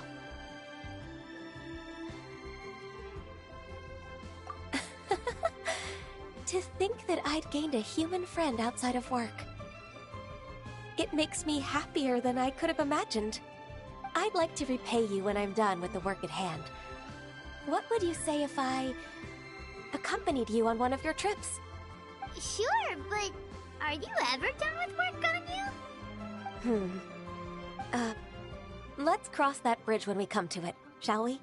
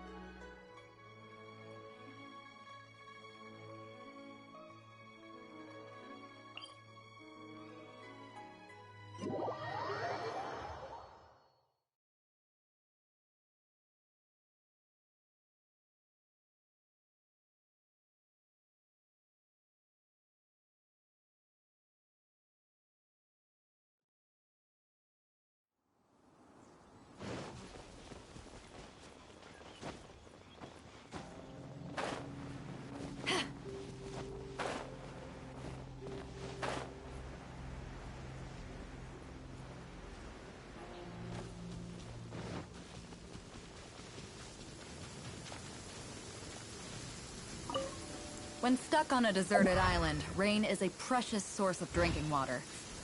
There's no need for it now, though. Opening an inn here was this like...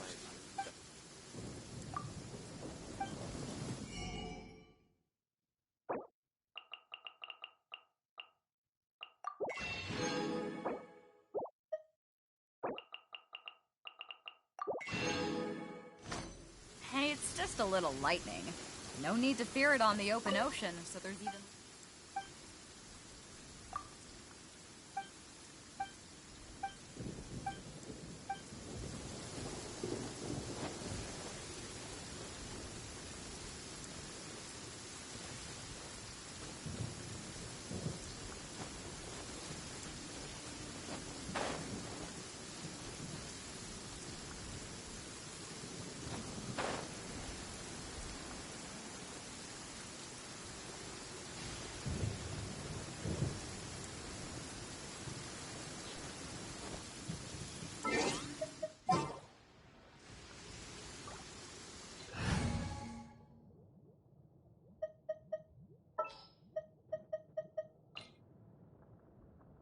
Sure.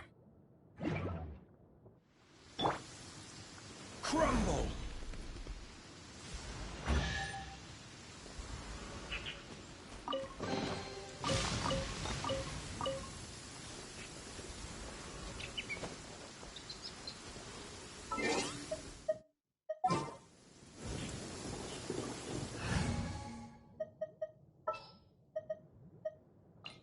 As you wish.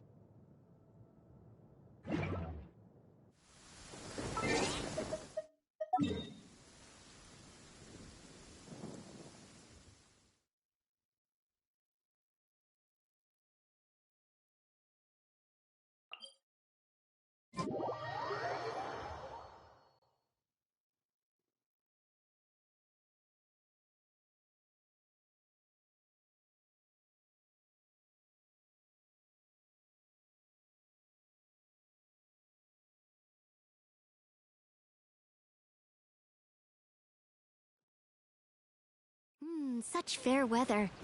Why don't we do a bit of sunny work? Oh, what sort of work is that, you ask? Well, anything that makes you feel...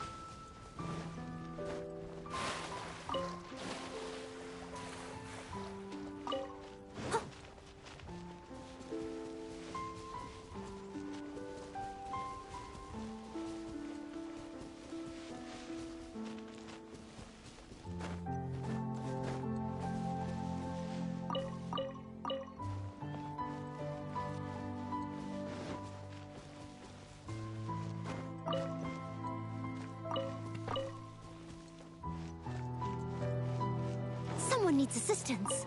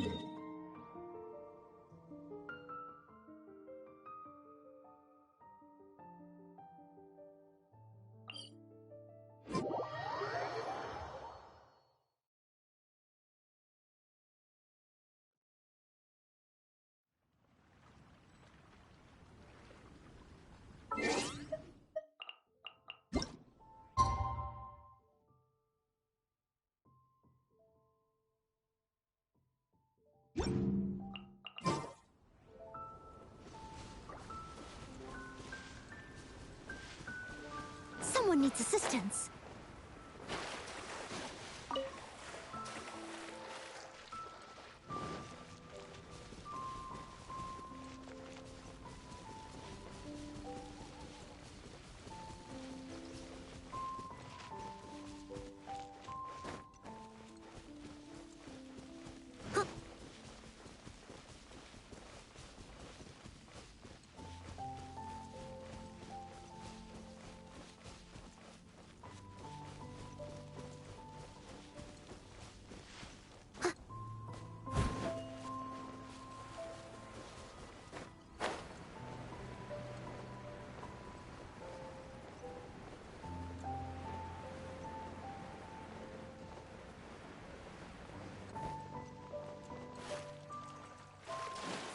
$300 a bottle.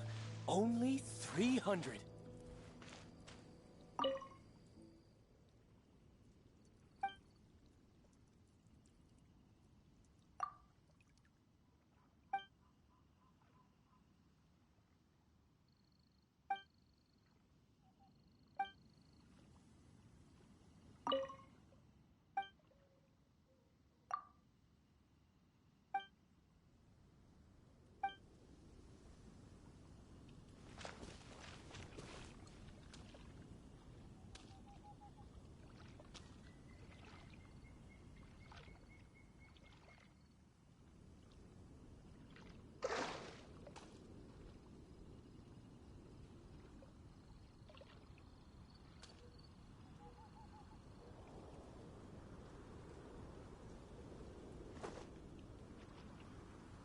$300 a bottle. Only 300.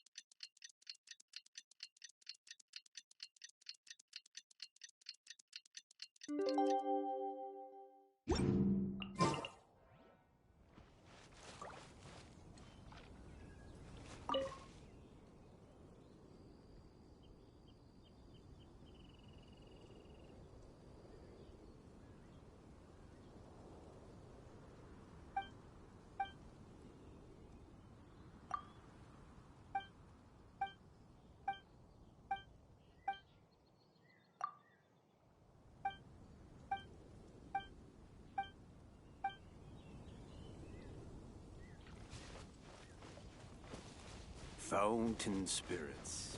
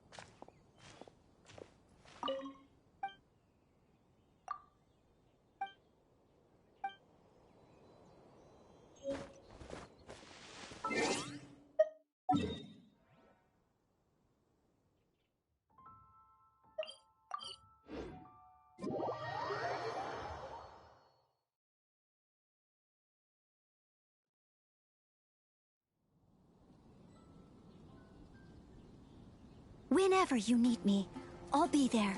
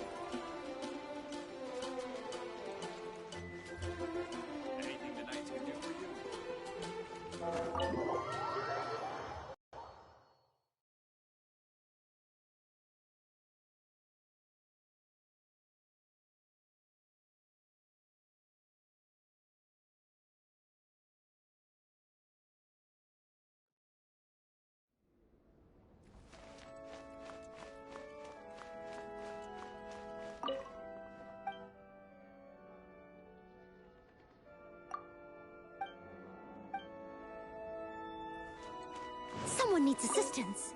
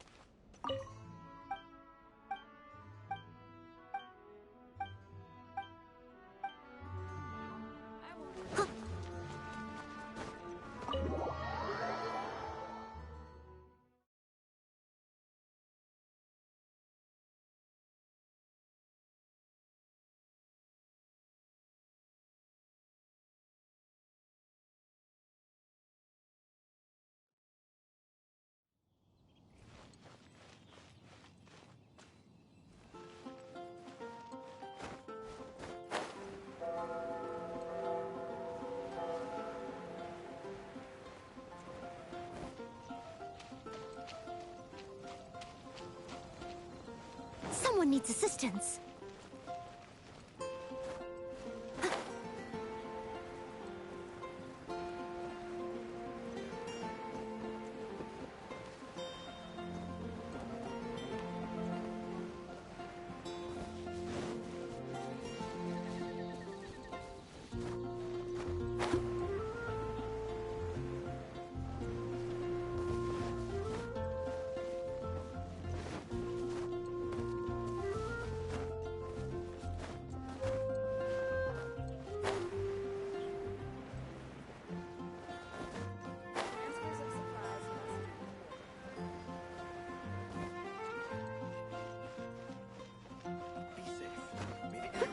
Try Dawn Winery's Dandelion Wine.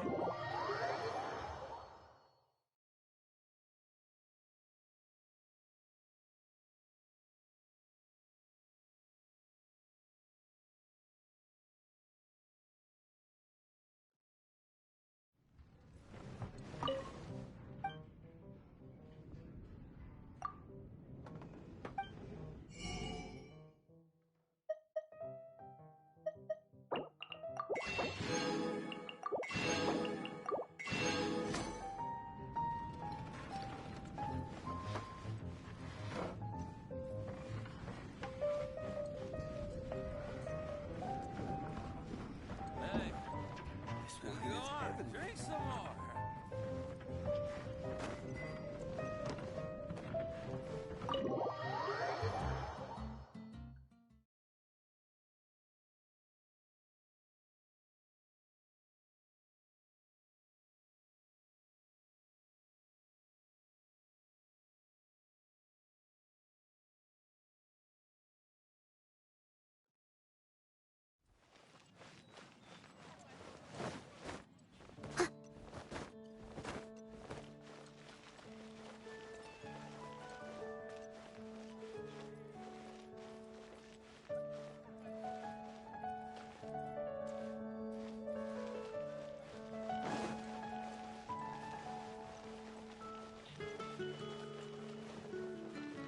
Add as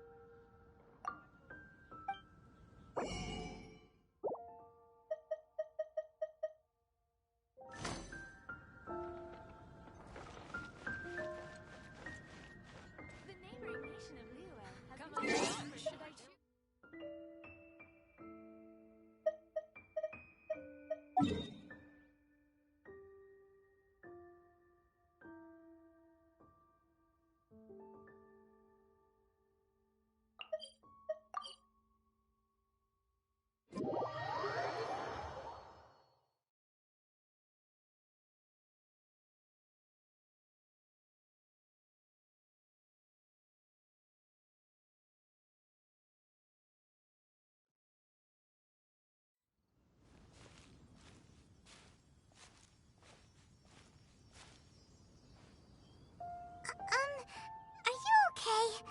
Paimon never imagined your brother would have sided with the Abyss.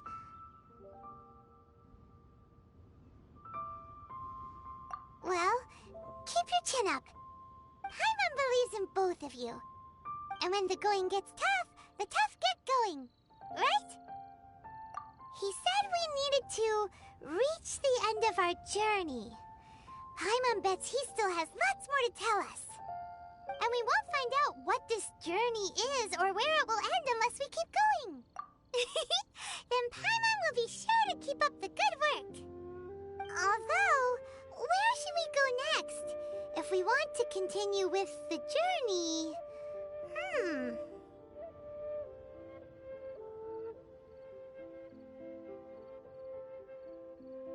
Oh, you mean the god that took your brother away in the first place? You're right. After all, everything that followed, all this confusion, it all started with her.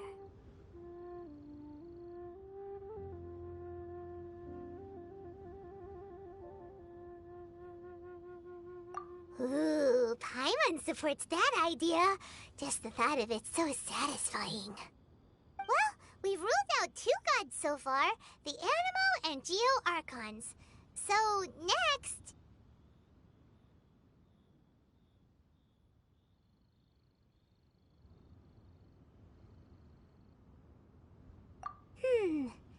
Paimon doesn't think we can simply walk into Inazuma. Zhongli said it was a closed nation. We'll have to find some other way in. Why don't we ask someone from Inazuma how to gain entrance? Oh, Paimon's thought of someone already! Atsuko in Liyue Harbor! She's from Inazuma! Let's see what she has to say.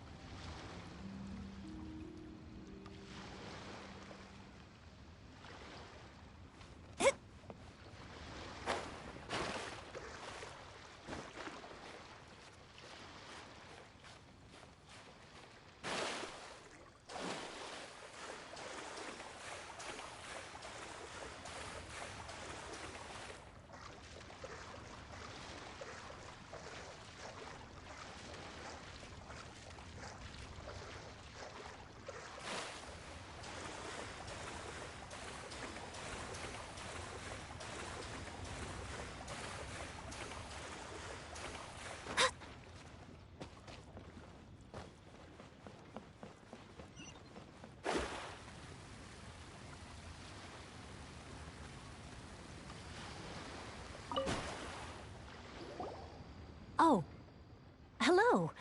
Oh, I mean good fortune, right? I'm still learning to talk like a local. Is there anything I can help you with? We wanted to ask, how do we get into Inazuma?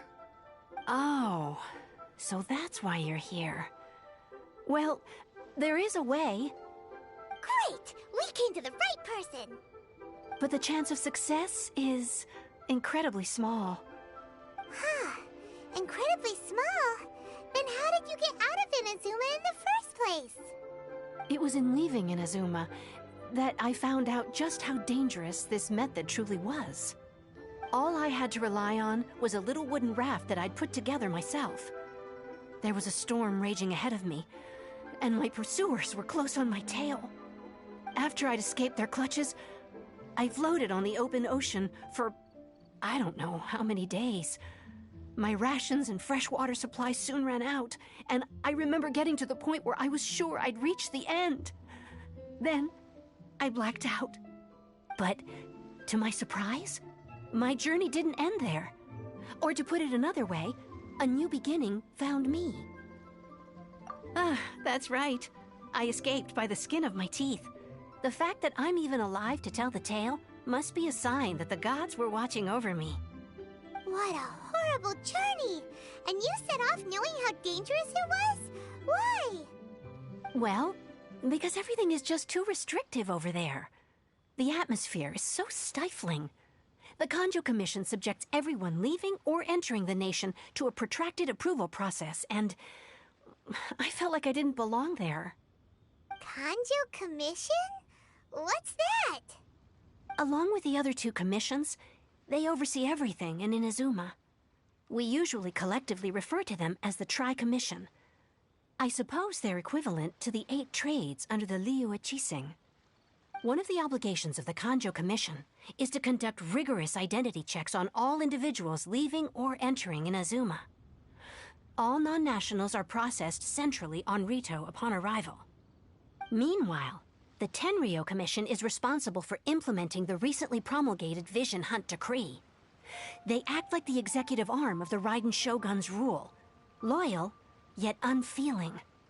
It doesn't feel good to speak ill of my home like this, but after spending so long under that oppressive atmosphere, I begin to lose all hope for the future. What I mean to say is, unless you have an extremely compelling reason to go to Inazuma, you should abandon your plans of trying to get there. You should know that the sea around Inazuma is engulfed in a perpetual tempest of wind and rain.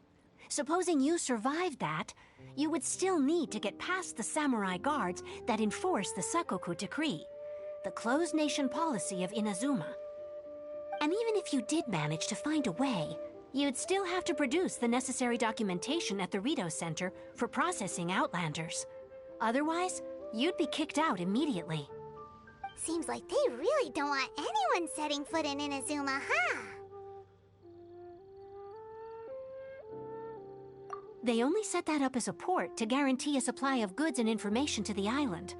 Most Outlanders would be unable to acquire the documentation needed. But if you really are set on going, there is one thing you could try. The raft idea sounds a little on the dangerous side. Plus, Paimon would definitely get seasick. That's not what I meant. You could ask someone from the Crux Fleet if they have some way of getting you to Inazuma. They're well known in Liyue. Voyaging far and wide has made them a well-traveled group with a wide range of experiences. They may just know how to break through the storm. But it's an armed fleet, right? Why would they agree to a request like this? That part is up to you. If you're able to persuade their captain, Beidou, then the hardest part will be out of the way. The Alcor is the flagship of the Crux Fleet. I heard that it's currently anchored by Guyunstone Forest on a supply run. This might be your best chance. Then there's no time to lose. Let's go find Captain Beidou.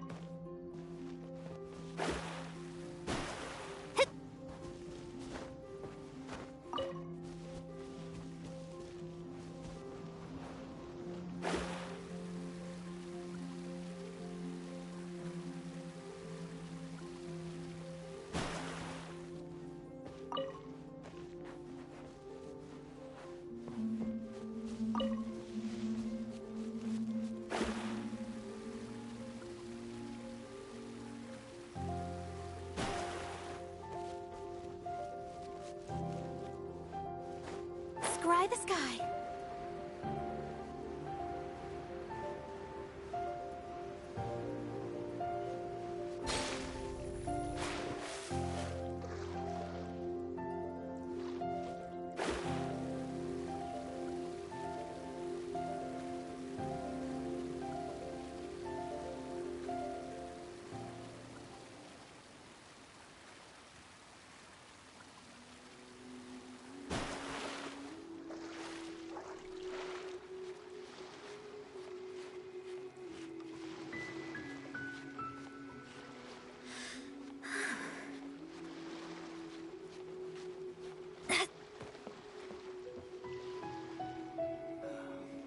Waves are as calm as always.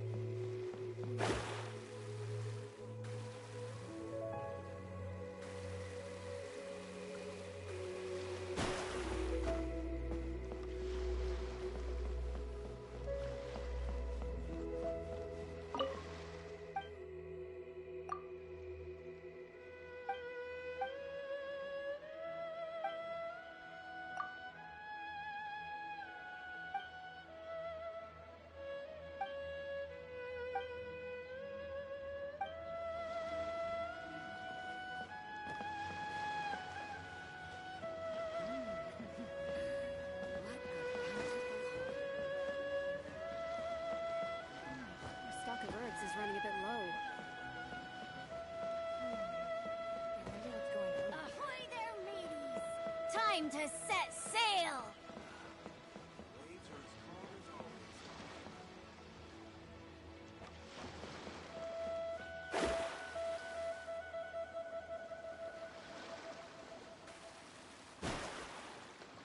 What in the world do those symbols really mean? Who have we got here? Wait, I know you. You're that traveler, aren't you? The one who fought against the Fatui and Osile, right?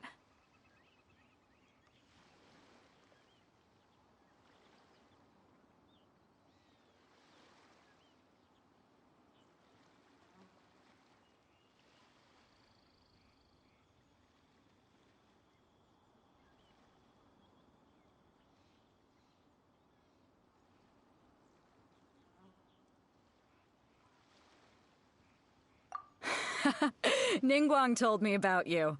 A traveler of great insight and remarkable skill has saved Liyue, she said. She's a hard one to please, so praise from her is high praise indeed. I remember thinking at the time that it'd be good to meet you in person.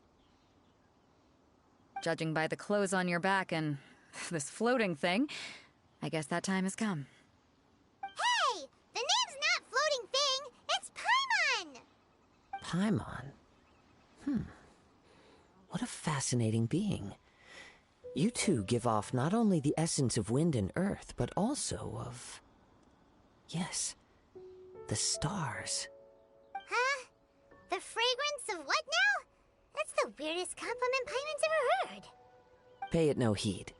I mean only to say I am certain that it is by fate, not chance alone, that we should meet. And that gives our encounter meaning. You're not far off, but they go by a different name in Inazuma. This young man is Kaidahara Kazuha, a temporary addition to my crew for reasons I won't bore you with. Occasionally, he opens his mouth and flowers come out instead of words. With this fine ship and the soft sea breeze, would it not be romantically irresponsible of me not to acknowledge it with a line or two of poetry? No, I can't argue with that. Okay, then. Once the clash is underway, I'll give you a chance to perform. Only if the mood takes me, of course. Poetry for poetry's sake tends to lack meaning. Hey, you don't want to pass this opportunity up too easily, especially seeing as our great hero here might be in attendance. Oh, wait a minute. What's the clash? Also, just to clarify, by great hero, do you mean... Huh? I thought you might be here to sign up. You're telling me you've never even heard of it? The Crux Clash is a martial arts tournament that I hold. There'll be a whole bunch of folks taking part to showcase their talents. There are two important rules. 1, Competitors must be renowned fighters. We want those with real martial arts ability, not just people taking part for the fun of it. So, you've got nothing to worry about there. I don't think there's anyone out there who hasn't heard of you. 2, you can't take part if you've got a vision. Otherwise, things get a little one-sided. You must be feeling confident, but you might want to watch out. There are a few crouching tigers and hidden dragons lurking around in Liyue. And with Liyue's savior taking part in the tournament, now that's gonna turn a few heads. I think we can expect a healthy turnout this time. But we didn't come here to take part in a martial arts tournament. Well, before you dismiss the idea completely, you might be interested to hear that the prize this time round is particularly sought after. Get this. It's a masterless vision. Supplied by myself, as a matter of fact. If the tournament champion can reawaken that vision, it belongs to them. Is there really such thing as a masterless vision? When a vision bearer dies, the light in their vision will fade away. But the shell that housed that light remains. As for whether this shell has any practical application, well, this remains to be seen. But my intuition tells me that while it remains in the world, it may just be possible for someone else to inherit it. Yep, and the way I see it, a vision is a badge of recognition from the gods. So if anyone's able to rekindle it, it's gotta be an individual of exceptional strength and talent. Organizing the clash is my way of uncovering hidden talents. And hopefully this time, getting a vision to glow again. So if you don't have a vision, this is the perfect opportunity to get your hands on one of your very own.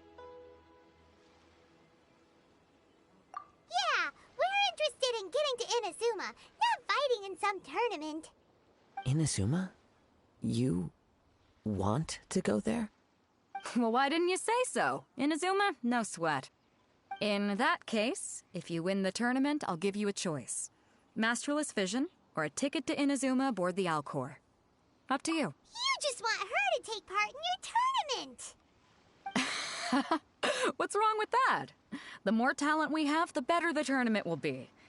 I couldn't let a competitor like you fall through the net. What are we gonna do? Looks like we pretty much have to do this tournament if we want to get to Inazuma, huh? Great. Then let's get you signed up. Head to the tournament arena in Guyun Stone Forest. Kazuha and I will be over soon. It seems like it will only be a matter of time before the answer is revealed. What do those symbols really mean? Go on, get yourself to Guyun and... I've already fixed up the arena. You can't miss it. Martial arts tournaments always remind me of the... But when the combatants are obliged to exercise restraint, it is unlikely they will ever... What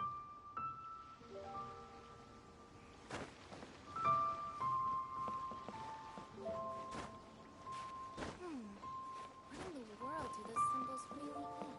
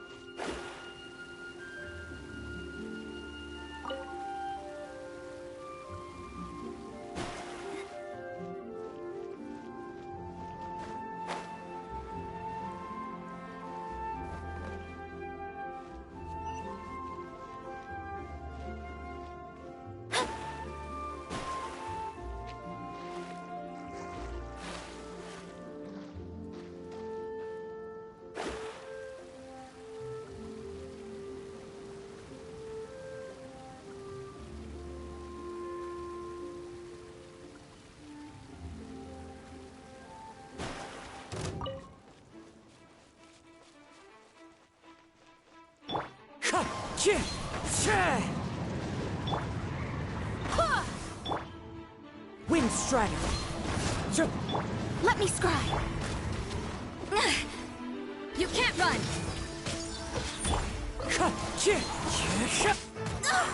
Fairlius!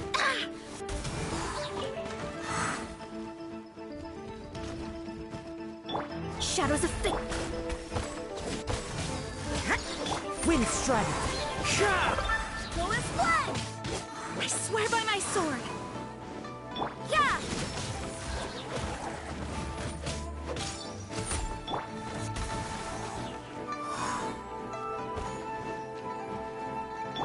Delve into you can't run.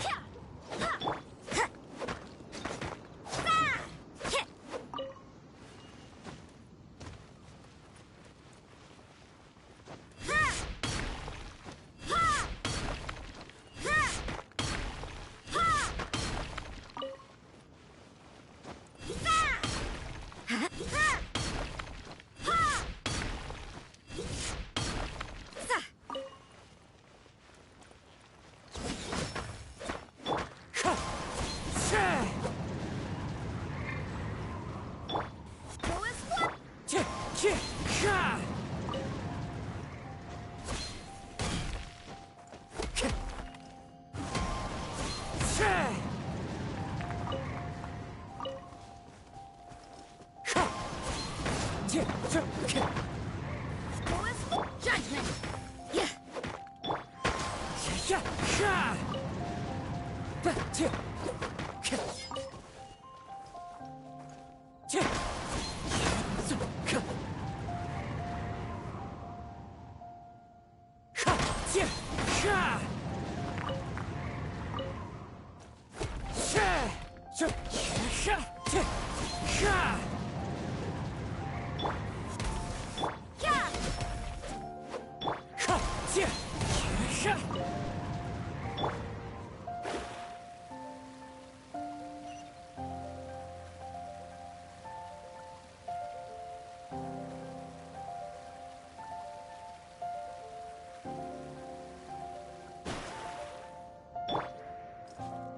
Wind Strider.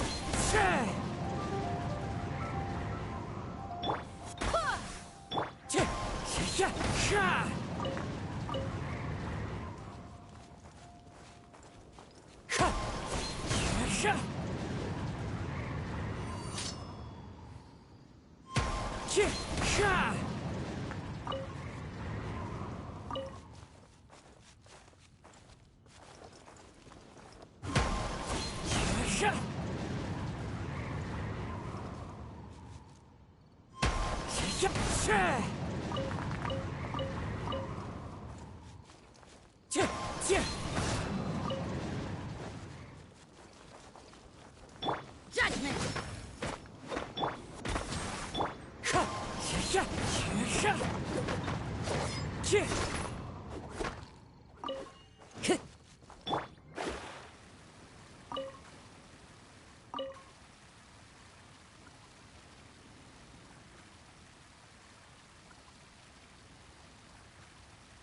Before we sign up, let's see who the other competitors are.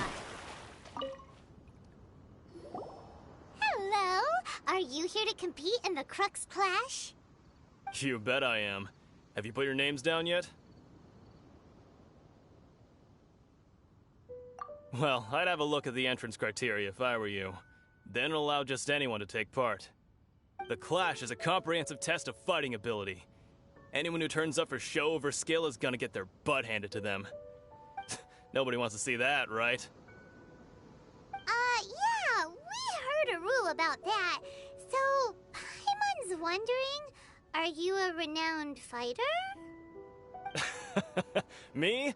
Only a former runner-up in the Chihu Rock Freestyle Combat Summit. Oh yeah.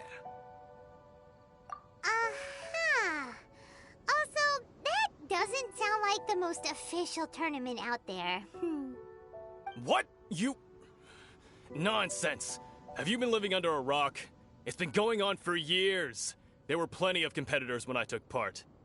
Not to mention, I've helped the Millilith catch treasure hoarders before. There were 2 of them trying to escape.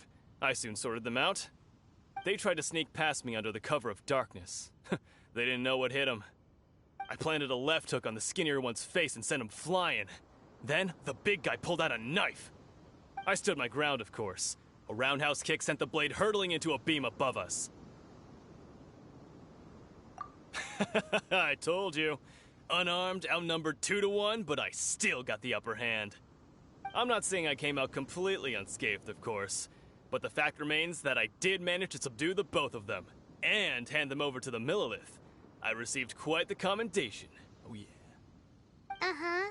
But for us, even 4 or 5 treasure hoarders at a time is all in a day's work. Alright, we're gonna keep looking around. I'll see you in the arena, but I don't plan on losing to a pair of children anytime soon.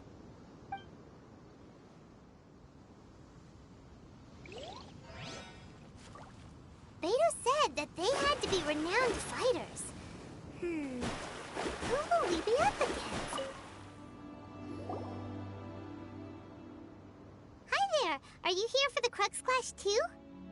That's right. Nothing beats real-life combat for honing your skills.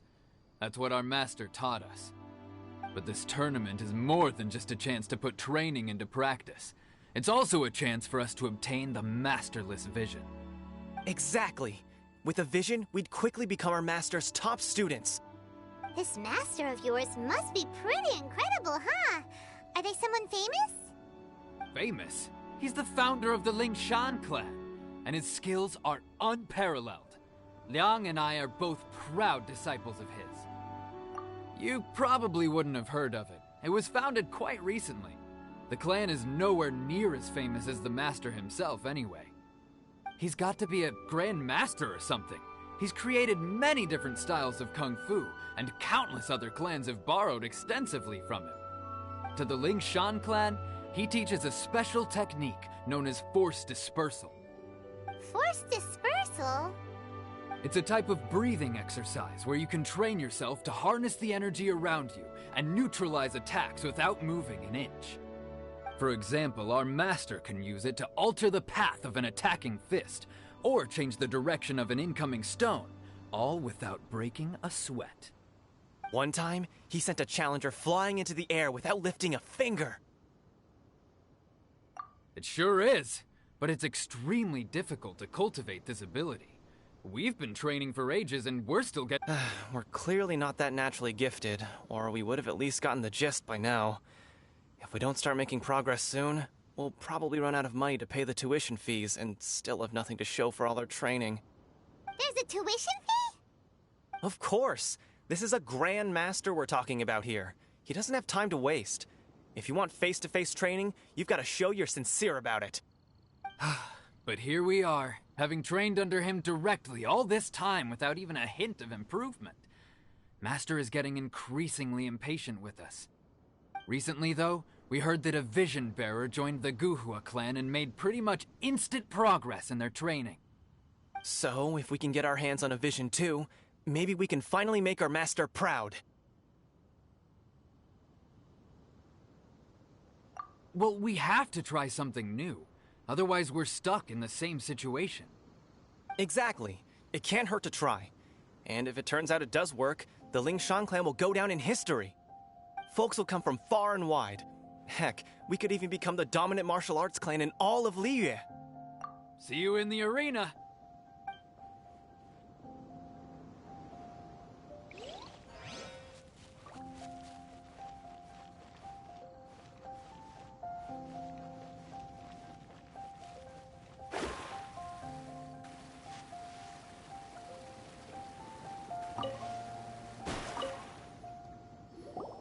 Hey, youngster. Are you here for the Crux Clash, too? If so, seems I found myself another new adversary. So you're also here for the tournament?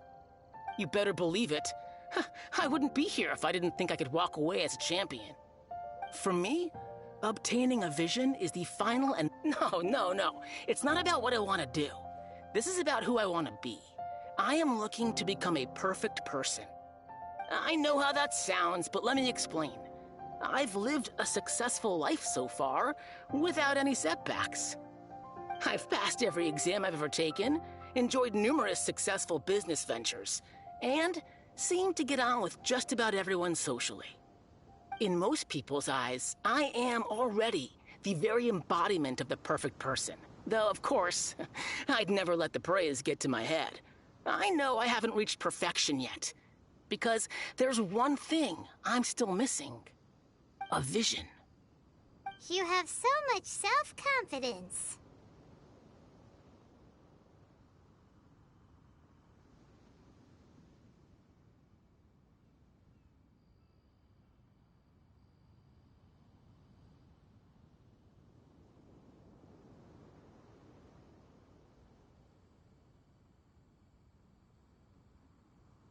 That's not important.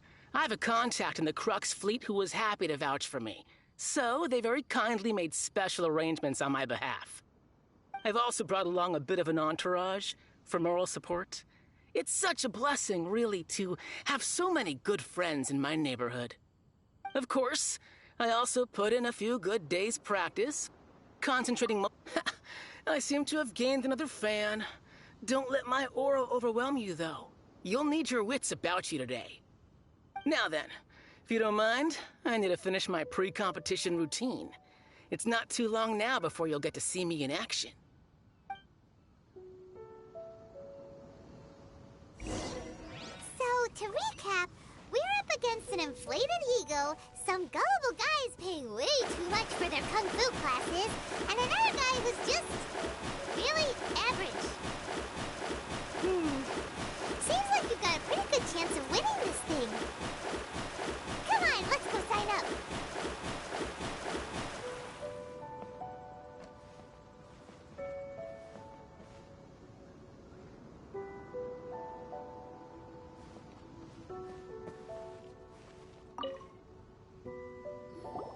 Chinxa Village Arm Wrestling Champion, huh?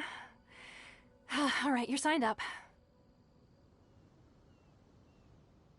Next, please. What's your name?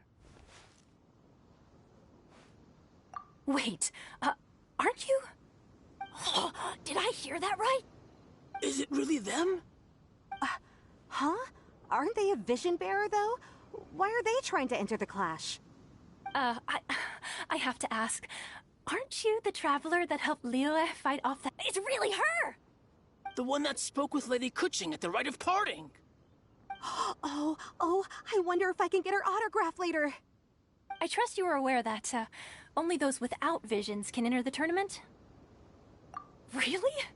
But from what I've heard, the things you're capable of in combat are nothing short of extraordinary. You walk into the most dangerous situations imaginable, face off against all sorts of monsters, even the Fatui, and always come out on top. Yep, she still doesn't have a vision, though. See for yourself. My apologies. I didn't mean to be rude. I'm sure a great hero like yourself would have no reason to lie. Now, could I ask you to provide a few claims to fame?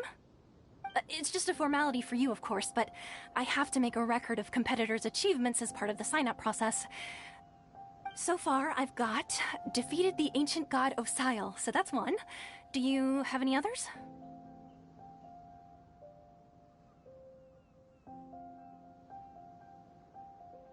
Yeah! Also, don't forget to mention that the previous battles include, but are not limited to, Storm Terror, Dvalin, and Fatui Harbinger Child. Whoa! Might as well declare her the champion already. I wonder if it's too late to withdraw. Okay, that's plenty. Actually, this is the most dazzling track record I've ever seen. By a long shot. Right, your registration is complete. Now, a brief word about the prize. A great hero such as yourself can surely only be here for one thing. To win the tournament and claim the grand prize, namely, a vision. Oh, we're not here for that. We're here because Captain Beto promised to take us to Inazuma if we win the tournament. There's another prize, too? Oh, first I've heard of it. Beidou must have upped the stakes this time to attract top talent. But why would anyone want to go somewhere as dangerous as Inazuma? I see. So, I take it you discussed your terms with Beidou in advance, then? Well, I'm sure a great hero has an important reason for being here. Anyway, the qualifying rounds are about to begin. I'll leave you to your preparation. Hey, so Paimon's thinking about that whole no vision bearers rule in this tournament. Even though you don't have a vision, most people in Teyvat think that you can't manipulate the elements without one. So Paimon thinks you probably shouldn't use your elemental abilities during the tournament. You know, just to avoid any misunderstandings. In any case, looking at the competition, it should still be pretty easy for you to win. All right, it's showtime! You got this! You seem like you're raring to go. Are you ready to compete?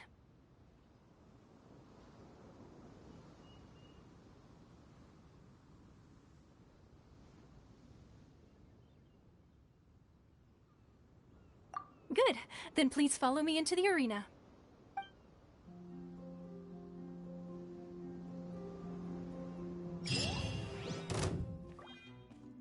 Our next competitor is seen by many as the favorite to win this tournament. Her first bout begins now! You? You're the hero they're talking about? Ugh, how am I supposed to win now?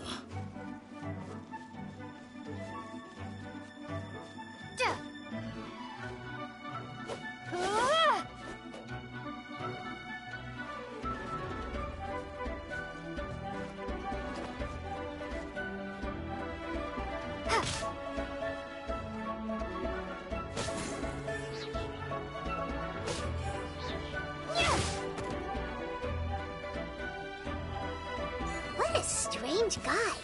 Why was he so confident to begin with? Well, now that we've won, let's go and see Beidou. She'll probably have something to say to us.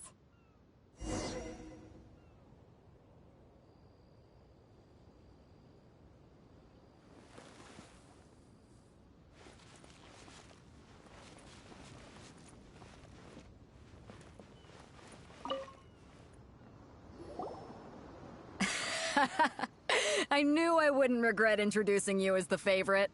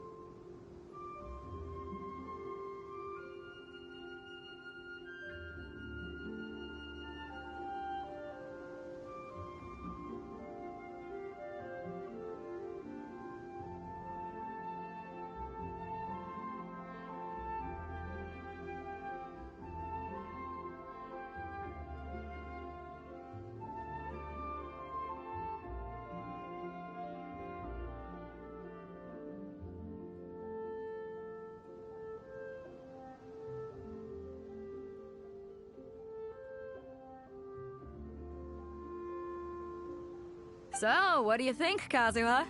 She totally dominated that guy and did it with style, too. Impressive. But I also observed our favorite exercise some restraint, as if to protect the opponent from serious harm. Well, I fought my fair share of battles, both big and small. And I say, after the show she put on just now, she's more than convinced me of her ability. So come on. We all know you've got a wide vocabulary in there. Can't you spare a word or two to congratulate our up-and-coming champion? All right. Let me think how to aptly phrase these words of praise. You fought well. All right then. I was thinking your inner poet might want to join in the fun, but I guess I shouldn't put you on the spot like that. You know, a lot of competitors came to me saying how surprised they were that Liyue's hero was entering the tournament. And since you signed up, we've had many others do the same, with more than a few top-tier fighters among them. I'm sure lots of them are here to find out how they stack up against you. Well, since everyone sees you as the one to beat, I figure I should start treating you that way too. For one thing, we don't want you wasting all your energy in the early rounds fighting people who are well below your level. Not to mention, you must be itching to fight someone in your league too, right? So, I'm putting you straight through to the semifinals. Huh? But we only just started the qualifiers. Seems like a crazy system if we just skip straight to the semifinals. This is how Captain Beto works. You won't persuade her otherwise. Besides, at your level, you would have made it to the semifinals anyway. Huh. To be fair, Paimon was thinking that too. Alright, I'm gonna watch some more of the tournament. If there's any potential contenders for you out there, I want to know who they are and what they're about.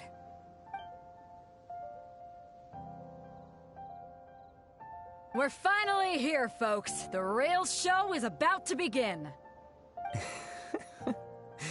The captain seems to have high hopes for this tournament.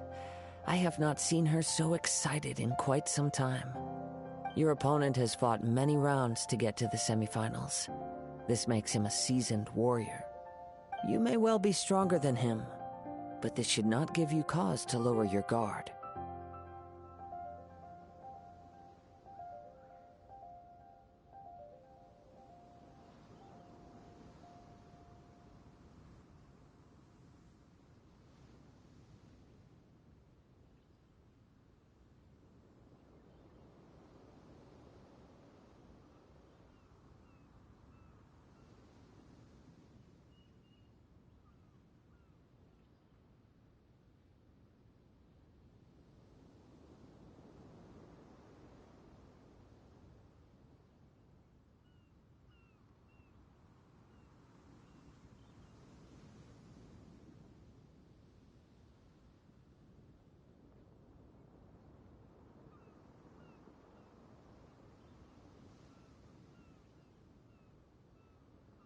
Very well.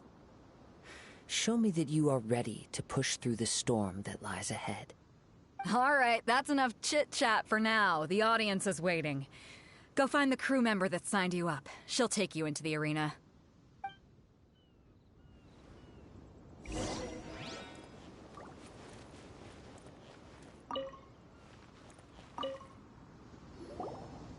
Your opponent in the semifinals is new to the Crux Clash, but he has quickly become the dark horse of the tournament.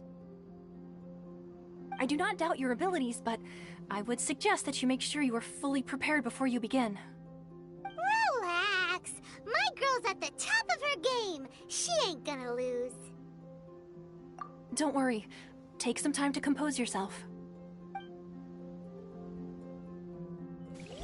What you got? At last, the moment we've all been waiting for. The semifinals have begun. Who's it gonna be this time? The hero or the dark horse? I don't care about the prize. You're a strong opponent.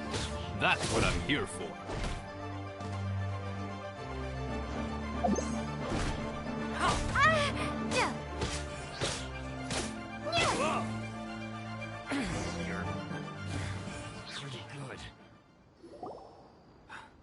I'm sweating all over. It's a good feeling.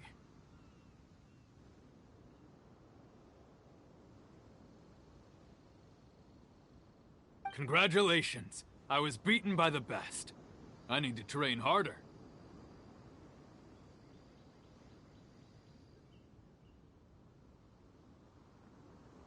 Right! For a moment there, Paimon was a little worried.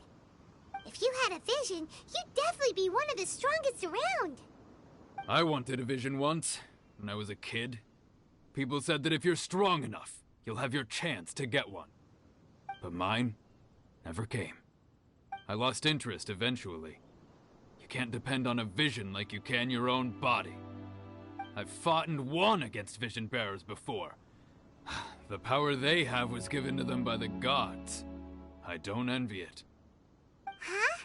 You mean you didn't sign up to try and get your hands on that masterless vision? No, I didn't. I only wanted to pit myself against other fighters and see who was the strongest. Only in defeat can you understand your weaknesses and learn from them. So I'm pleased with today's outcome. I don't often have the pleasure of experiencing defeat. Wow! Now that's true strength talking! If you have the chance in the future, please come and spar with me again. I will be stronger next time.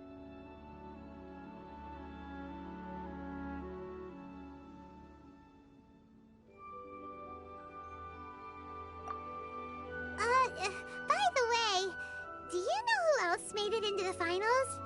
Is it gonna be someone even tougher than you? Whether they'll be as tough as me, I don't know. But what I have heard is that they're extremely quick. So don't get too cocky. There he goes. Maybe we should ask around, see what we can find out about our opponent in the final round.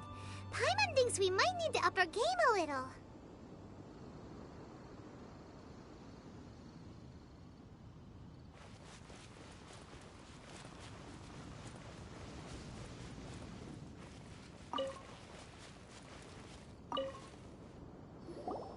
Ah, it's you!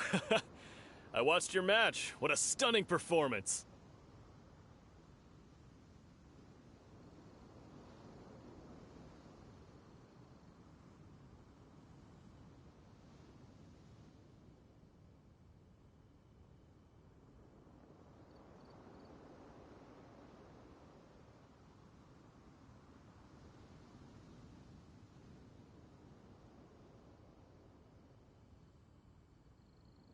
I myself was eliminated in the third round. Shame. If only I could have advanced one more round.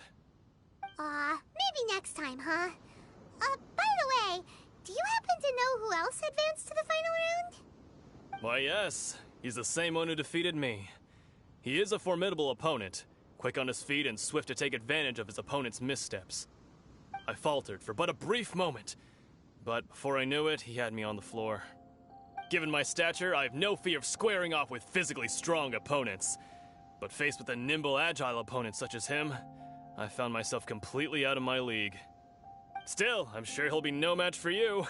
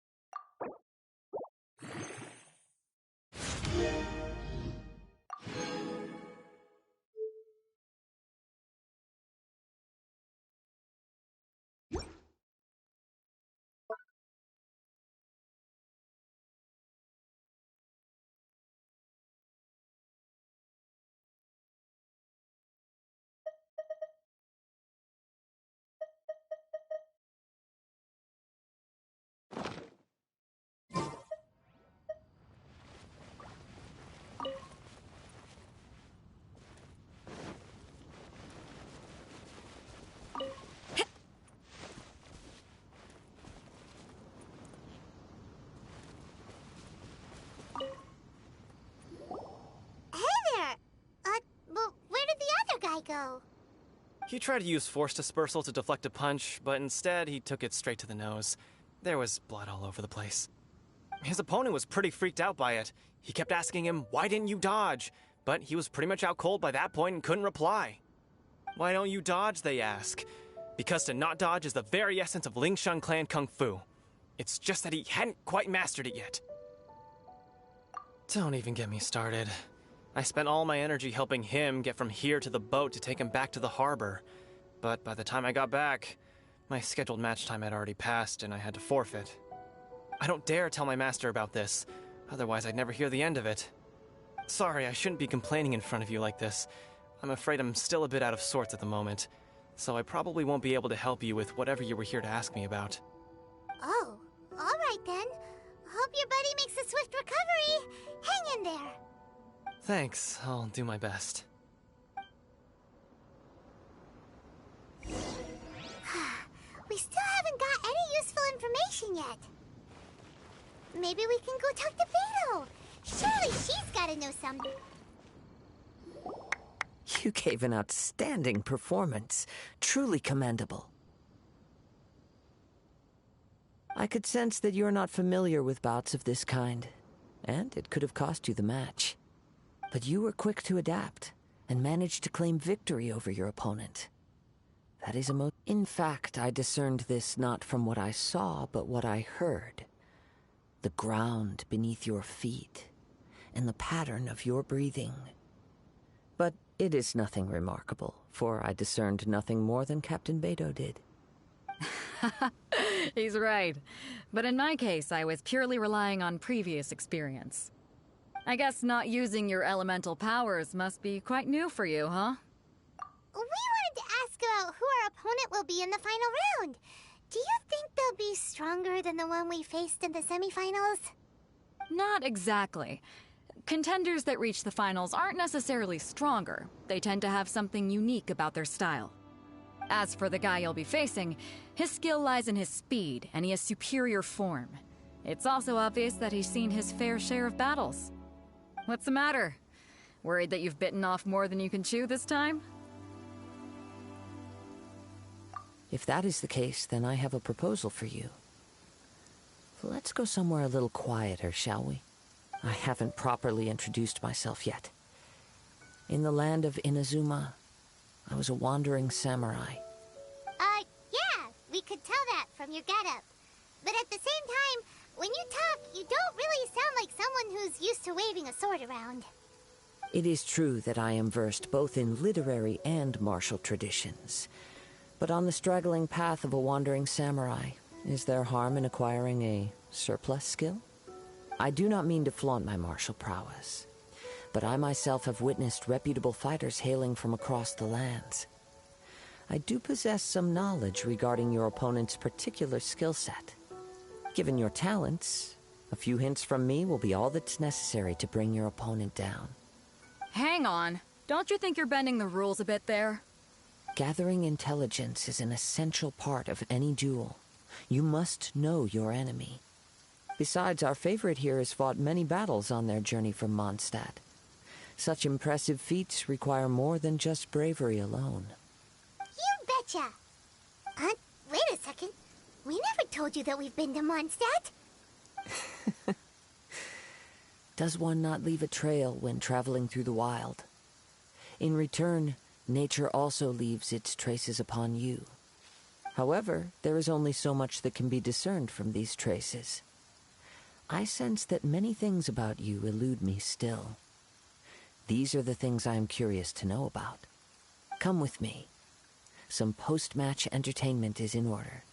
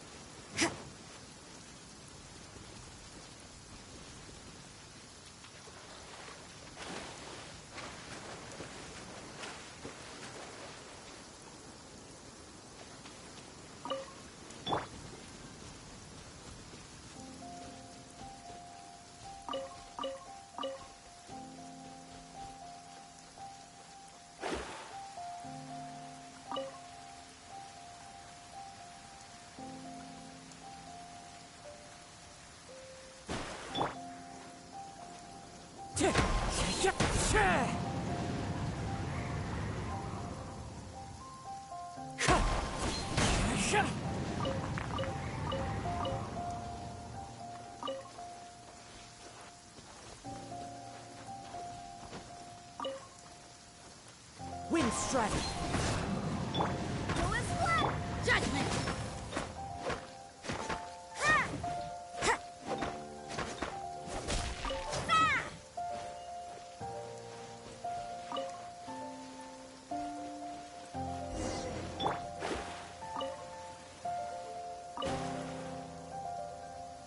Now that we're alone, let me cut to the heart of the matter. You are skilled in manipulating the elements, and not just a single element, but multiple. Is that correct?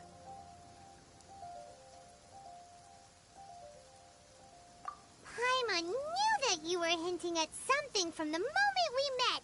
You've known all along. That's right. If the other contenders were to catch wind of your elemental abilities, let's just say it would cause some unwanted misunderstandings. If I'm not mistaken, you share these considerations, given your reluctance to use elemental skills even in the heat of a match.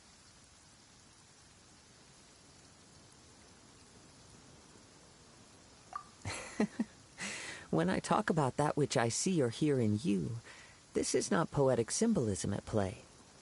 I mean these things in the truest sense possible. Since a young age, I have been attuned to the tidings of nature. I hear the breath of the wind and the whispers of the leaves. It is things of this nature that I also hear from within you. Nothing more. As crazy as all that sounds, somehow Paimon still believes you. My humble abilities are negligible compared to your incredible feats. To think a human could wield the elements without a vision. And not to mention your incredibly complex scent, like that of some mysterious being. Hey, stop evaluating us based on our smell! It's weird! Could you perchance enlighten me as to how you managed to obtain your combined elemental abilities?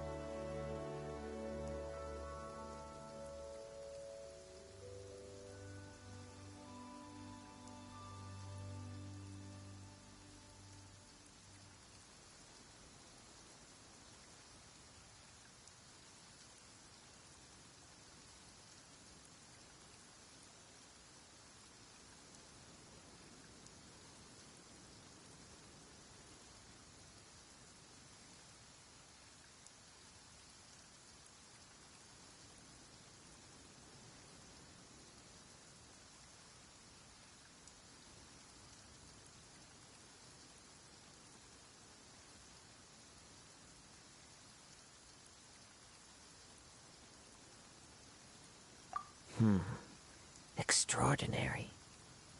So then, might I be so bold as to inquire how exactly it is that you learned to channel elemental energy and even wield it in combat?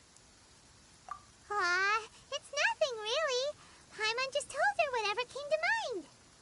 It's been a long journey, and many things have happened along the way. Somehow, she just naturally learned to use the elements through it all.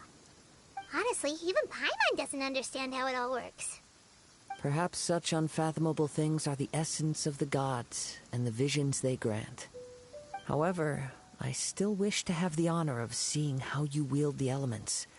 Perhaps it may yet reveal something to me. Of course, I too shall share with you all that I've learned. That will make it a fair exchange. Now then, let's test your skills, shall we?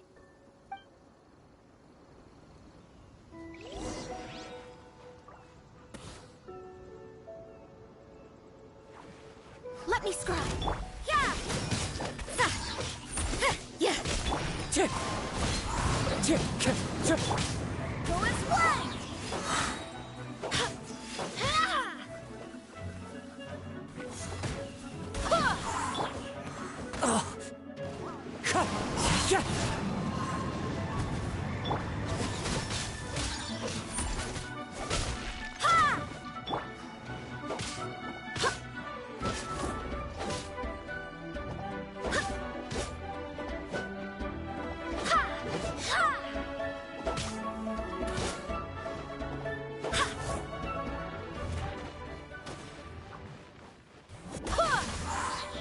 Shadows of fate! You can't run! Fallen leaves, adorn my night! Not bad. Wind struck. Barbados, guide us.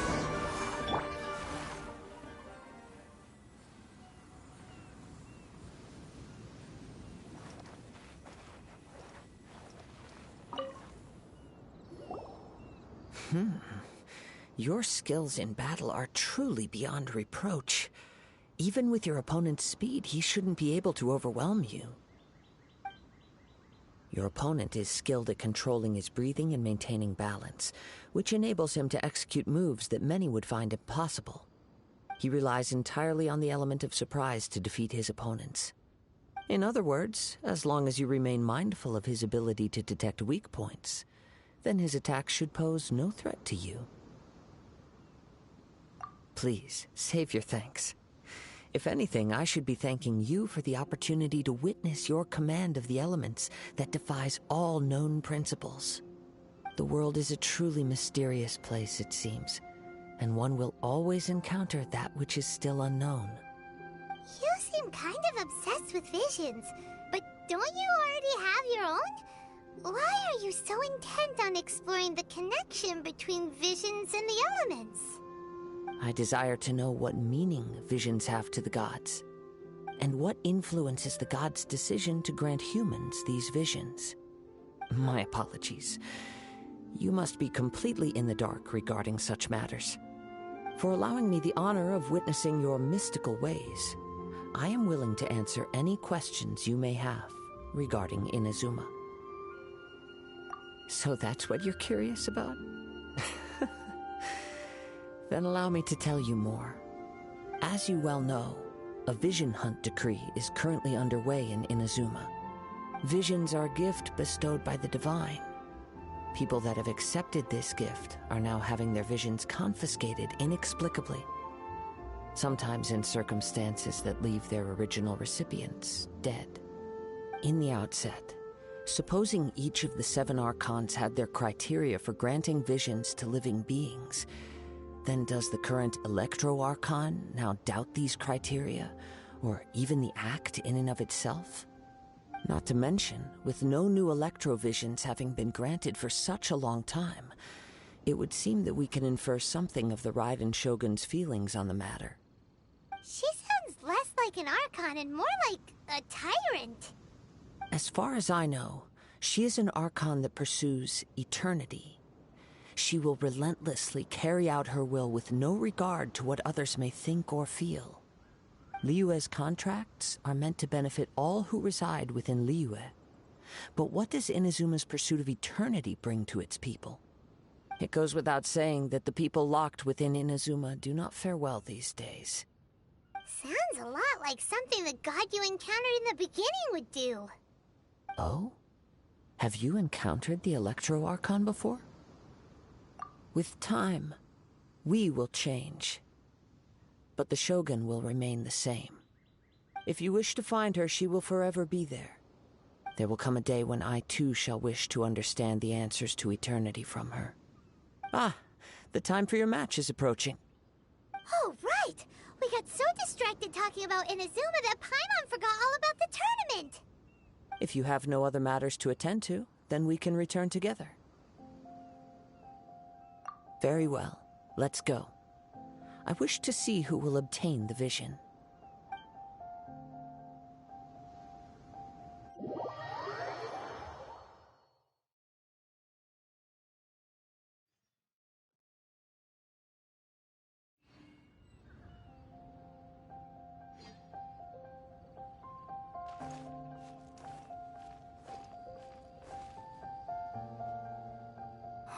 Why isn't he here yet?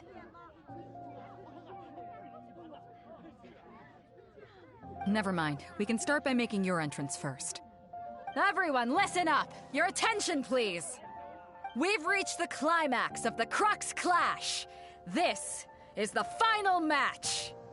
We've seen many exciting battles today, and now at long last, the two finalists have emerged. Now, I'd like to introduce our first combatant. Though few have seen her, her reputation knows no bounds. She strikes fear into the heart of Osile, and the mere mention of her name causes even Fatui Harbingers to turn pale in the face. Introducing Liyue's traveling hero! Wow! I've been waiting for this moment. I'm sure everyone witnessed her thrilling match in the semifinals. But today's final round will surely take things up a notch. As for our other combatant, he still hasn't arrived.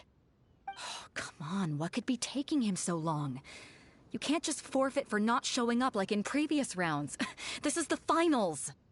Apologies, everyone just sit tight. We've got no other choice. If he doesn't show up, we'll just have to postpone the match. Wait a moment. Something doesn't seem right about this. Captain Beidou, perhaps we should check on the prize. Traveler, come with us.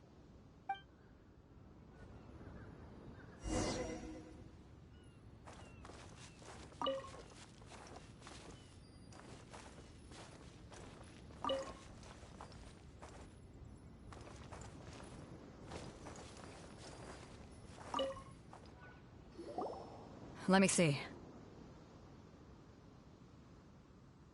It's gone, all right. The vision is missing. Huh? Did somebody steal it? Who would dare do such a thing in broad daylight? We don't know when it was taken exactly. I never thought that someone here would have the guts to cross Captain Beidou. No need to worry. Even the craftiest sleight of hand does not escape nature's watchful gaze. The culprit has only acted recently. They will not have gotten far. The vision was the prize that I had offered, and it was my responsibility to look after it. I will be certain to get it back. Well, if you insist, I'll leave the matter to you then. I'll stay here and try to offer some explanation to all the spectators that came to see the match. If you would, please come with me. But we're on an island. Where could he have possibly run to? Come with me. I can sense the winds are coming.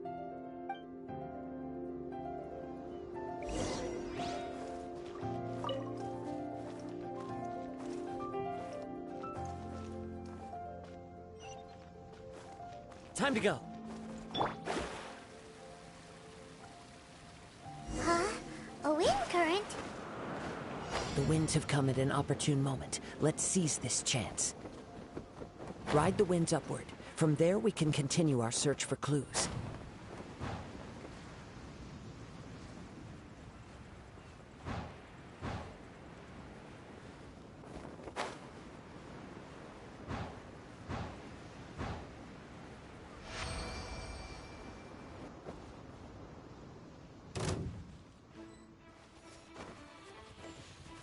By the way, what made you suddenly think of checking the prize in the first place? I heard it the moment it was stolen.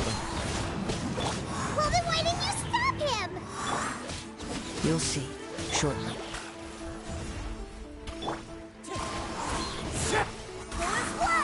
You can't run! Punishment! Go as one!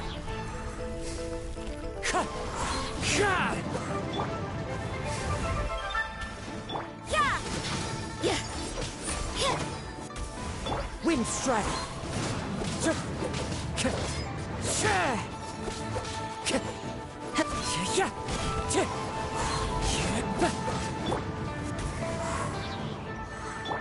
You can't run! Delve into destiny! Can't run from death.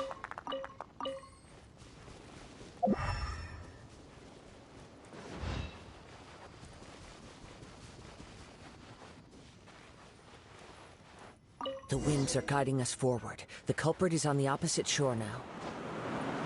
You can hear that too? What does it sound like? Hubris. This way. Follow me. There may be an ambush waiting for us up ahead, but I trust that you are well prepared for such a scenario.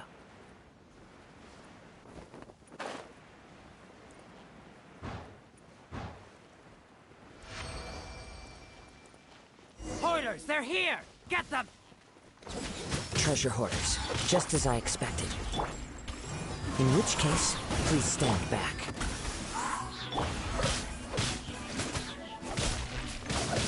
Wind strike!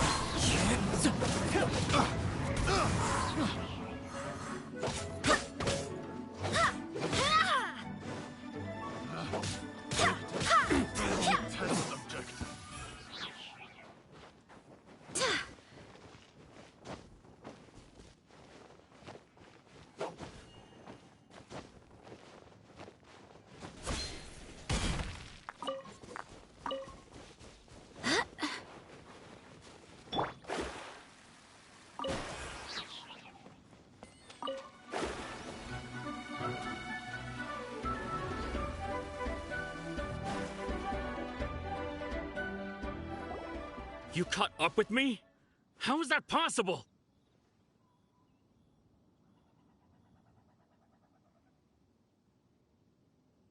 I had even prepared a boat to ensure a quick getaway, and still you caught up to me! No boat could ever match the speed of the wind. The wind? What are you talking about? Oh, I get it. Your vision. Drat! If I only had a vision! Or, if I could activate this one, then you'd never be able to catch me! This has nothing to do with visions. You may be skilled at vanishing from a crowd, but it seems you know precious little about how to conceal yourself from nature's gaze. Additionally, your chosen escape route was flawed for reasons that are too numerous to go into, and on top of that, I could hear your boasting and proud laughter in the wind as I was pursuing you. In other words, you failed to meet any of the basic criteria for a grand heist, namely speed, stealth, and style. You...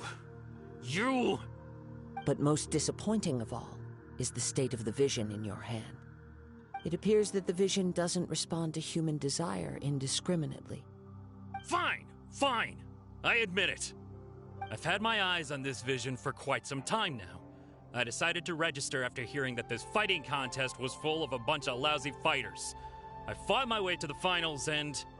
Aha! So you were supposed to be our opponent! I'd intended to win the contest through skill alone all along, but then you showed up. After watching the semi-finals, I knew that I didn't stand a chance. But I wasn't about to give up on the vision so easily after coming all this way. Since there was no use in trying to face you in the match, I decided to put my skills to good use while everyone's attention was on you and Beto.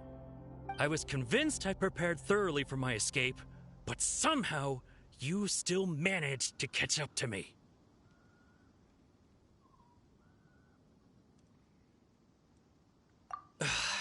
Drat. This should have gone differently.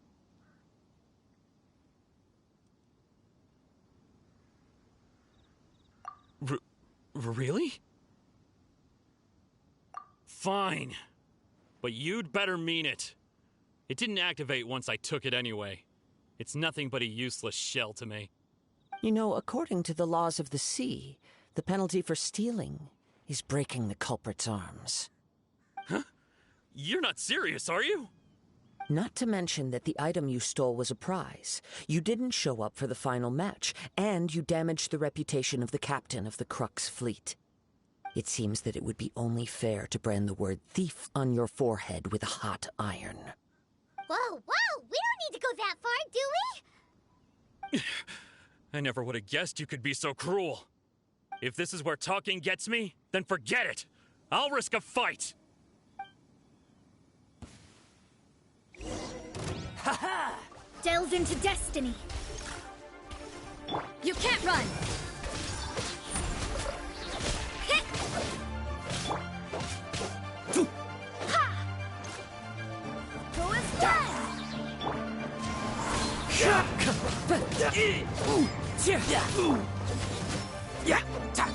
Here's something special. Shiver!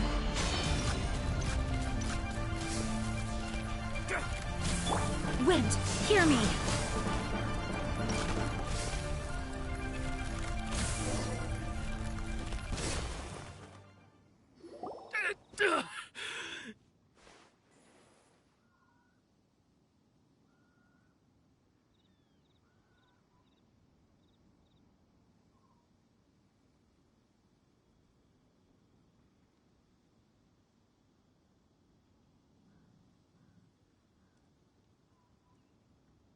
No!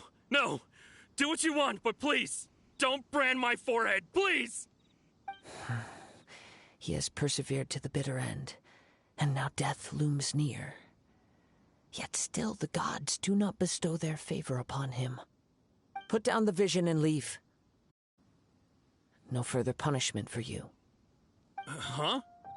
What's wrong? Are you asking for more punishment? It's up to you. Such willingness is commendable, and fits the way of the samurai. No need for that. Thank you for releasing me. You truly are generous. Huh? Paimon doesn't get it. Were you just trying to scare him? I take no pleasure in frightening others. I was just testing all possibilities while the vision remained in his hands. When people are forced into a corner, that is when their greatest strength will appear. I thought it may be an opportunity for him to awaken the vision. But unfortunately, nothing happened. Yes, I wanted to know whether it were possible for an extinguished vision to be reawakened. From the moment he stole the vision, I decided to use him for this experiment. I've tried many other methods in the past, though few tales tell of a masterless vision reawakening. After seeing you command multiple elements, I figured that nothing is impossible. Come, why don't you give it a try? The vision didn't seem to respond at all. I see. So you are also unable to rekindle the vision. No matter. This was expected. I suppose... Yeah, what's the story behind this vision anyway? The story begins with an old friend. He was once a good friend of mine. One day he asked me about a sword art of which he had heard, the Musono Hitotachi. I told him it can only be witnessed when divine punishment is administered. It is the pinnacle of the Raiden Shogun's skill, a symbol of ultimate power. But he replied, there must be one who can withstand it. There will always be those who dare to brave the lightning's glow. Then, the Vision Hunt decree arrived. People's aspirations were stripped away as the Raiden Shogun began to construct her ideal of eternity. While I was fleeing from place to place, I heard that my friend had challenged the Vision Hunters to a duel before the throne.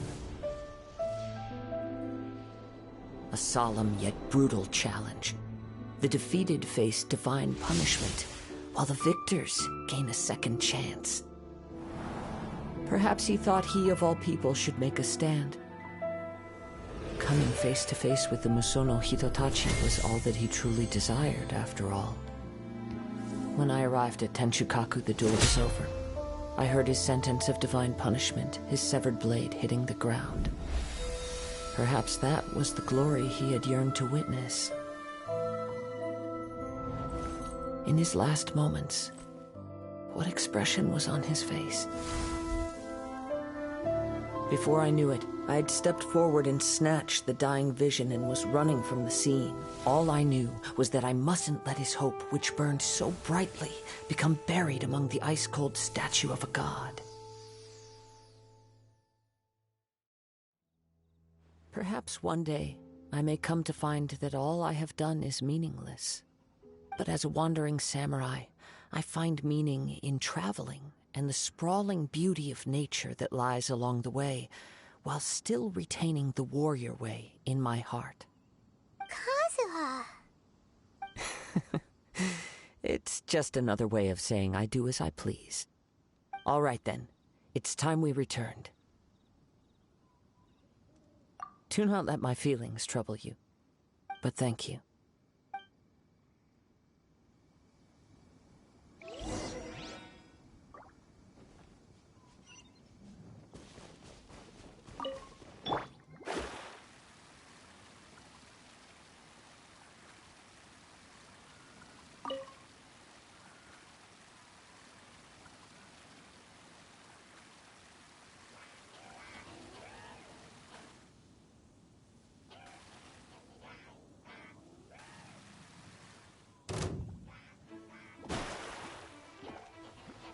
Shadows of the... Yeah! Clouds high, the birds call! Judgment!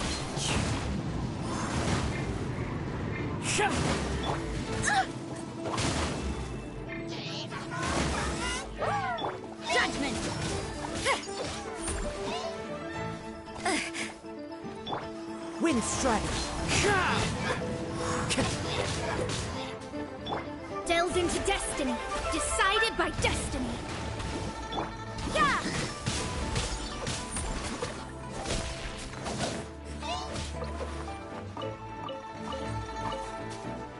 Judgment! Shadows of fate!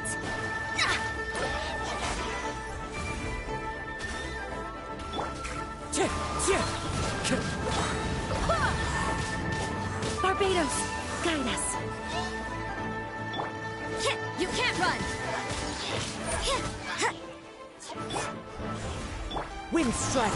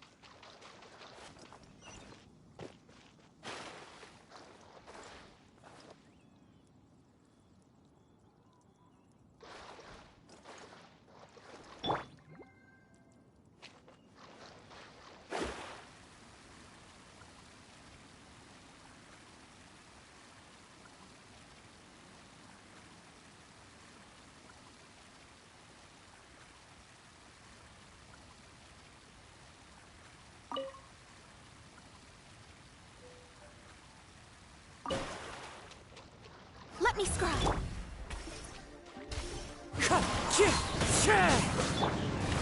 Judgment!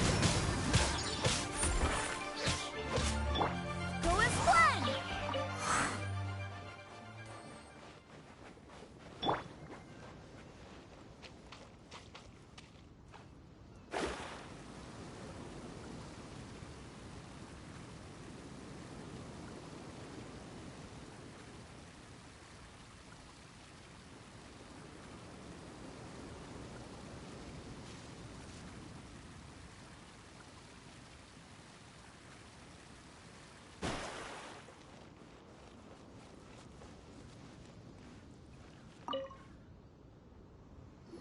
Huh?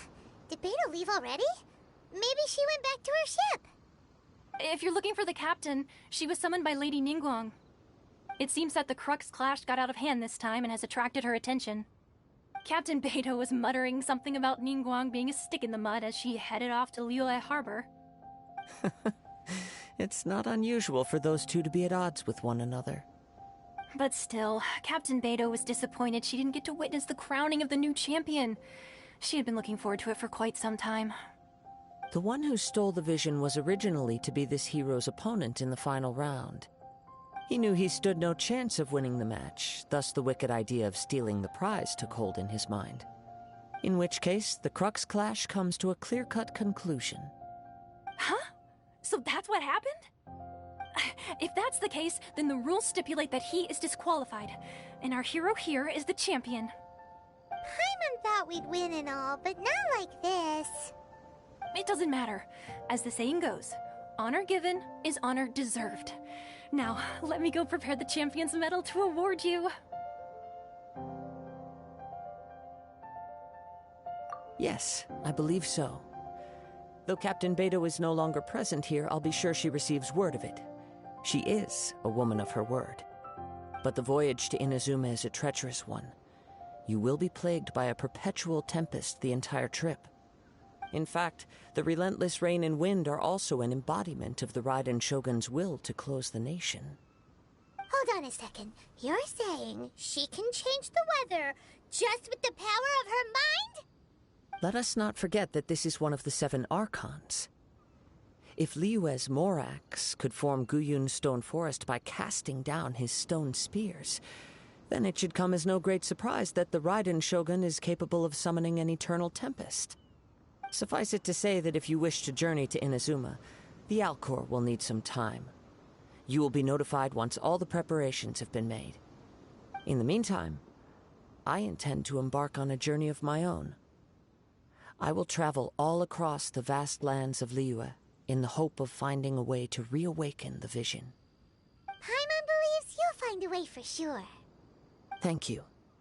May both our journeys prove meaningful. One final word of warning. The part of your journey that lies after the storm may well prove to be the most arduous.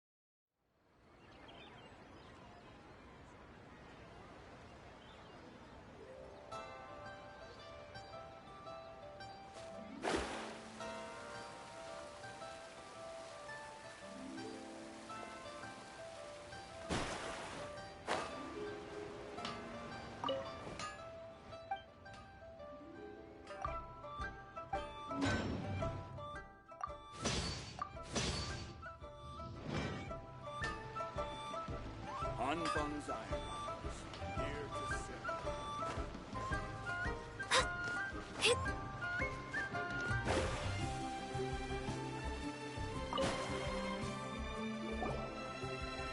Ad Astra Abyssosk. What can I do for you, traveler?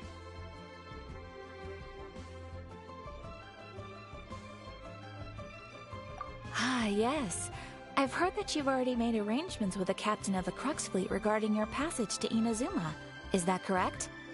Now that I think about it, it's been quite some time since I last visited those lands.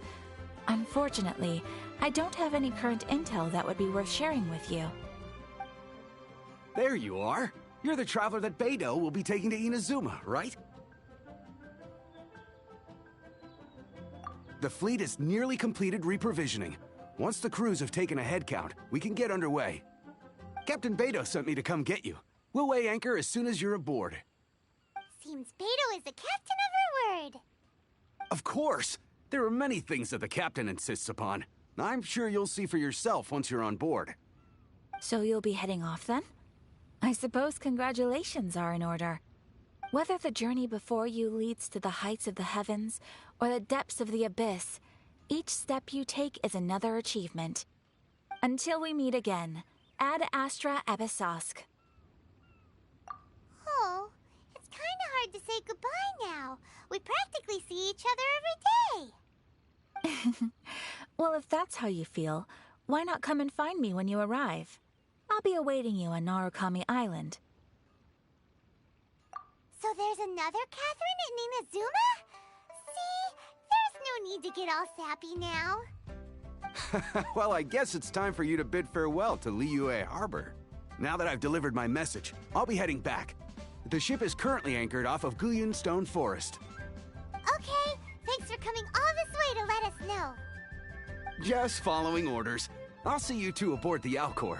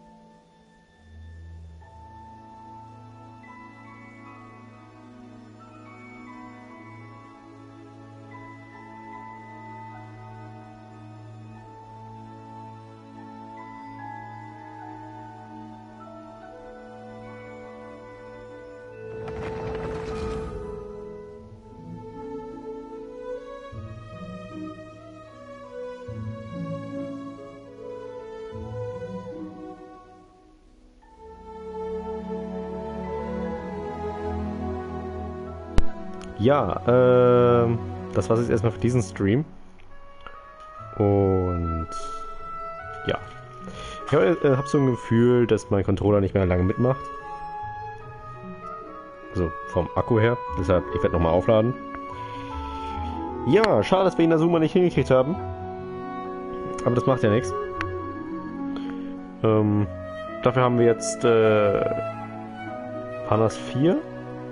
Ich glaube 4 Missionen haben wir hingekriegt.